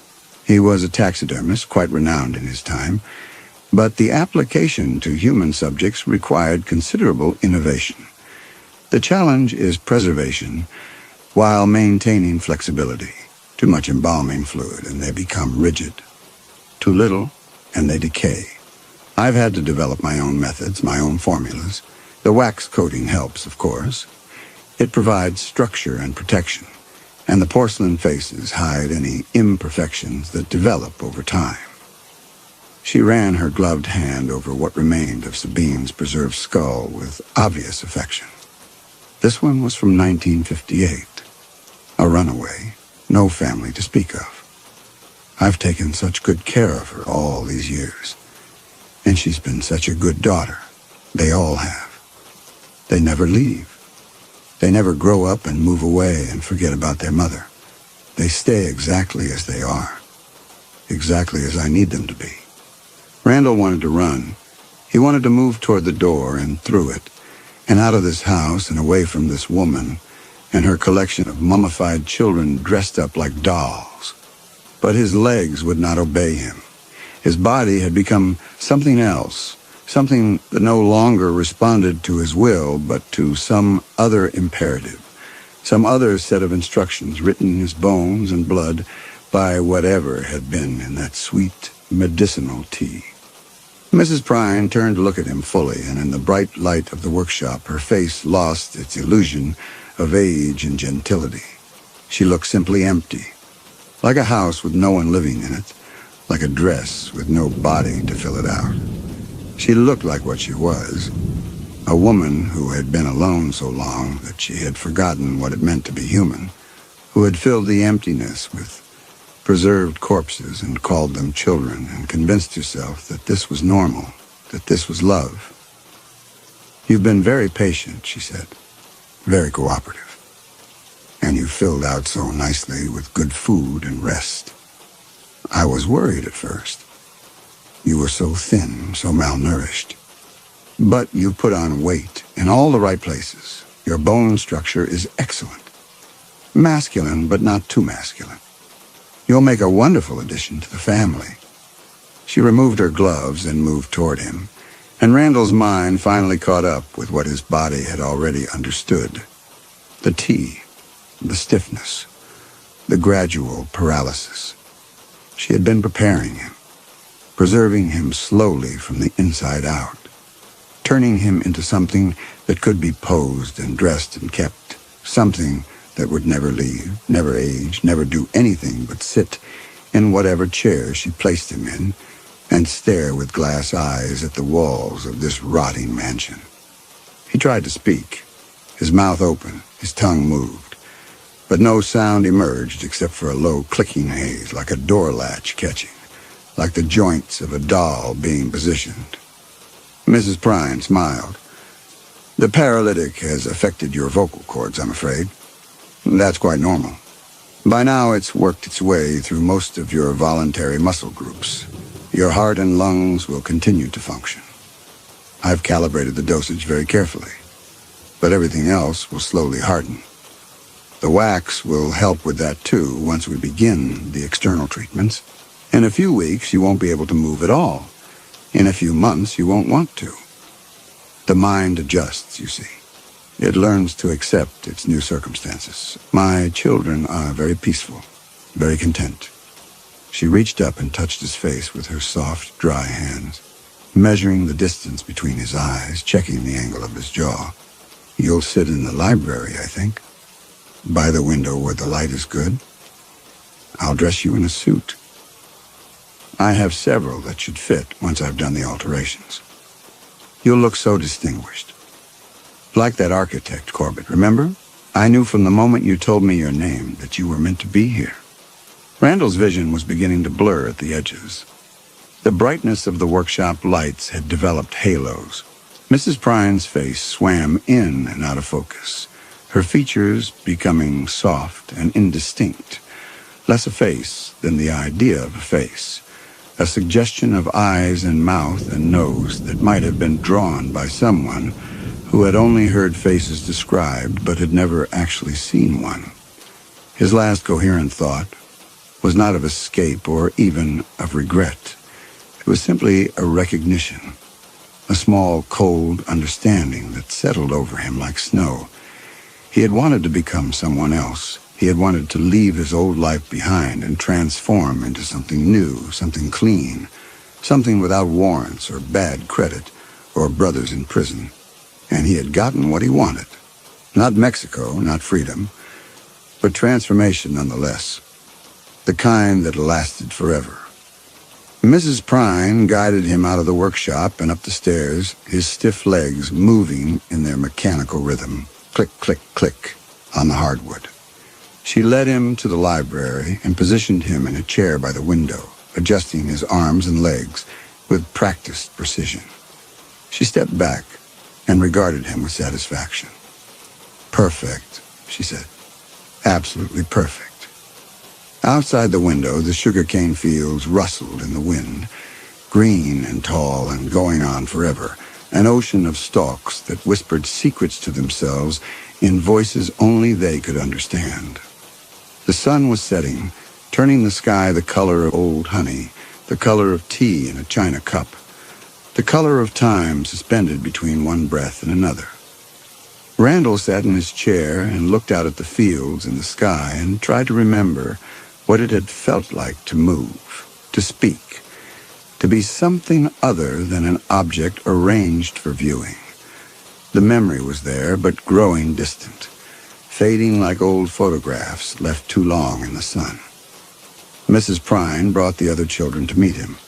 All 17 of them, carried one by one into the library and positioned in chairs and on the sofa and standing by the bookshelves. They stared at him with their glass eyes and their porcelain faces and their perfect, eternal stillness. "Welcome to the family," Mrs. Prine told them in her gentle voice. "This is Randall. He's going to live with us now, forever and ever."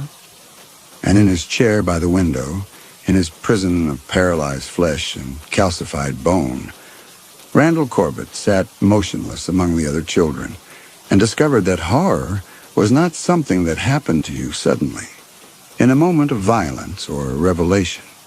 Horror was the slow recognition that the life you were living had already ended, that you had been dead for weeks without realizing it, that what you had mistaken for a future was actually just a long, gradual descent into becoming an object in someone else's collection. The tea, when Mrs. Prine brought it that evening, tasted sweeter than ever. It tasted like surrender. It tasted like acceptance. It tasted like the kind of peace that comes when you finally stop fighting against the inevitable and allow yourself to be reshaped into something simpler, something that needs nothing and wants nothing and exists only to occupy space in a room where the curtains are always drawn and the light is the color of old honey. Randall drank it because there was nothing else to do. He drank it because his body still remembered the motion, even though his mind had forgotten why. He drank it because Mrs. Prine held the cup to his lips and tilted it carefully and smiled her small, knowing smile and told him what a good boy he was, how proud she was, how perfect he would be. The sugarcane rustled outside. The house settled and creaked. The dolls sat in their positions and stared at nothing. And Randall sat among them, part of the collection now, part of the family, and tried to remember what it had been like to be human, what it had felt like to move and speak and choose. But the memory was fading, growing distant and unimportant, like something that had happened to someone else in another life entirely. In the morning, Mrs. Prine would choose his clothes. She would arrange his hands in his lap just so. She would adjust the angle of his head to catch the light from the window. She would tell him what a handsome addition he made to the family, how she had been searching for someone exactly like him for such a long time, how grateful she was that he had found his way to this house at the end of its long, ruined driveway. And Randall would sit in his chair and accept these ministrations, because acceptance was all he had left, because his body had become something that could only be acted upon, never acting, because the transformation was complete now, and there was nothing to do but exist in this new state, this permanent stillness, this forever and ever that Mrs. Prine had promised. Outside, the sugarcane grew taller. The paint on the house peeled away in longer strips. The road at the end of the driveway remained empty of traffic, empty of witnesses, empty of anyone who might wonder about the old woman who lived alone in the decaying mansion with her collection of children who never cried or spoke or grew up. Inside, in the library by the window, Randall Corbett sat among his new brothers and sisters and learned what it meant to be loved by someone who had forgotten how to distinguish between preservation and affection, between keeping something and caring for it, between making a family and making a collection of beautiful, terrible things that would last forever in the honey-colored light of a house where time had stopped meaning anything at all. The cup to his lips. So sweet. Good boy, she says. So proud. My name was, what was, Ran something. The light is honey.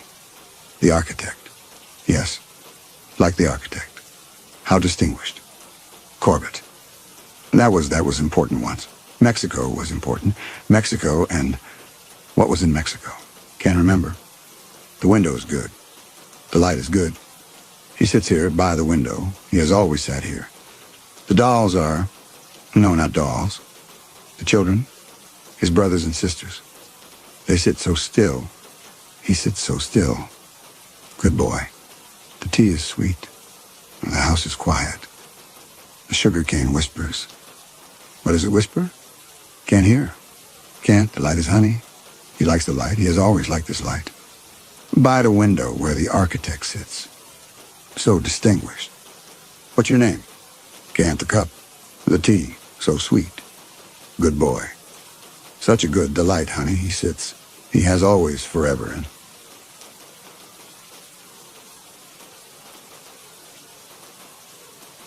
Story 6. The Orpheum Theater smelled wrong on the morning Julian Creel first walked through its stage door. Not the expected mustiness of velvet and old wood, but something more elusive, like the air after a thunderstorm that never quite arrived. He attributed this to nerves.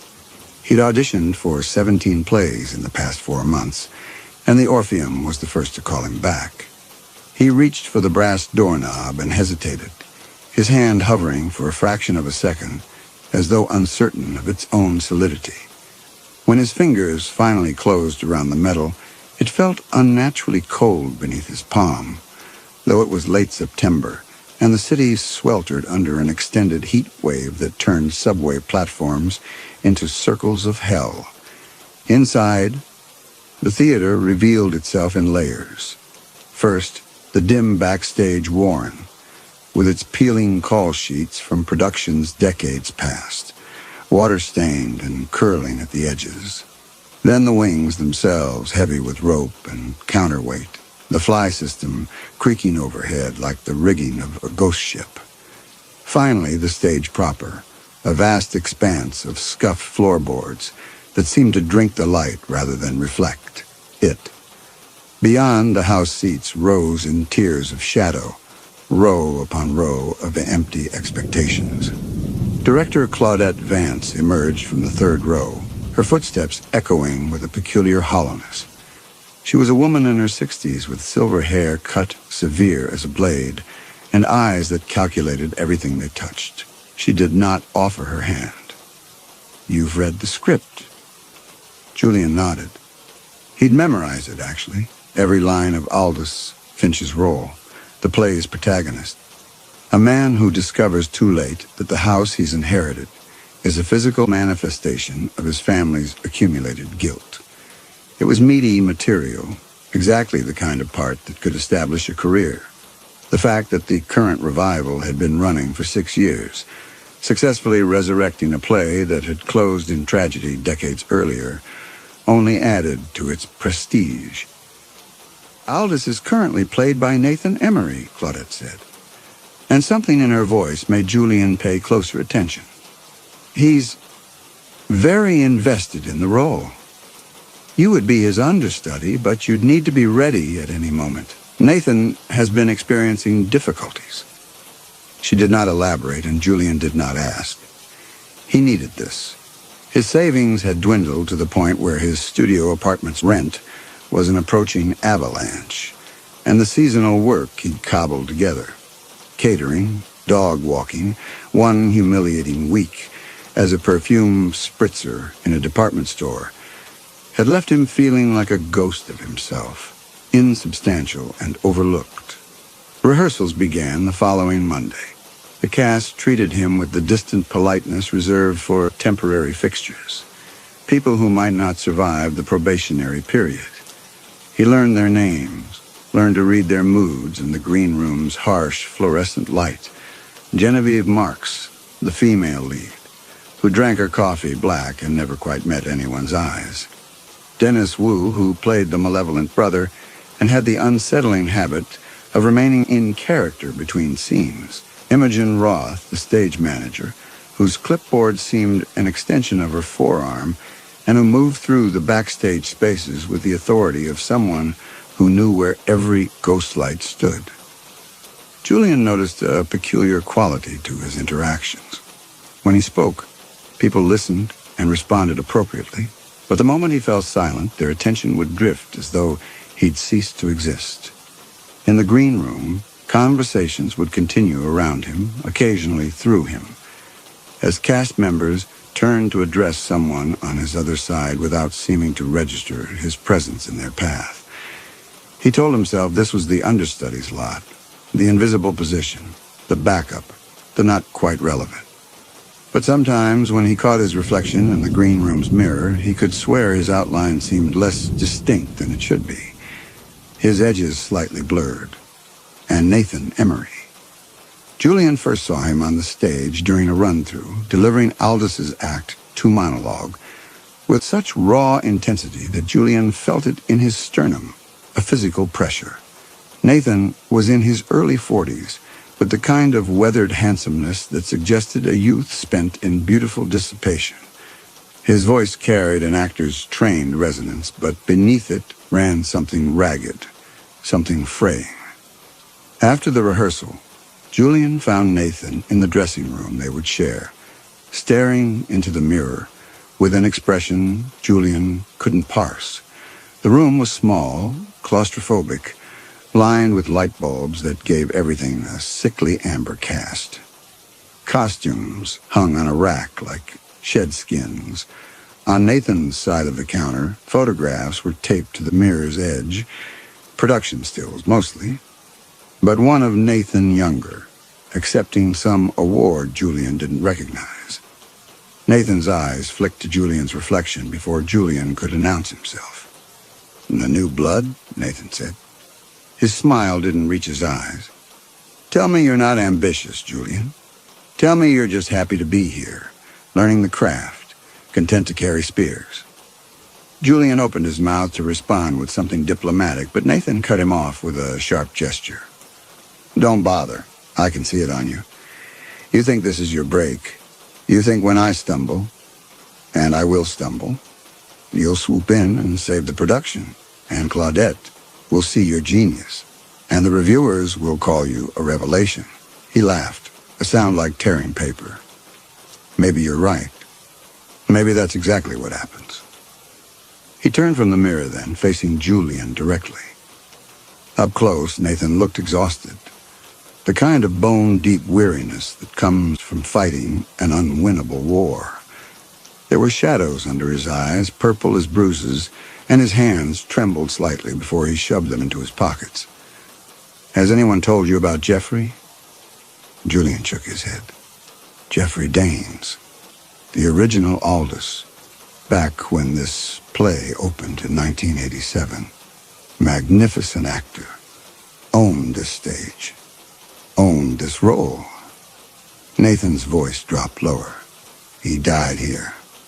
Heart attack during the curtain call on closing night. Dropped dead right there on the boards. Audience thought it was part of the show until he didn't get up. The temperature in the dressing room seemed to plummet. Julian found himself holding very still, the way prey animals freeze when something predatory moves nearby. "The thing is," Nathan continued, "Jeffrey never left. Oh, the body did. They carried that out. But Jeffrey, the essential Jeffrey, the part that lived only when he was on stage, that stayed. And he doesn't like anyone else playing his role." Julian managed a response that sounded steadier than he felt. "That's just theater superstition." "Is it?" Nathan pulled his hands from his pockets. His palms were covered in what looked like frostbite, the skin white and waxy. "I've been doing this part for 2 years. 2 years of props that move when I'm not looking. Whispers in the wings during my soliloquies, repeating my lines a half second after I say them, like he's mocking me. 2 years of cold, Julian. Bone-deep cold that doesn't go away no matter how high they turn up the heat. The thermometer says 72 degrees, but my teeth chatter through every performance. He was close enough now that Julian could see the fine network of burst blood vessels in his eyes, the way his pupils had contracted to pinpricks. Some nights I can see him, standing in the wings, watching. He looks exactly like his publicity photos, except wrong somehow. Too pale, too still, and he's waiting for me to break, for me to run. Julian took a step backward. Nathan tracked the movement with something like satisfaction. You think I'm crazy? You think the pressure's gotten to me, that I'm manufacturing drama? That's what Claudette thinks. That's what they all think. He gestured vaguely toward the door, toward the rest of the theater. But you'll see. When you're out there, in his role, wearing his blocking like a straitjacket, you'll understand. This isn't theater. It's a haunting. The weeks that followed confirmed Nathan's deterioration. Julian watched from the wings as Nathan's performances grew increasingly erratic. He would freeze mid-scene, staring at some point in the darkness beyond the stage lights, his face draining of color. His line delivery, once precise and powerful, became hesitant, as though he were listening for something else beneath his own voice. Julian himself felt increasingly strange. A persistent chill had settled into his bones. Not the environmental cold that Nathan complained of, but something deeper, as though his core temperature had dropped several degrees and his body had forgotten how to generate warmth. He wore layers to rehearsals, drank hot coffee that seemed to pass through him without effect. But the cold remained. He attributed it to stress, to the pressure of learning a demanding role, to the proximity of Nathan's unraveling. But sometimes, alone in the dressing room, he would press his palm against his chest and feel nothing. No heartbeat, no warmth, just an absence where vitality should reside. Props did go missing. The pocket watch that was crucial to Act 3's turning point vanished from the prop table 3 times in 1 week, only to reappear in increasingly strange locations. Inside Nathan's street shoes in the dressing room, tucked behind the pipes in the backstage bathroom, once discovered by Dennis Wu inside the Grand Drape's hem. Imogen instituted a new policy. All props were to be locked in a cabinet between performances. The pocket watch disappeared anyway, materializing finally in the fly loft, suspended 40 feet above the stage on a sandbag's rope. Julian began arriving early to the theater, ostensibly to practice, but really to observe. The Orpheum in its empty hours possessed a different quality, a held-breath silence that made his footsteps seem invasive. He would stand on the stage and try to imagine what Nathan felt. What could drive a professional actor to the edge of paranoia? The cold, Julian discovered, was real. It came in pockets, discrete zones of frigid air that had no source and obeyed no logic. He might walk from the wings into a wall of freezing atmosphere, his breath suddenly visible, his skin prickling with goose flesh, only to step 3 feet to the left and feel normal temperature return. The cold zones moved. Julian began tracking them unconsciously, developing a mental map of where they appeared most frequently. Center stage, always. The prompt corner and stage left. Nathan's dressing room, particularly the area directly in front of the mirror. In the 4th week of rehearsals, Julian stayed late to run lines alone. As he moved through the backstage corridor toward the stage, Dennis Wu rushed past, late for some appointment, and collided with Julian's shoulder. The impact was there. Julian felt it, a brief pressure. But Dennis barely broke stride, didn't apologize or even glance back, as though he'd bumped into nothing more substantial than a hanging curtain. Julian stood frozen in the narrow hallway, feeling a chill that had nothing to do with the theater's ancient HVAC system, before shaking it off and continuing toward the stage. The theater was empty, or should have been. Imogen had left 30 minutes prior, and the ghost light, a single bulb on a stand, positioned center stage to keep the theater from ever being completely dark, cast its lonely illumination across the boards. Julian stood in the wings, script in hand, though he no longer needed it, and began Aldous' act, one entrance. He walked onto the stage, into the ghost light's pale circle, and felt the temperature plummet so drastically that his next breath emerged as frost. The cold wrapped around him like a living thing, targeted and specific. Not a draft from the ancient HVAC system. Not a window left open somewhere in the building. This was directed, purposeful, a frigid attention fixing itself upon him. He stopped moving. The cold intensified. His teeth began to chatter, his fingers going numb. From somewhere in the darkness of the house, he heard it. Whispered words in a voice that was not his own, repeating the line he'd been about to deliver. The timing was perfect, the inflection identical to his own internal reading. It was as though someone had reached into his head and pulled out the intention before he could voice it. Julian fled. He told himself he was being professional, that staying alone in the theater past midnight was a violation of some safety protocol he couldn't quite name. He told himself he didn't believe in ghosts, that stress and suggestion were powerful things, that he was adopting Nathan's paranoia through proximity. He told himself many things during the subway ride home, none of them quite drowning out the memory of that whispered voice, its intimate knowledge of his performance. Nathan stopped showing up to rehearsals. First, he missed one Wednesday matinee, calling in sick with a voice that sounded shredded, as though he'd been screaming. Then Thursday evening. By Friday, Claudette pulled Julian aside.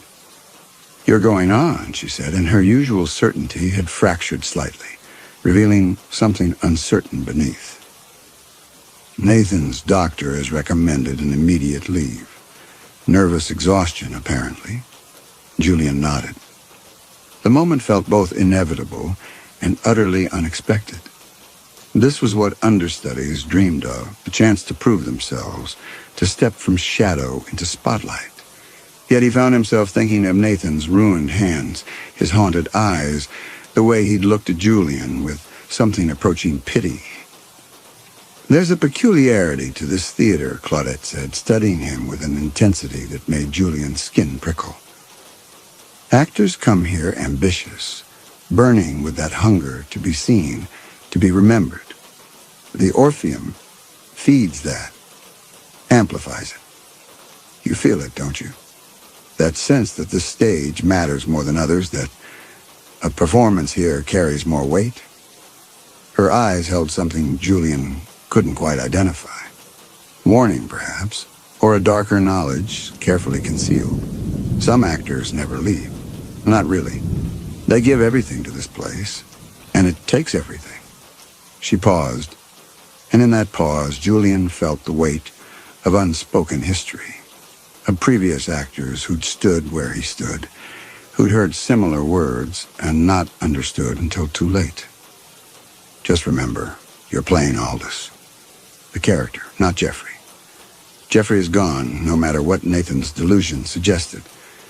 But the way she said it, the particular emphasis, the flicker in her eyes, made Julian wonder if she believed her own words or if she was simply repeating a formula she'd learned long ago, a spell of protection that had lost its power through repetition.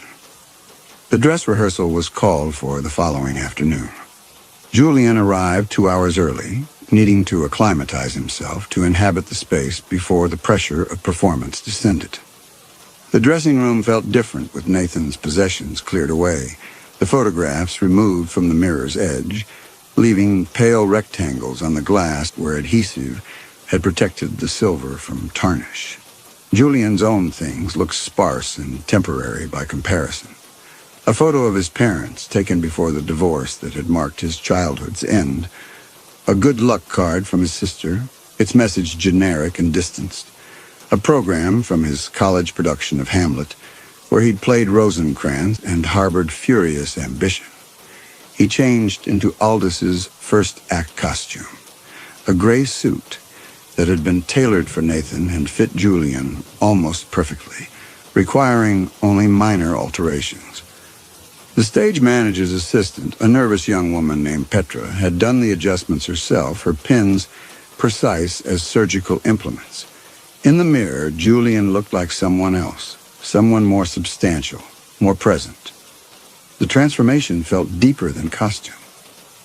The ghost light waited on the stage, faithful sentinel. Julian extinguished it. Protocol demanded it before rehearsals began, and the stage fell into near total darkness. The house lights were off, the work lights dim. For a moment, Julian stood in that blackness and felt something vast and patient surrounding him, as though the theater itself were alive, aware, watching. Then the lights came up for the top of the show, and Julian Creel stopped thinking about anything except the role. The rehearsal flowed with uncanny smoothness. Every cue landed perfectly. Every line emerged from his mouth with precision and emotional truth. Genevieve, who'd been coolly professional throughout the rehearsal period, suddenly seemed to see him, really see him, her reactions gaining depth and spontaneity. Dennis Wu's menacing brother felt genuinely threatening for the first time, and Julian found himself responding with Aldis's mounting desperation in ways he hadn't accessed before. During the act, two scenes in the inherited house's study, where Aldis discovers the ledger documenting his grandfather's crimes, Julian felt something click into place. It was as though he'd been carrying a key for weeks without realizing it. And suddenly, the lock revealed itself. The words came not from memory, but from necessity, pouring out of him with the force of genuine anguish. Aldis's horror at his bloodline's corruption became Julian's horror, and the distinction between actor and role dissolved completely. He was dimly aware of Claudette watching from the house, motionless in her customary third-row seat. He was aware of Imogen in the wings, her clipboard forgotten, her attention fixed on the stage with an intensity that should have made him self-conscious. He was aware of the other actors responding to him with a focus that elevated their own performances, everyone rising to match his level. What he was most aware of, however, was the cold. It had returned but transformed. No longer assaultive, no longer a weapon wielded against him, it now felt almost protective. A cool embrace that sharpened his focus and steadied his voice. The frigid zones he'd learned to avoid now welcomed him, and he moved through them with unconscious grace, his blocking shifting subtly to incorporate them, finding his light in positions that placed him inside the cold rather than avoiding it. In the third act, during Aldis's final confrontation with his brother, Julian caught movement in his peripheral vision. Someone stood in the stage right wing, partially obscured by the curtain's edge, watching. Julian's focus was too complete to spare more than a flicker of attention, but he registered the figure. A man, middle-aged, dressed in a suit similar to the one Julian wore, his posture suggesting absolute confidence, absolute ownership of this space. The figure was clapping, silently, his hands coming together without sound. Julian didn't miss a beat. He drove through the scene's climax, through Aldis' desperate decision to burn the ledger and the house with it, through the Pyrrhic victory of destroying one's own history to prevent its poison from spreading further. The final line, let it all burn. Let me burn with it, emerged from somewhere deep in his chest, and Julian realized with distant surprise that tears were streaming down his face. Blackout. In the silence that followed, before the work lights could come up, Julian heard applause.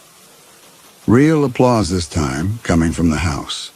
Claudette was standing, and for the first time since he'd met her, she was smiling. That, she called out, her voice carrying perfectly in the acoustic space, is why we do theater. The other actors surrounded him, congratulating, touching his shoulder and arm with the casual intimacy of shared triumph. Genevieve was smiling, actually smiling, and even Dennis Wu looked impressed. Petra was wiping her eyes.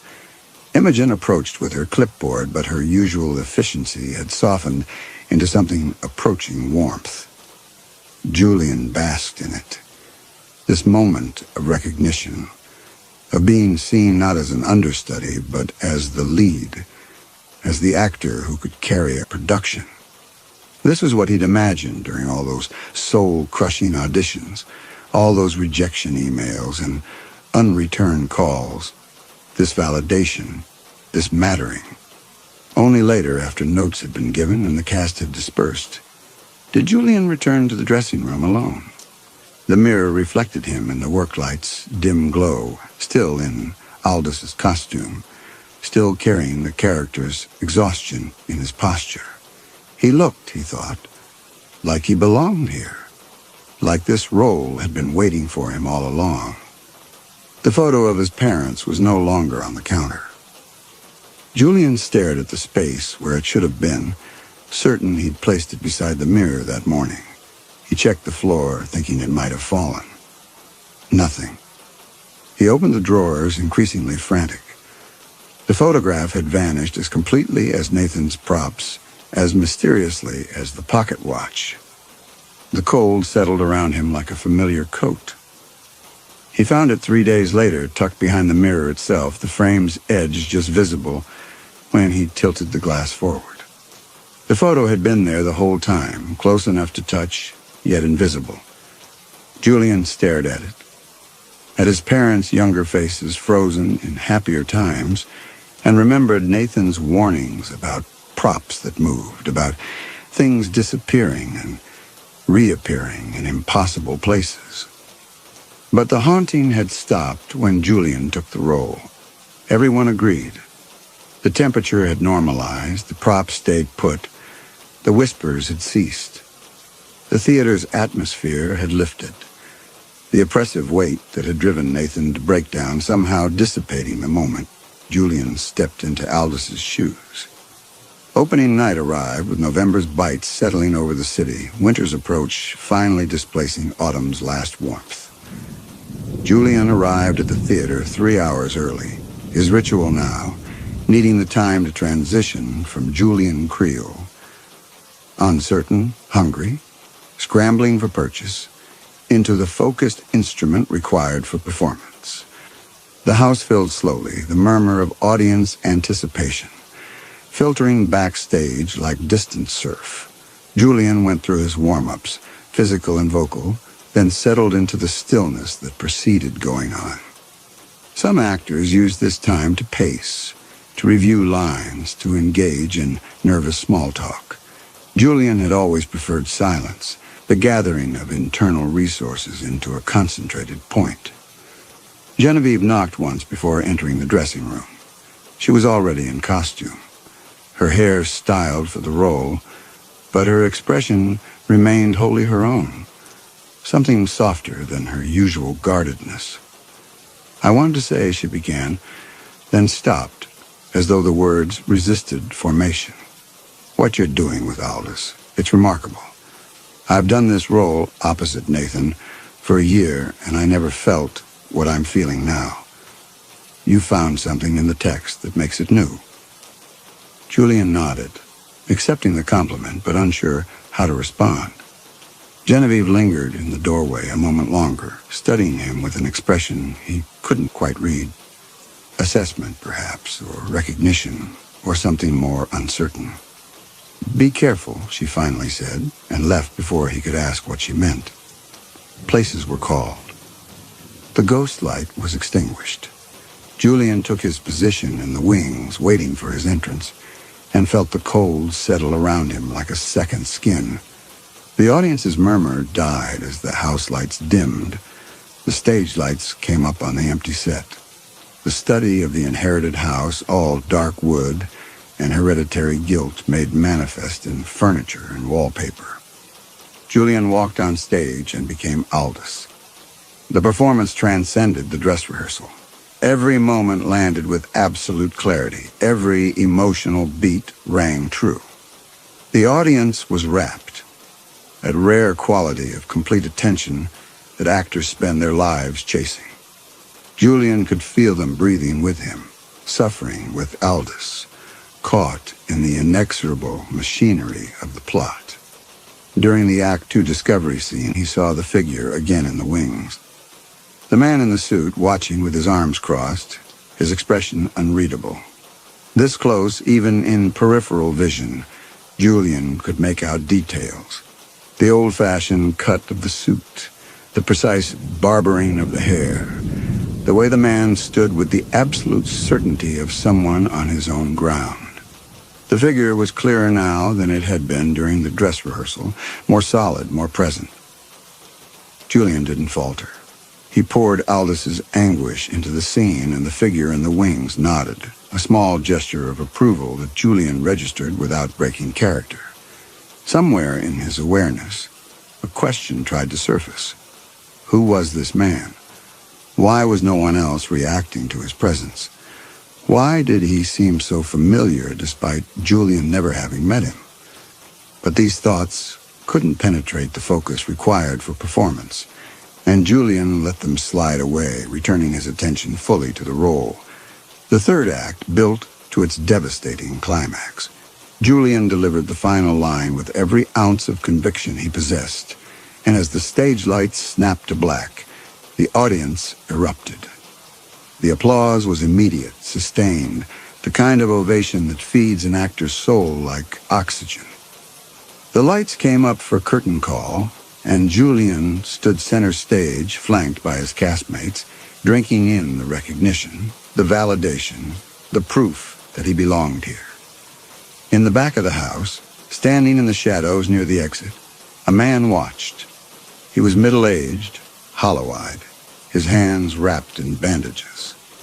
Nathan Emery had come to see what had replaced him, and what he saw made his remaining color drain away.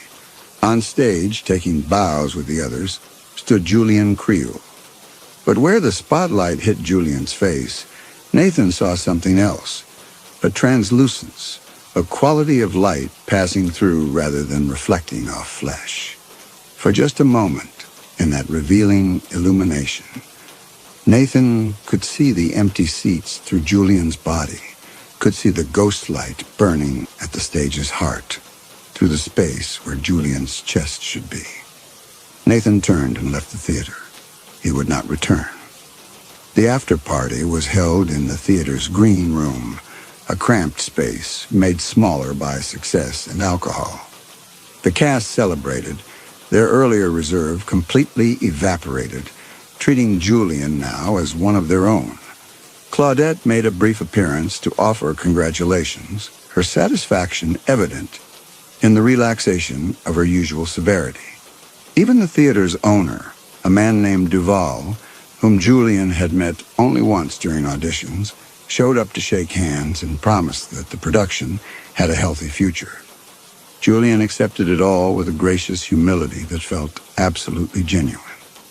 This was the culmination of years of struggle, of rejection and near misses, of questioning whether he had any business pursuing this impossible profession. To have arrived at this moment, to have proven himself so completely, vindicated every sacrifice. Yet something continued to trouble him.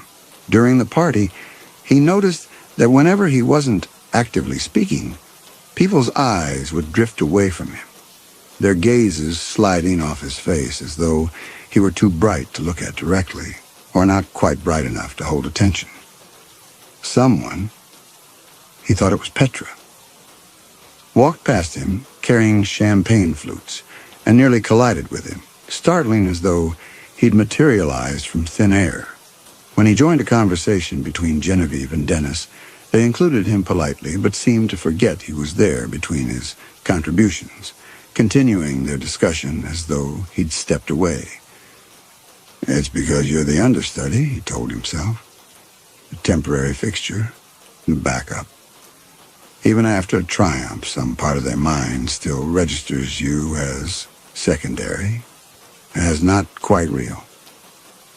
But the explanation felt hollow, insufficient to explain the way reality seemed to slide around him. the way his presence in space felt provisional, negotiable. Yet beneath the celebration, something nagged at him. The missing photograph, Nathan's breakdown. The figure in the wings who no one else seemed to see or acknowledge. The code that had stopped being an enemy and become an ally. He excused himself and returned to the dressing room. The mirror reflected the party's residual energy in his flushed face, his bright eyes, the loosened collar of his costume. Behind him, the dressing room was empty, or should have been. The figure from the wing stood there, fully visible now, solid as Julian himself. Up close, the resemblance was unmistakable. Julian had seen the production photographs from 1987 hanging in the theater's lobby, promotional materials from the original run. This was Jeffrey Daines, the first Aldous, the actor who had died on the stage 38 years ago. Jeffrey smiled. It was a warm expression, generous, the smile of someone welcoming a colleague. Julian tried to speak and found he'd forgotten how. The mechanics of forming words had become suddenly complex, impossible. He was aware of his mouth opening, of his throat trying to shape sound, but nothing emerged. He lifted his hand to his chest, feeling for his heartbeat, and encountered only stillness. Jeffrey's smile deepened with sympathy. He gestured to the mirror, an invitation to look. Really look. Julian turned back to his reflection. The face looking back was his own, absolutely his own. But as he stared, he saw what Nathan must have seen during the curtain call. The work light shone through him. Not obviously, not grotesquely. He was a transparent specter from a Gothic tale. But there was a quality of insubstantiality, a sense that he occupied space without quite displacing it. When he moved his hand, the reflection lagged by a fraction of a second, as though the image had to remember to follow. Memory returned then, not gently. The audition that had gone so well, better than any audition in his life, his line readings perfect, his slate confident. Claudette's face showing satisfaction he'd never seen her display toward anyone else. Leaving the theater in triumph, already imagining his first rehearsal, his vindication. Stepping off the curb on 7th Avenue. Distracted by ambition, by the future he was so certain he'd secured. The taxi's impact had been surprisingly quiet. No dramatic screech of brakes, no cinematic sound effects. Just the solid thump of metal meeting flesh, the brief suspension in air, the harder impact with asphalt. Then nothing. Or not nothing exactly. Julian had stood up from his sprawled position on the street, disoriented, looking for the taxi that had struck him. It was already gone, vanished around the corner. His body. What had happened to his body? He'd seen the crowd gathering, seen someone on a phone, heard sirens in the distance. But no one was helping him up. No one was checking if he was all right.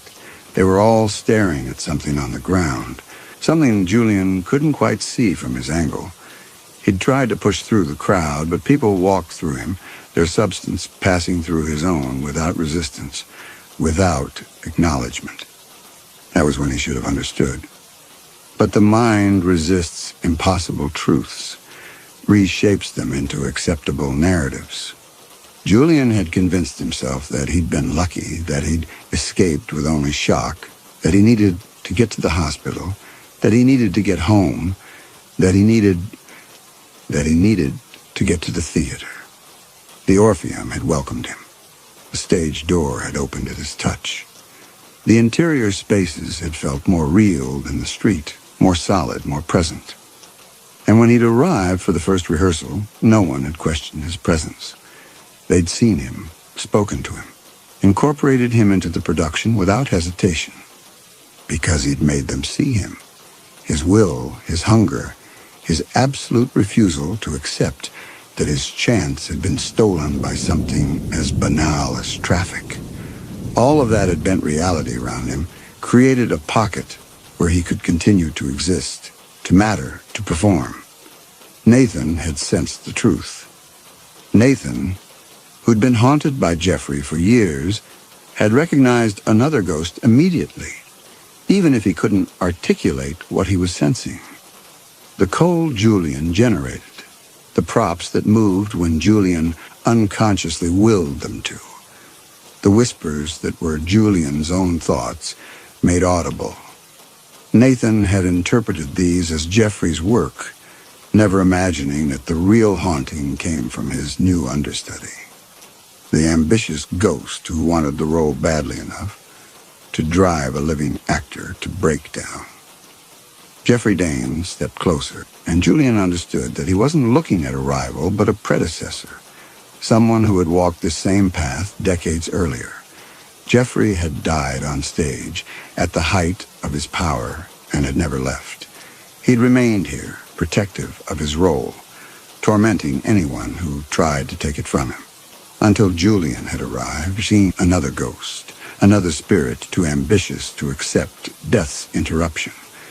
Jeffrey had recognized him immediately, had stepped aside to let Julian have his moment, had offered the silent approval of the figure in the wings because Julian was kin, was brother, was the same.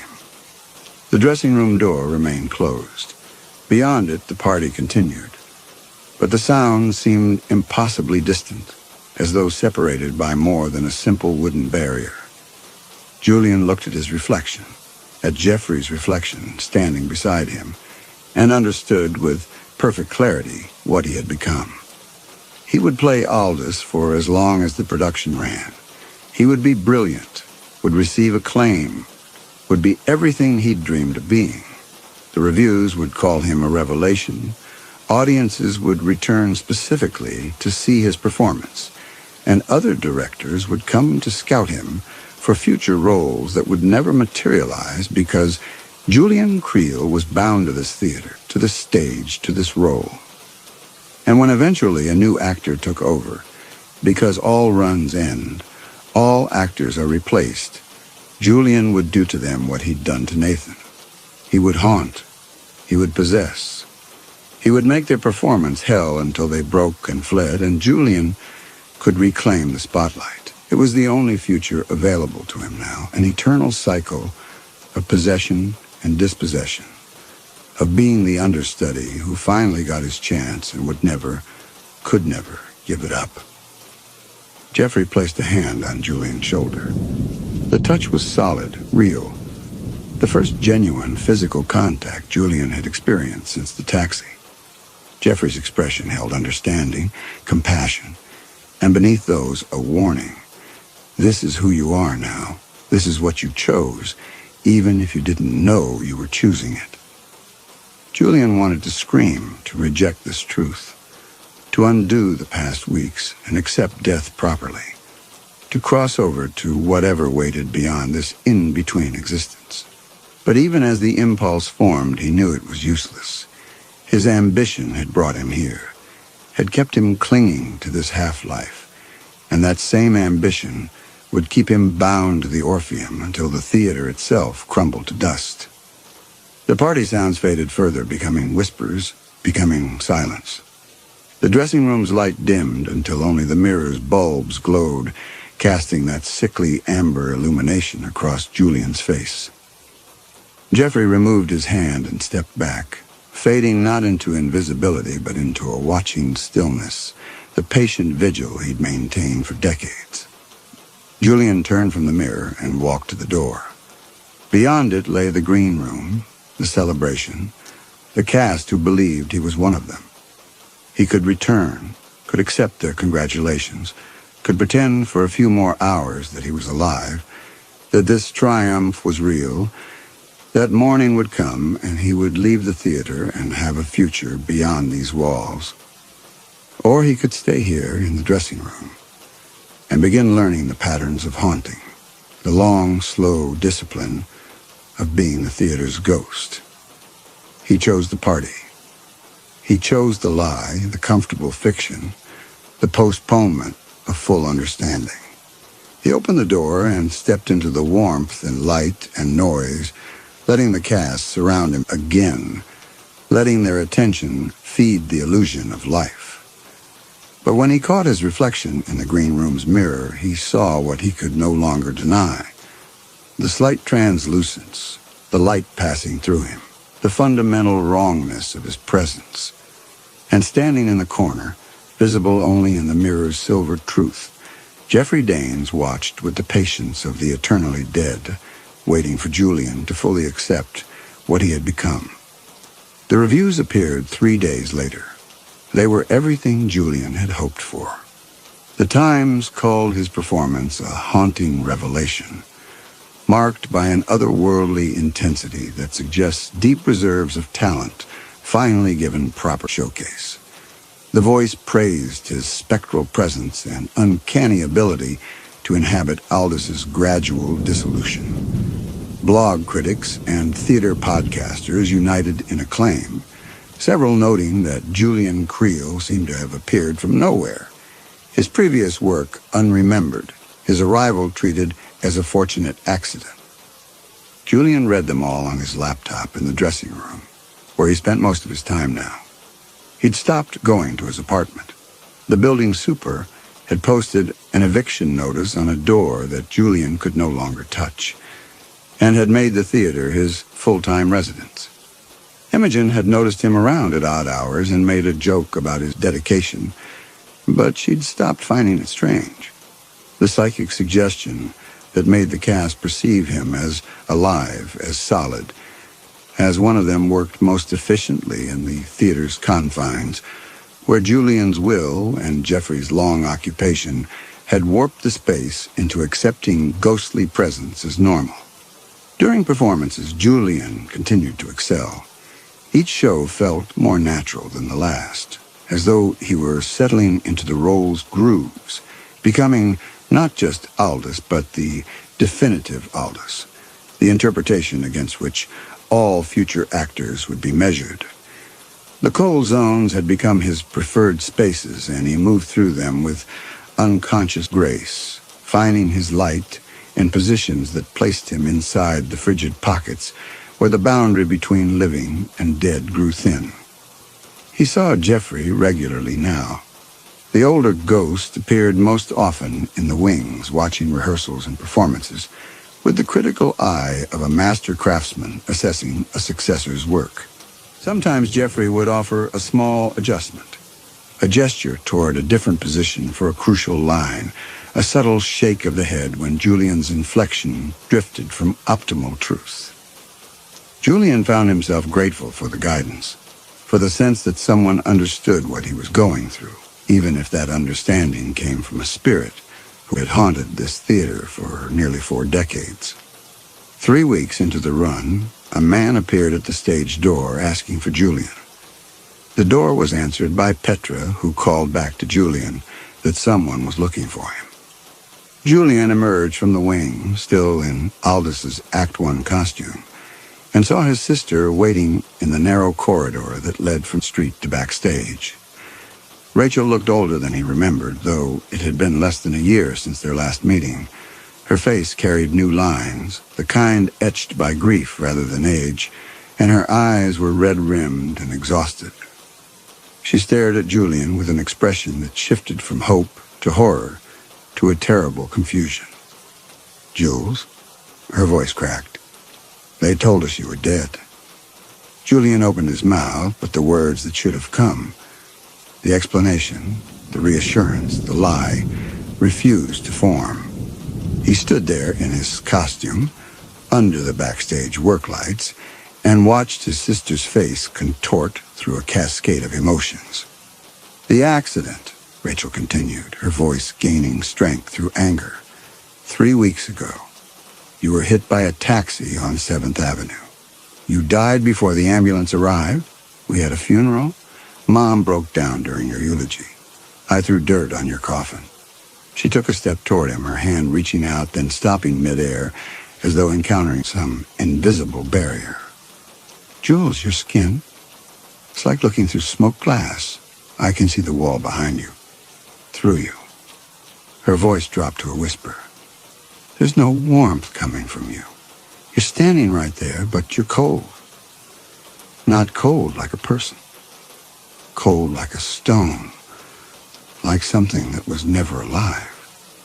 "Miss, I think there's been a mistake," Petra said gently, touching Rachel's arm. "Julian's been here the whole time. He's our Aldous." Rachel turned to Petra with wild eyes. "Don't you understand? This is impossible. Julian Creel is dead. I saw his body at the funeral home.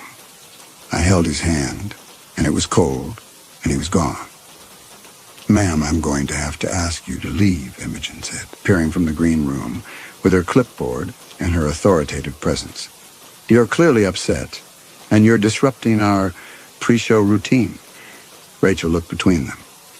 Between Petra and Imogen, who saw nothing wrong with Julian standing there in his costume, who saw a living actor rather than an animated corpse, and something in her face broke.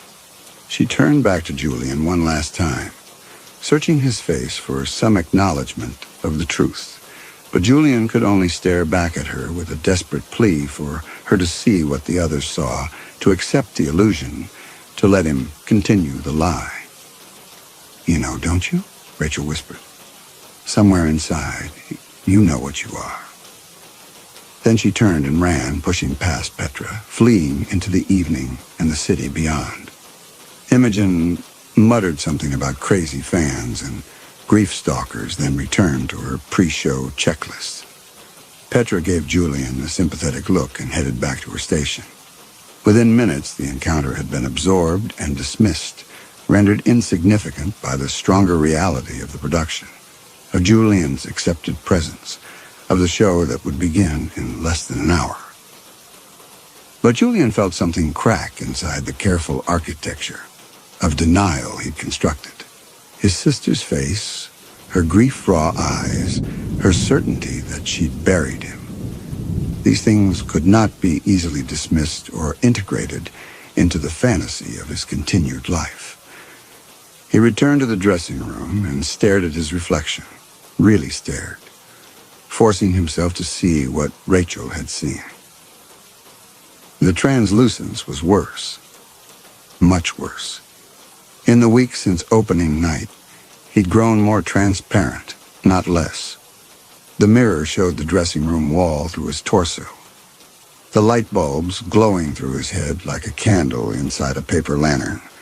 His costume hung on his frame with the strange drape of fabric, touching nothing solid, creating an unsettling silhouette that the eye wanted to reject but couldn't quite dismiss. Jeffrey appeared in the mirror beside him, his own translucence identical to Julian's, both of them equally removed from the material world. No words passed between them, but understanding flowed like a current. This was the progression. First, the desperate clinging to the illusion of life, the ability to make others see you as solid, as present as real. Then the slow erosion of that power as the essential energy that animated the performance drained away until you became what Jeffrey had been when Julian first arrived. A whispered voice in the wings, a cold pocket in the air, a barely glimpsed figure that others dismissed as imagination or theatrical superstition. But Jeffrey had endured for decades, had maintained enough presence to haunt, to possess, to protect his territory. How? What sustained a ghost through years of fading? Jeffrey's expression answered before Julian fully formed the question. New actors. Fresh blood. The energy of the living could be siphoned carefully, invisibly, feeding the dead just enough to maintain their grip on the physical world. That was why Jeffrey had driven Nathan to breakdown, not from pure possessiveness, but from necessity, from the survival instinct that transcends even death. And that was why Jeffrey had welcomed Julian, had stepped aside to let him take the role.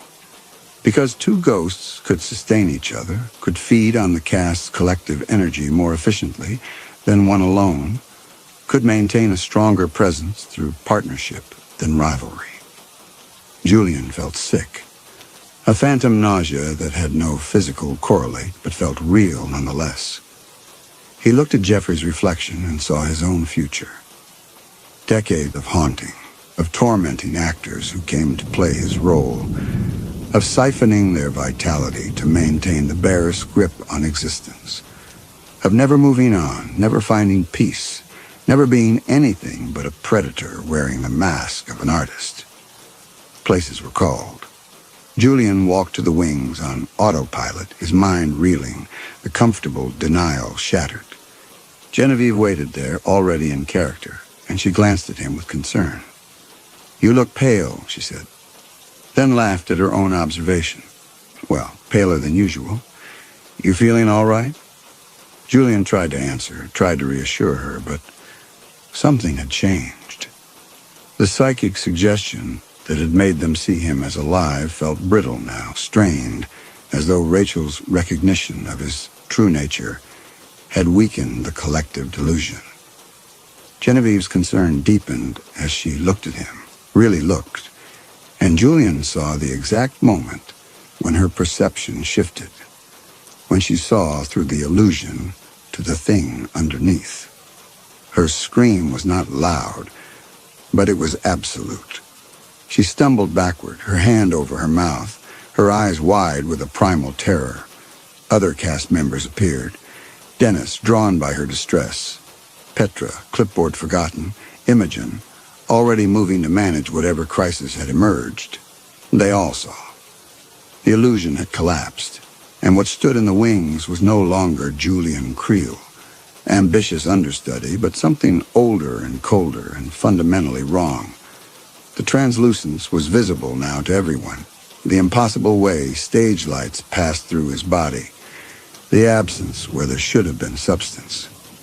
Julian looked at his hands and saw bone beneath transparent flesh, saw the corridor's floor through his feet, saw himself as Rachel had seen him. Not as her brother, but as his corpse's ghost, held in place by want that exceeded death's capacity to satisfy. The cast scattered. Someone was calling 911. Someone else was screaming about calling Claudette, about shutting down the production, about getting out of the theater. Julian stood alone in the wings, watching his carefully constructed reality disintegrate, feeling the energy that had sustained his presence begin to dissipate like smoke in wind. Jeffrey appeared beside him, solid as ever, sustained by decades of practice and ruthless will. The older ghost looked at Julian with something approaching pity, but beneath that, calculation. This was the critical moment. Julian could fight, could try to drain enough energy from the fleeing cast to maintain his grip on existence, could become what Jeffrey had been, a full haunting, a hostile presence, a thing that fed on fear to sustain itself. Or he could let go. The stage waited, empty now, the ghost light extinguished for a performance that would never happen. Julian walked onto the boards one final time, feeling them solid beneath his feet, even as his body grew lighter, less tethered to the physical world. The house seats rose in darkened tiers, empty of audience, but full of potential. Of all the performances that might have been, of all the recognition he'd hungered for and would never truly receive. He thought of his sister's face, of his parents at his funeral, of the life he'd been too ambitious to properly grieve. He thought of Nathan, driven to breakdown by Julian's selfish haunting, by his inability to accept that some chances once lost cannot be reclaimed. He thought of all the future actors who might have taken this role, who might have been tormented by his lingering presence, who deserved better than to be fuel for a dead man's desperate clinging. Julian Creel closed his eyes and stopped fighting. The release was not gentle, but it was swift. The energy he'd been using to maintain form, to project presence, to bend reality around his refusal to die, all of it unwound in a rushing exhalation. He felt himself dissolving, the boundaries of his consciousness expanding and diffusing, the desperate specificity of identity giving way to something broader and less defined. The theater receded. The stage, the wings, the dressing room, all of it grew distant and abstract, less real than the pull of something else, something he'd been ignoring for 3 weeks, a light that had always been there, but that ambition had allowed him to deny. Jeffrey Daines watched from the wings as Julian Creel finally, truly died. The younger ghost's form unraveled completely, leaving nothing behind but a lingering cold and a final whisper of regret. Jeffrey stood alone on his stage once more, the solitary guardian of his domain, the eternal understudy who'd gotten his moment and never let it go. In the distance, sirens approached. The theater would close temporarily, would undergo investigation, would eventually reopen with a new production and new actors who would learn to avoid certain cold spots, who would speak in hushed tones about the haunting, who would feel eyes upon them from the darkness of the wings. And Jeffrey would watch them all, patient and possessive, waiting for the next ambitious ghost to arrive, the next spirit too hungry to accept death's interruption. Because the Orpheum had room for many hauntings, and the stage demanded its performances, and some roles once taken could never truly be relinquished. The ghost light was returned to its position, casting its lonely illumination across the boards. In that pale circle, if you looked carefully, you might see 2 shadows where there should be none, 2 translucent figures taking their bows before an audience that would never arrive, eternally caught in the final moment of their performances, forever waiting for applause that would never come. But only if you looked very carefully, only if you believed, only if you understood that ambition, like all powerful hungers, cannot simply be satisfied. It can only be transformed or endured, or finally released into whatever darkness waits beyond the footlight's glare.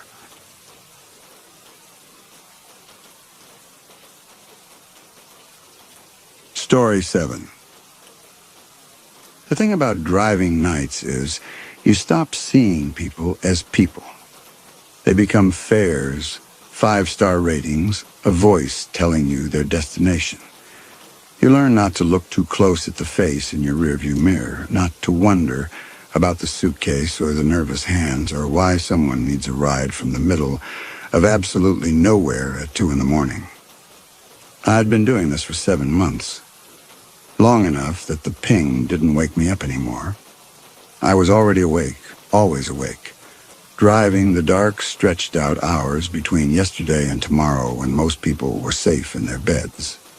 Long enough that I could calculate the grocery money, the electric bill, the accumulating interest on debts I couldn't think about, all while navigating by muscle memory and the cold blue glow of the app. The request came through at 2:03 a.m. I was parked at a truck stop outside Millbrook, eating gas station sushi because it was cheap and I'd stopped caring what I put in my body. The pickup location made my thumb hesitate over the screen. A private road 16 miles into genuine nowhere.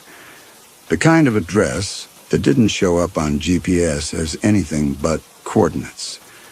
But the map preview showed a long, straight shot down I-90, and I needed the miles. I needed every mile. I accepted. The road to the pickup point unwound through darkness so complete it felt like driving underwater. My headlights carved a tunnel through pine trees that pressed close on both sides, their branches scraping the roof like fingernails.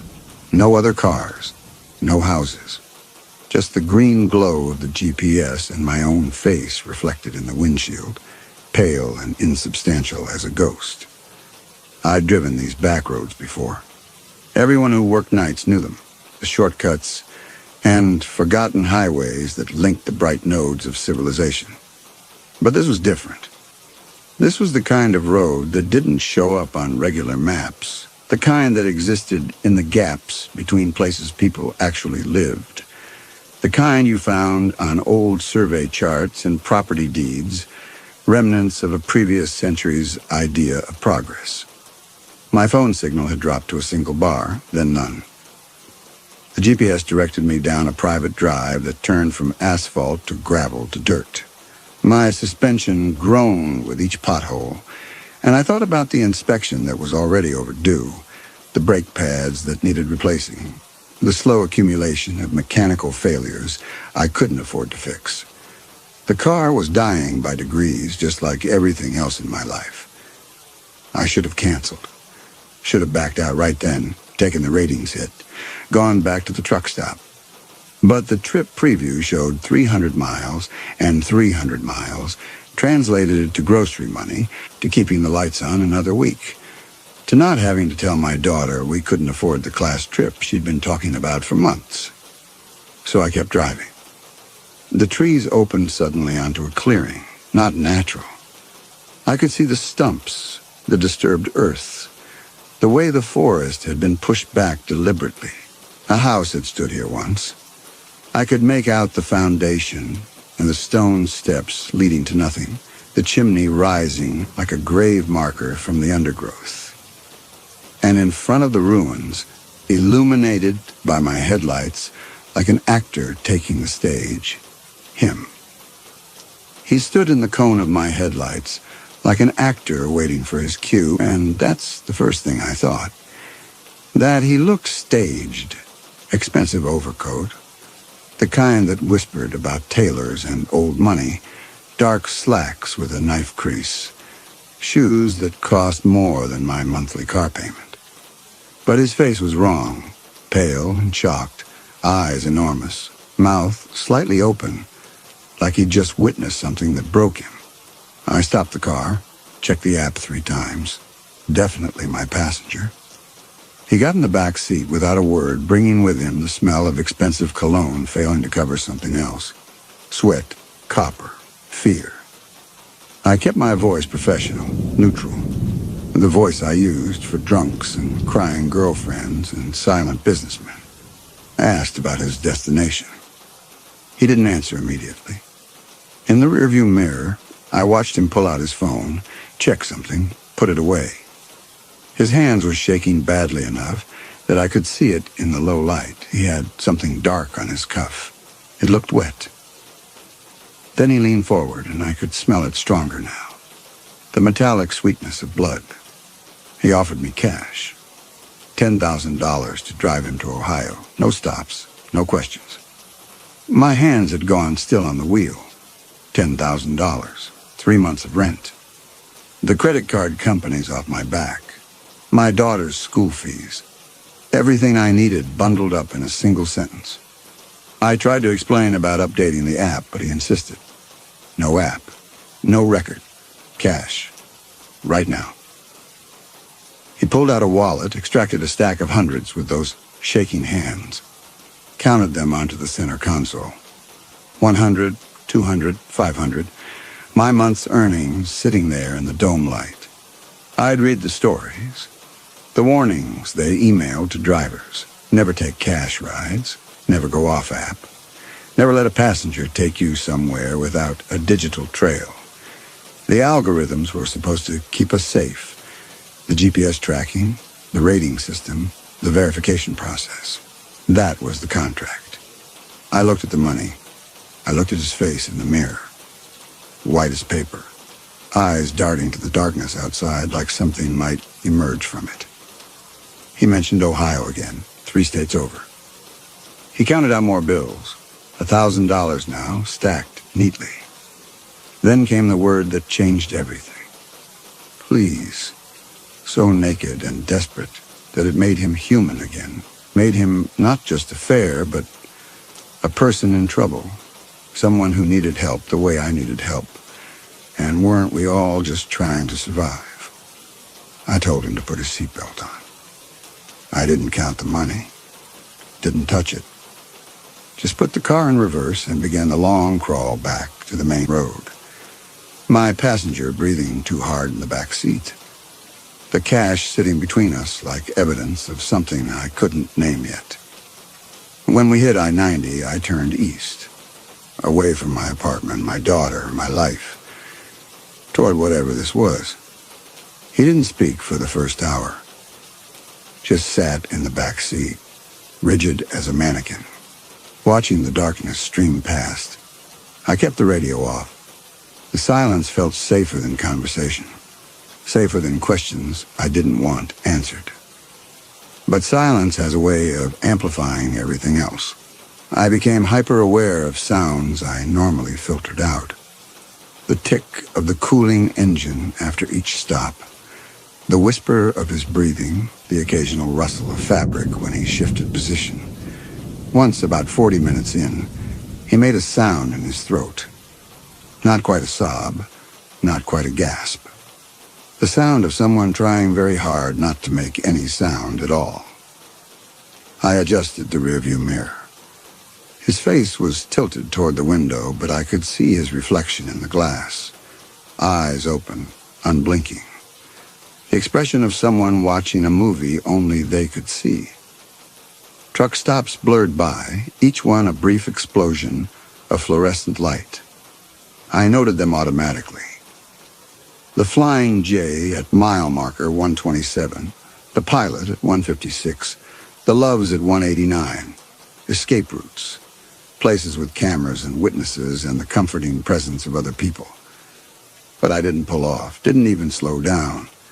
Just kept the speedometer at exactly 67 miles per hour, 2 miles over the limit, the sweet spot where you made good time without attracting attention. The cash sat on the console between us, $1,000 in hundreds, impossible to ignore. I'd put it there myself, hadn't I? Could have left it in my pocket or tucked it in the glove box. But I'd laid it out where we could both see it, where it could sit like a contract neither of us had signed, but both of us were bound by. Around 3:15, I saw his hand move toward his phone again. The motion was slow, reluctant, like reaching for something that might burn. The screen lit up his face, that pale, shocked face. And I watched his expression change, watched something break behind his eyes, some last hope or delusion collapsing into certainty. He put the phone down, pressed his palms against his thighs. His shoulders rose and fell with careful, measured breaths. The breathing of someone trying to maintain control through pure mechanical effort. I knew that breathing. I'd done it myself often enough, in hospital waiting rooms, in bankruptcy lawyers' offices, in the small, terrible hours when the bills spread across my kitchen table added up to more than I could possibly make, more than I could possibly be.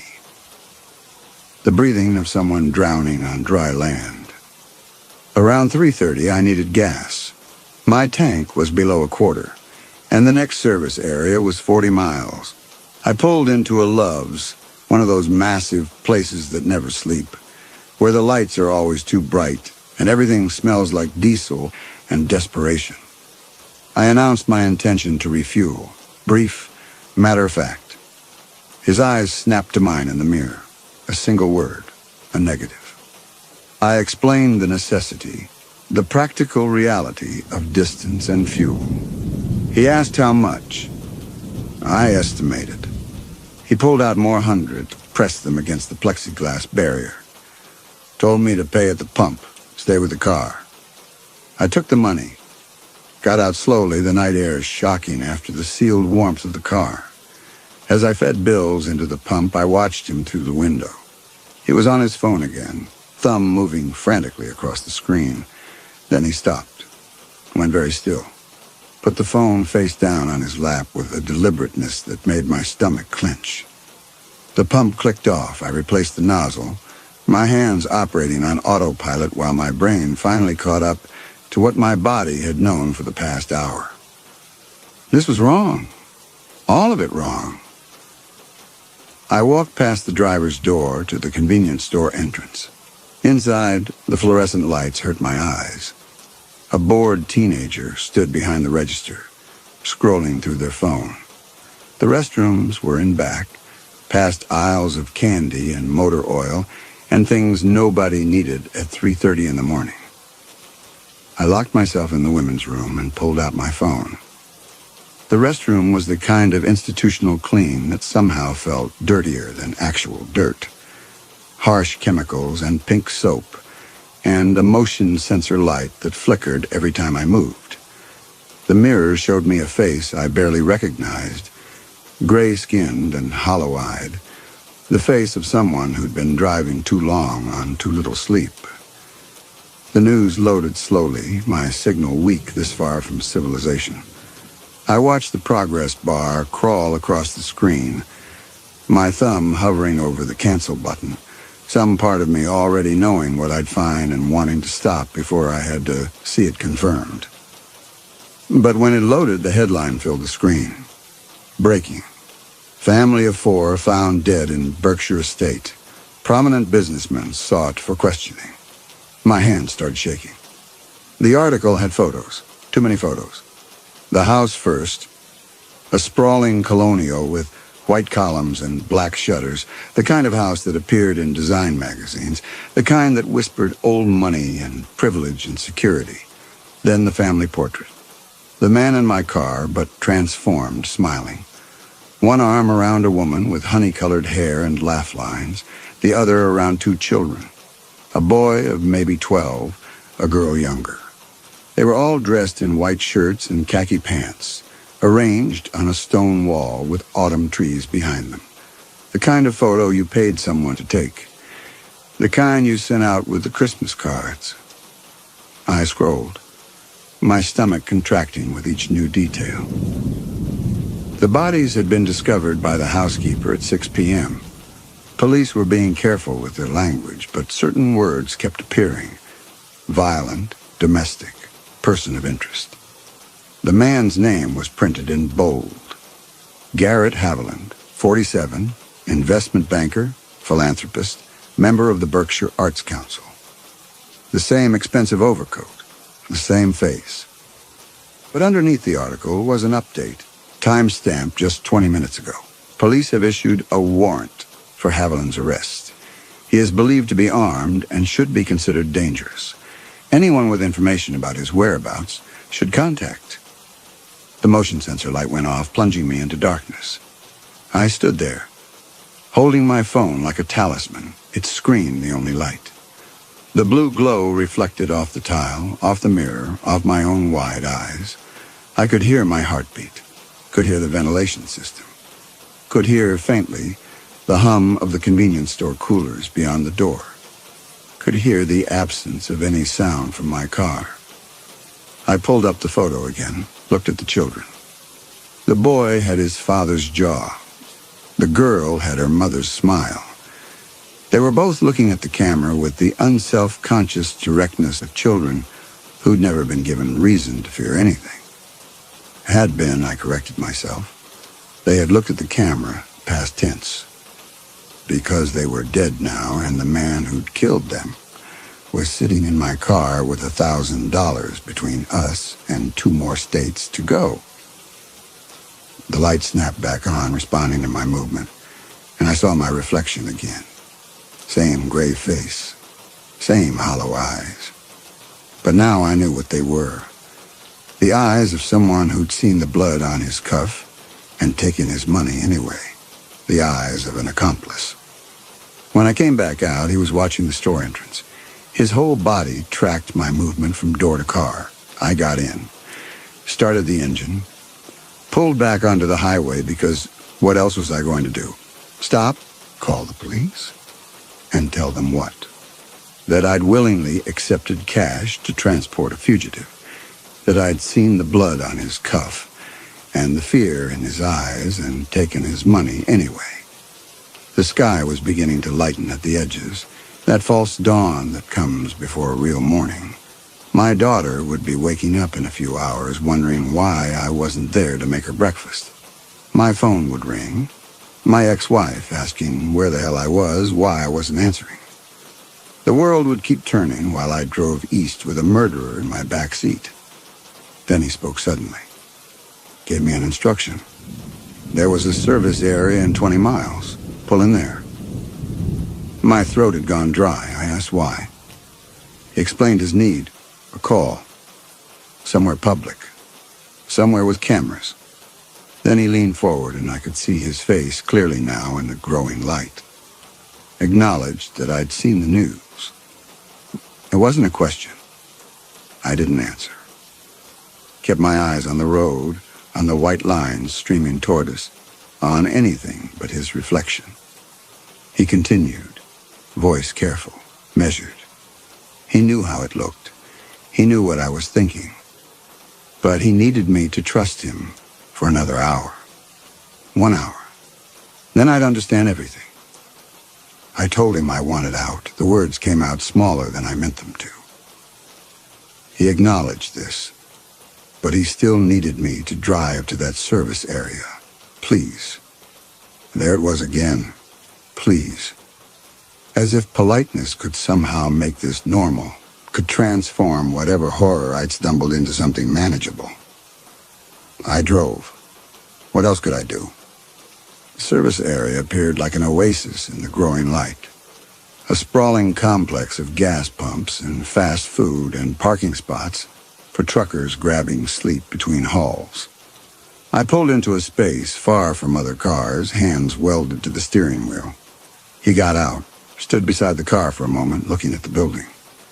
Then he walked toward the entrance with measured, deliberate steps, like a man approaching the gallows.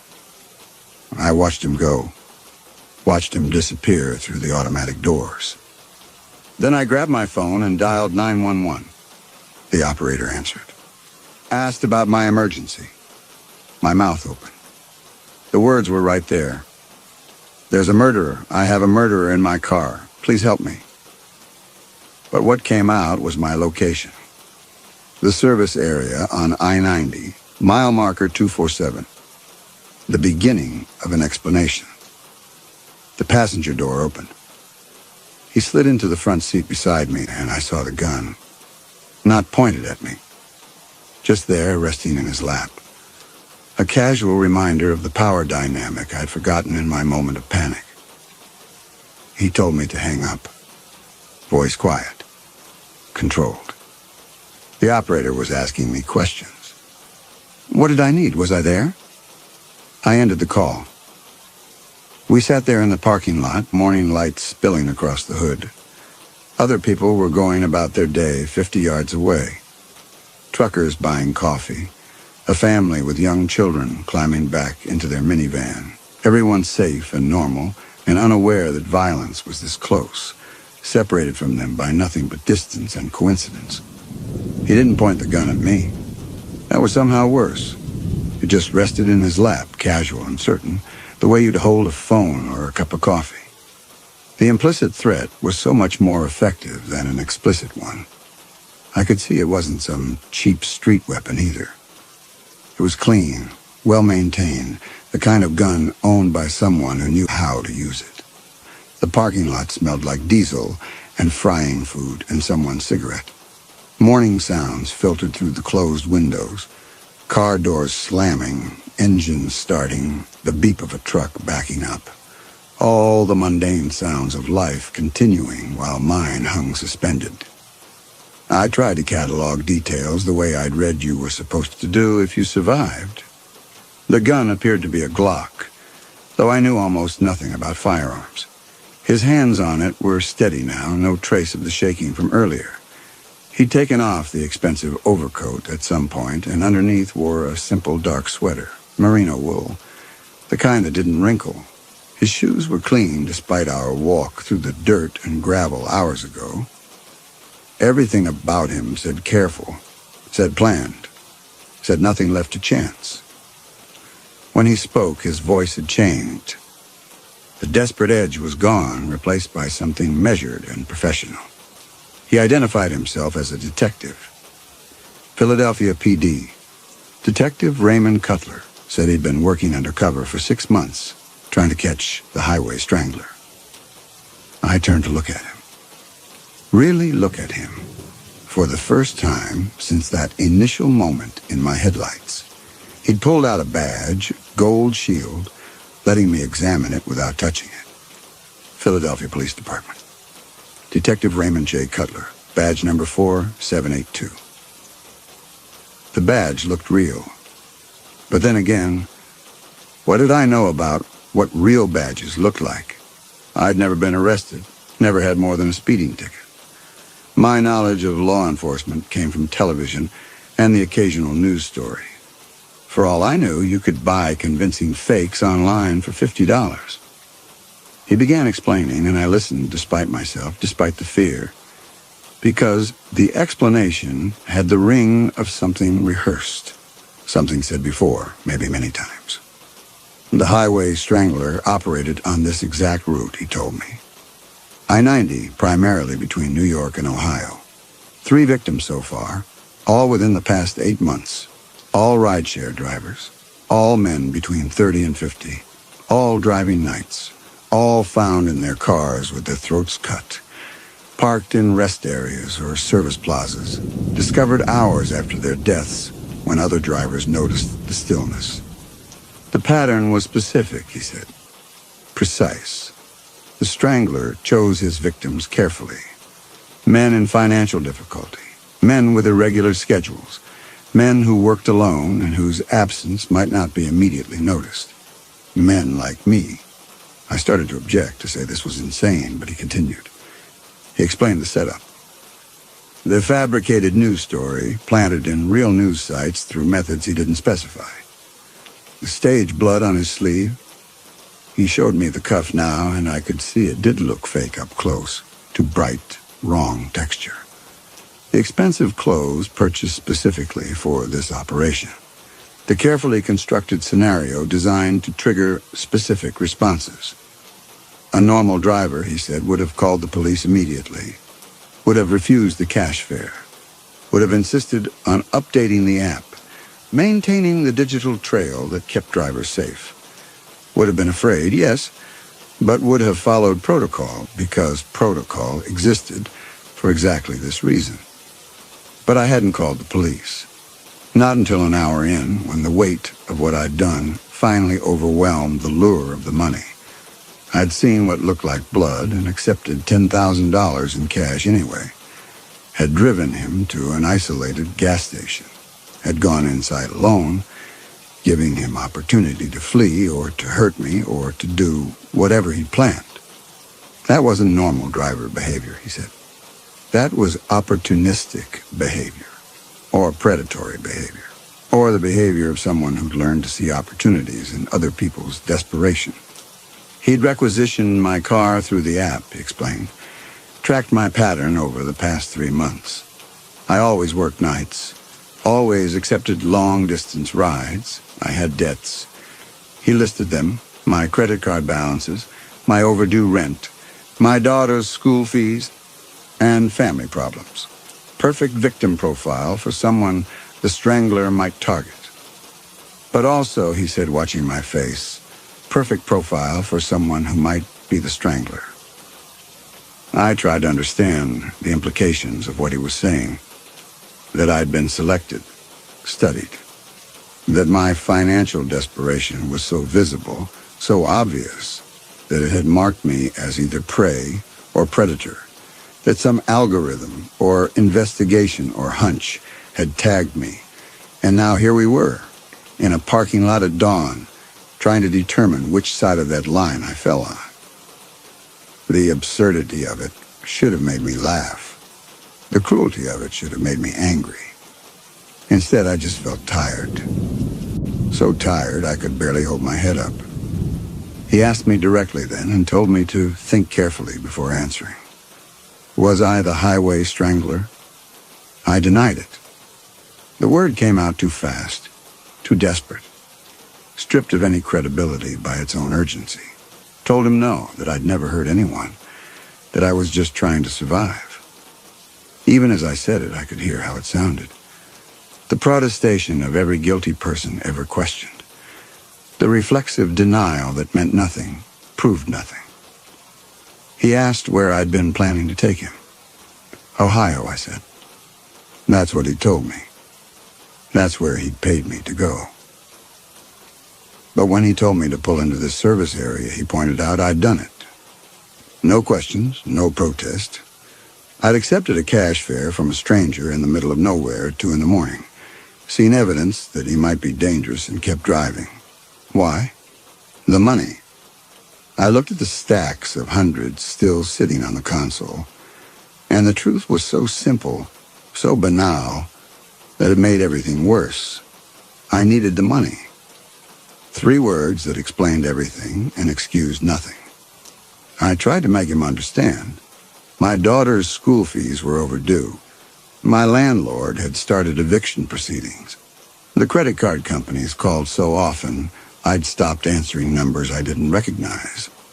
I was drowning in the slow, grinding way that poor people drown, where each month you fell a little further behind, and the mathematics of interest and penalties made it impossible to ever catch up. $10,000 was oxygen, was breathing room, was the difference between losing everything and maybe, possibly being okay for a few more months. But saying it aloud made me realize what I was confessing to, that I'd valued that money more than my own safety, more than my ethics, more than the possibility that I was helping a murderer escape justice. He listened to all of this without expression. Then he held out his hand, asked for my phone. I hesitated. The phone contained everything. My entire life reduced to data and messages and search histories. My conversations with my daughter, my arguments with my ex-wife, my job applications and bank balances and medical bills, the GPS history showing every fare I'd ever driven, every route I'd ever taken. Also my browser history. The true record of who I was in those dark 3 a.m. hours when I couldn't sleep, couldn't stop calculating, couldn't see any way out of the hole I was in. I'd searched for things, terrible things, not because I'd planned to do them, but because desperation makes you curious about your own limits, makes you wonder what you'd be capable of if pushed far enough. I'd searched for how to fake your own death, how to disappear without a trace, countries without extradition, how much life insurance pays out.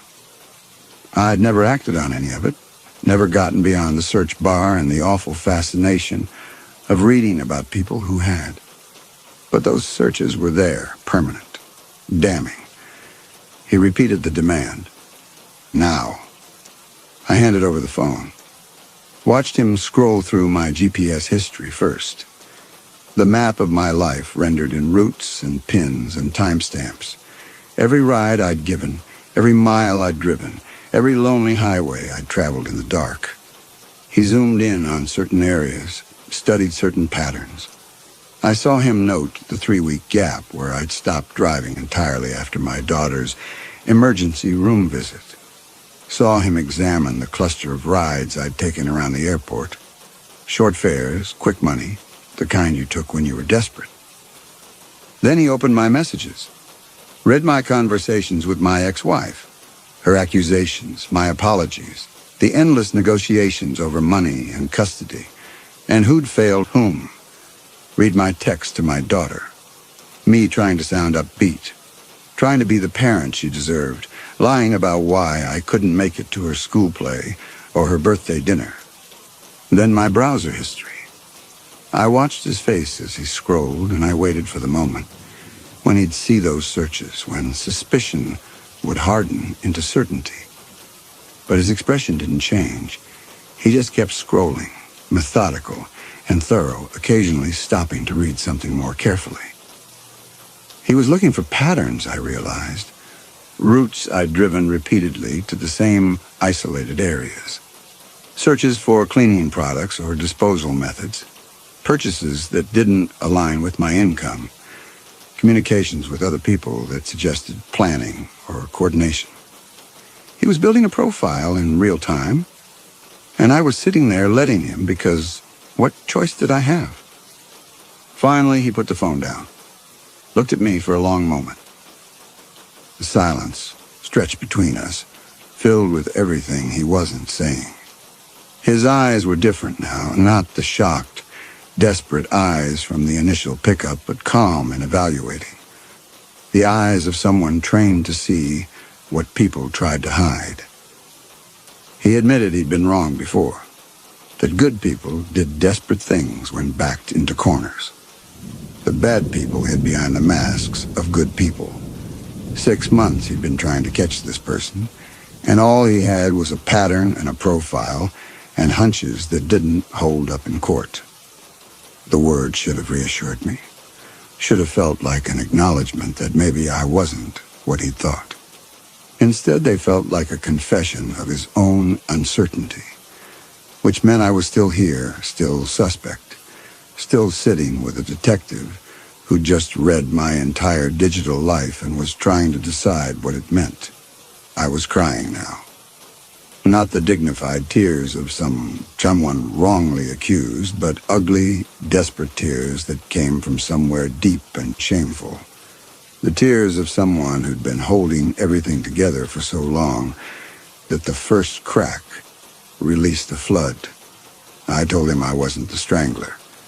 But even as I said it, I knew that wasn't the whole truth. I wasn't a murderer, no. But I'd become something I didn't recognize. Someone who'd see blood on a stranger's cuff and think first about money. Someone who'd traded every principle I thought I had for a stack of hundreds and the temporary relief of not drowning. I had a daughter, I told him. Showed him. Pulled up a photo on my phone before I remembered he'd just been looking through it anyway.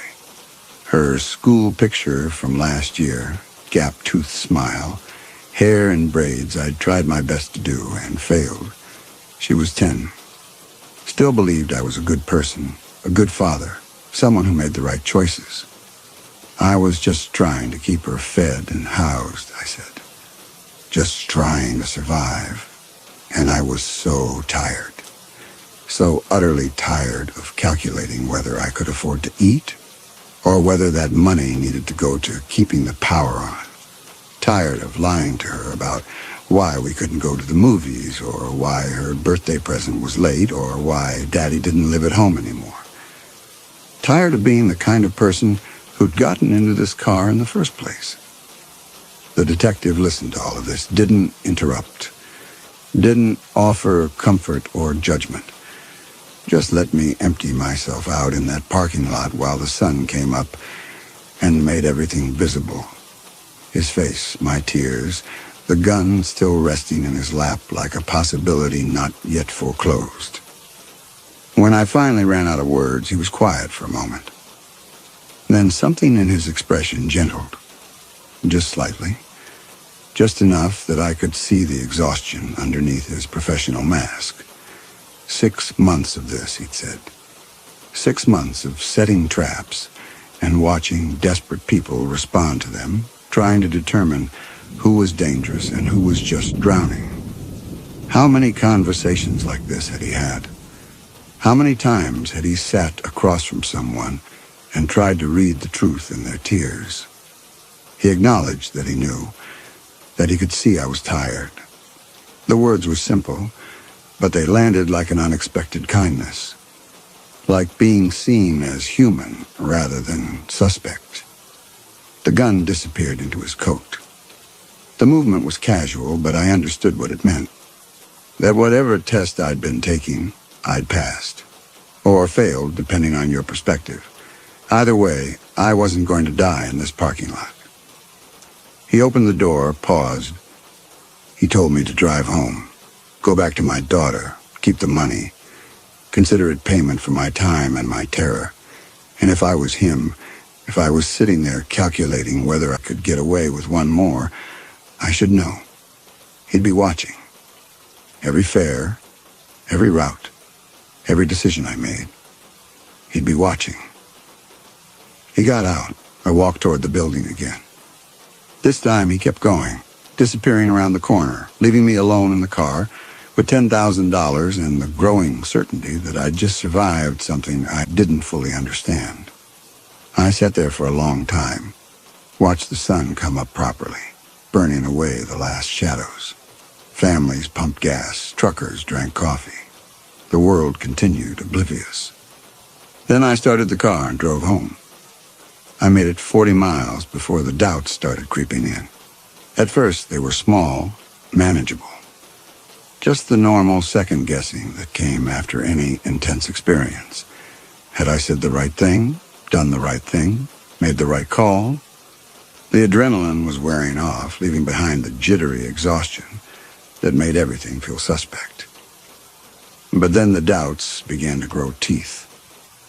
I started thinking about the gun. Had I actually seen a serial number, or just assumed there was one because the gun looked official? I tried to picture it, to call up the exact image in my memory, but stress does strange things to recollection. What I remembered was the weight of it, the casual way he held it, the sense of threat. But specifics? Details that would prove it was a police-issued weapon and not something purchased at a gun show or borrowed from a friend. I couldn't say. And the badge. I'd looked at it, yes. Seen the Philadelphia Police Department seal, the badge number, his name engraved in official-looking letters. But I'd never touched it. Never examined it up close. Never tested whether the metal was real or the seal authentic. I'd accepted it because he'd presented it confidently, and I'd been too afraid to question. But you could buy convincing props online. I knew that. I'd seen the ads, the costume shops, the collector sites. If you wanted to pretend to be law enforcement, the materials were readily available. And then there was his story itself. The longer I drove, the more I examined it, the more questions emerged. Why would Philadelphia PD be investigating murders in New York? Jurisdictional issues alone would complicate that. Wouldn't the state police be involved? The FBI? Why a lone detective running an elaborate undercover operation? And the planted news story. He'd said they'd fabricated it, inserted it into real news sites. But when I'd looked at it in the gas station bathroom, it had seemed completely legitimate. The website was real. The byline was real. The details matched the kind of reporting you'd expect from a breaking story. What if it wasn't planted at all? What if I'd just let a family murderer walk away because he'd told me a convincing lie? The thoughts spiraled, gaining momentum. I remembered his face in my headlights, that shocked, pale expression. Was that the face of an undercover detective playing a role, or the face of a man who'd just killed 4 people and was processing the enormity of what he'd done? The blood on his sleeve. He'd shown me up close that it looked fake. But had it? Or had I wanted to believe it was fake because the alternative was unbearable? The phone call I'd tried to make.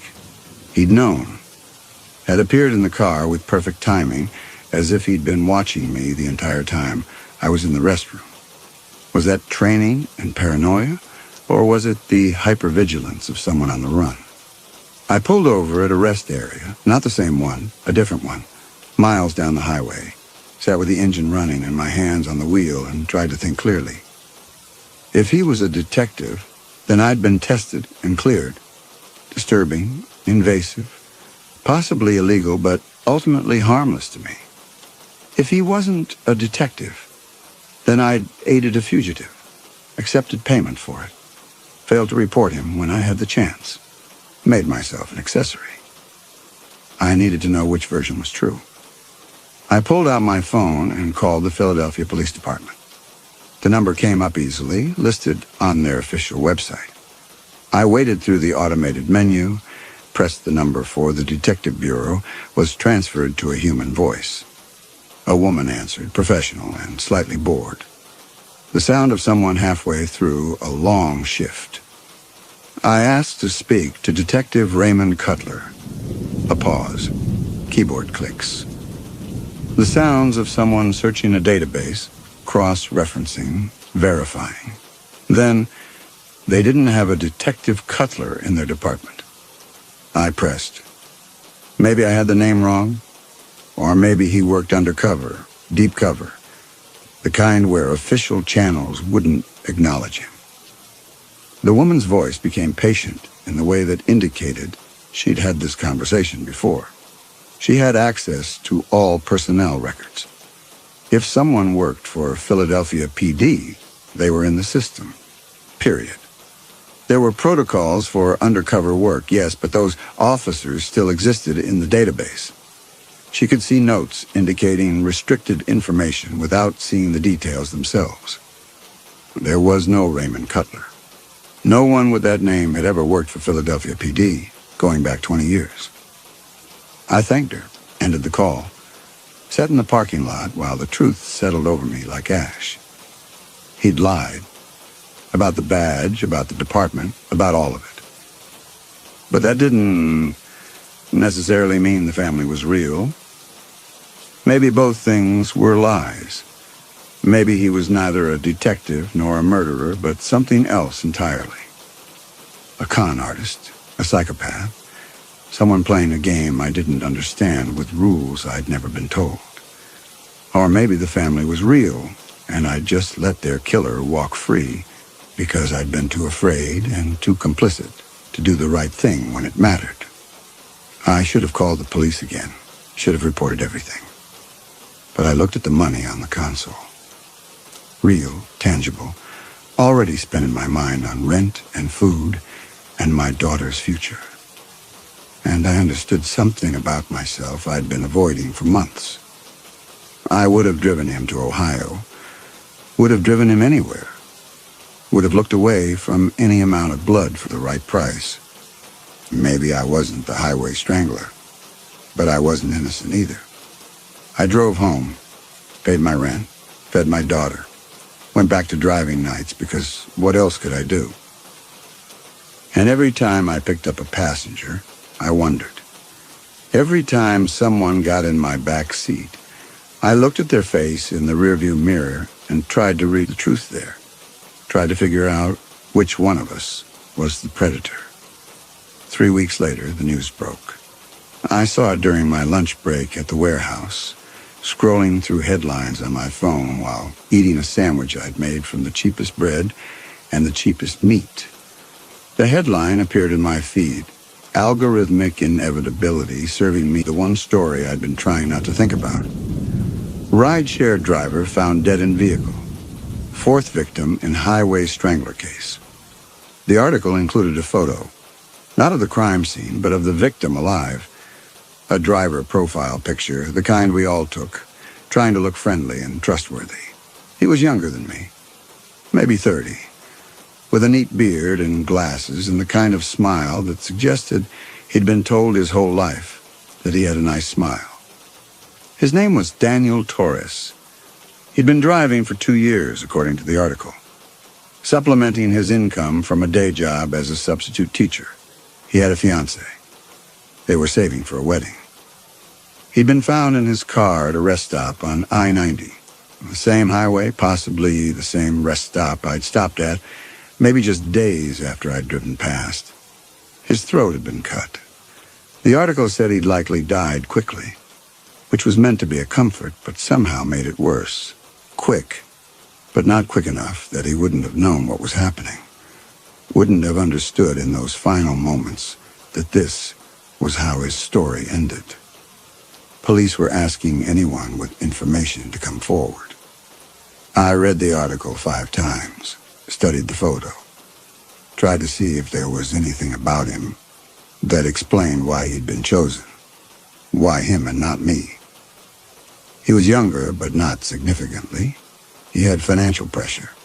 The wedding, the supplemental income, but no more than I did.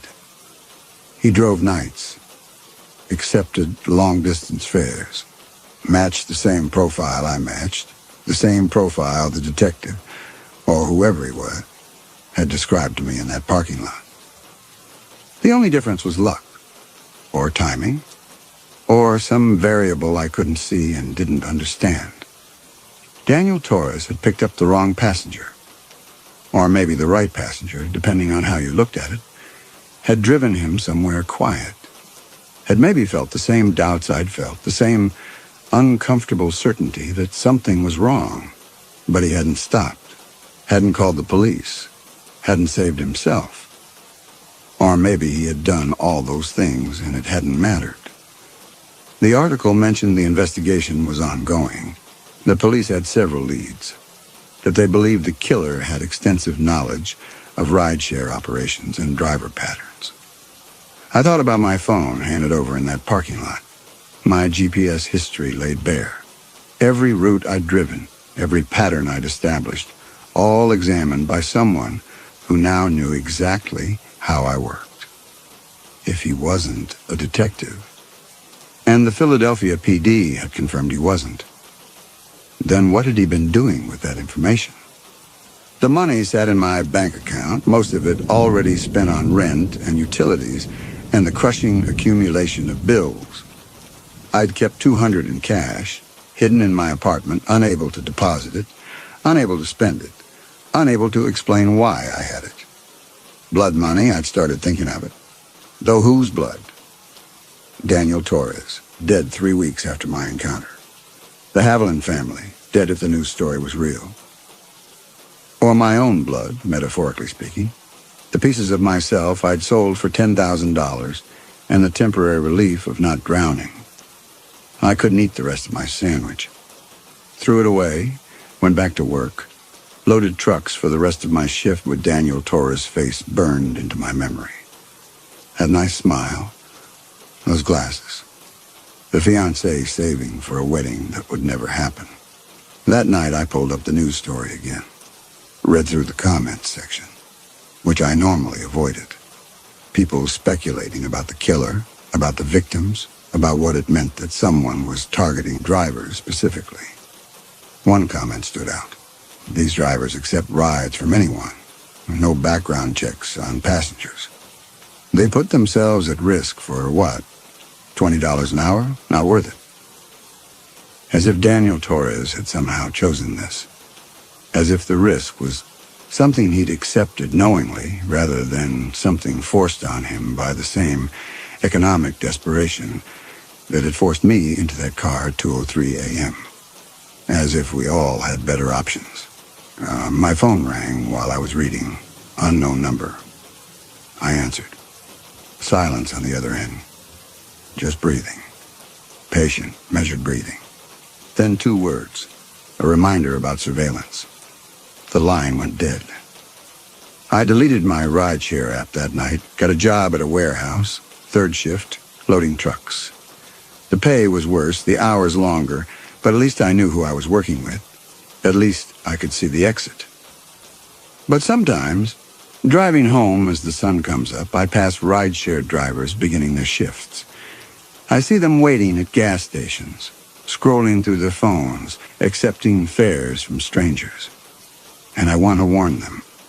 I want to tell them to be careful, to pay attention, to understand that every passenger could be a test they don't know they're taking.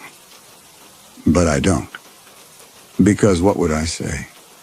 That I met a man who might have been a murderer, or might have been a detective, or might have been both.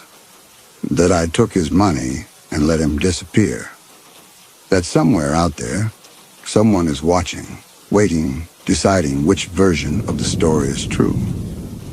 That we're all just trying to survive, and survival makes monsters of us all. I keep driving, keep working, keep looking in my rearview mirror. And I never stop wondering which one of us was the passenger, and which one was the driver, and whether that distinction ever mattered at all. The warehouse job lasted 4 months. Steady work, predictable hours, no surprises. But the money was tight.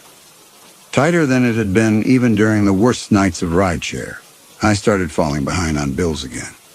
The credit card company started calling. My daughter needed new shoes, a winter coat, school supplies I couldn't afford. I looked at my phone. The rideshare app was still in my deleted items, waiting to be restored.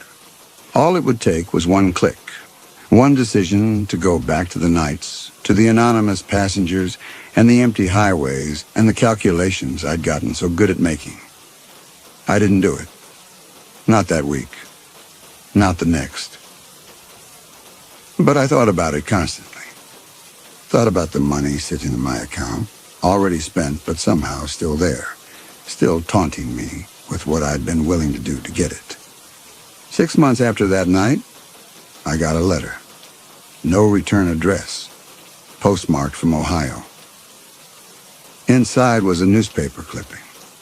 A strangler case closed.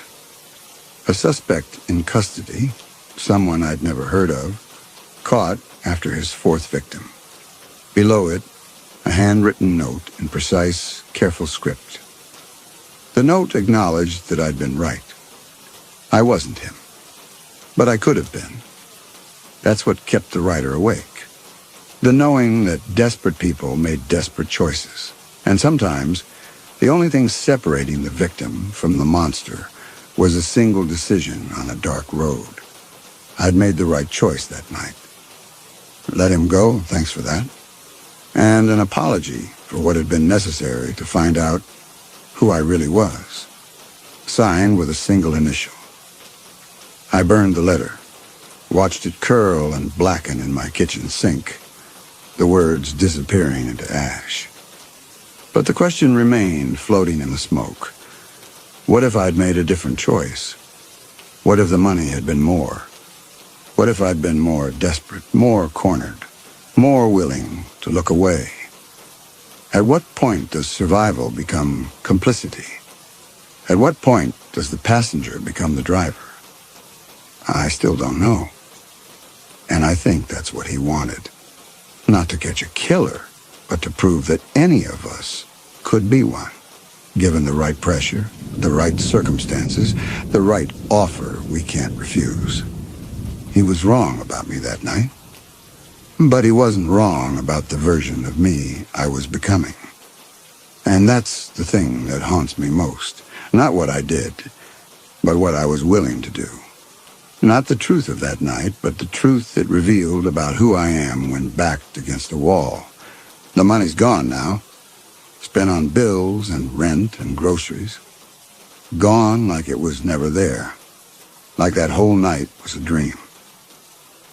But sometimes, when I'm loading trucks in the warehouse at 3 a.m, I catch my reflection in a window, and for just a moment, I see the face from my rearview mirror.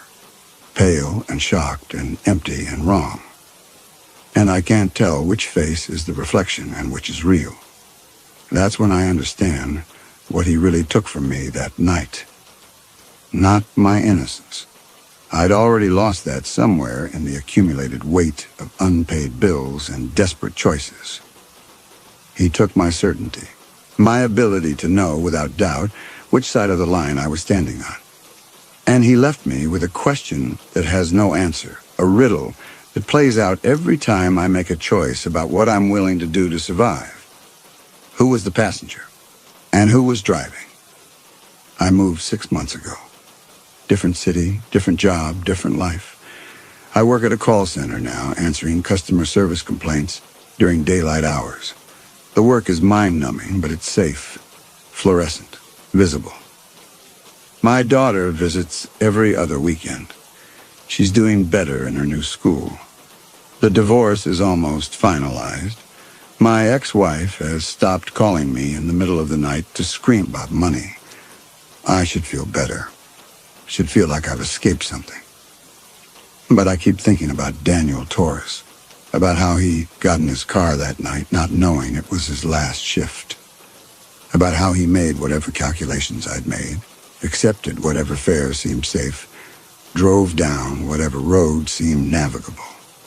He never got the test, never got the warning, never got the chance to walk away with blood money and a lesson learned.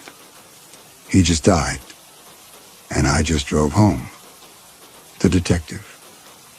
If that's what he was, chose me for a reason. Tracked my patterns, studied my vulnerabilities, calculated exactly how much money it would take to make me compromise myself. 10,000 was the magic number. The exact amount that would make me look away, become an accessory to whatever horror I thought I was witnessing. But here's what haunts me. I think he wanted to prove something bigger than whether I was the strangler. He wanted to prove that any of us could be the one who drives the strangler to his next victim. That desperation makes accomplices of us all. That the difference between monster and bystander is just a matter of how much money changes hands. And he was right. The call center has windows that face the highway. Sometimes during slow periods, I watch the cars stream past and wonder about the drivers, the passengers, the bargains being struck in the dark spaces between cities. Wonder how many of them are running from something, or chasing something, or just trying to survive one fare at a time. My supervisor catches me staring, asks if I'm okay. I tell her I'm fine. Get back to my script, my cue, my performance metrics. But I'm not fine, because he took something from me that night that I can't get back. My certainty about who I am when backed against a wall. And he left me with a question that turns every decision into an interrogation. What would I do if it happened again? If someone offered me enough money, created enough pressure, found the exact right amount to make me compromise? I don't know the answer. And that's what keeps me awake. Not the memory of his face or the weight of the gun or the smell of blood that may have been fake or may have been real, but the knowledge that the only thing separating me from the person I fear becoming is an accident of circumstance, a random ping I didn't accept, a road I didn't turn down. The passenger is still out there, maybe in Ohio, maybe somewhere else. Maybe he's a detective, and maybe he's a killer, and maybe he's something that can't be named. But I'm still here, still driving, even when I'm standing still. Still trying to figure out who was really behind the wheel that night.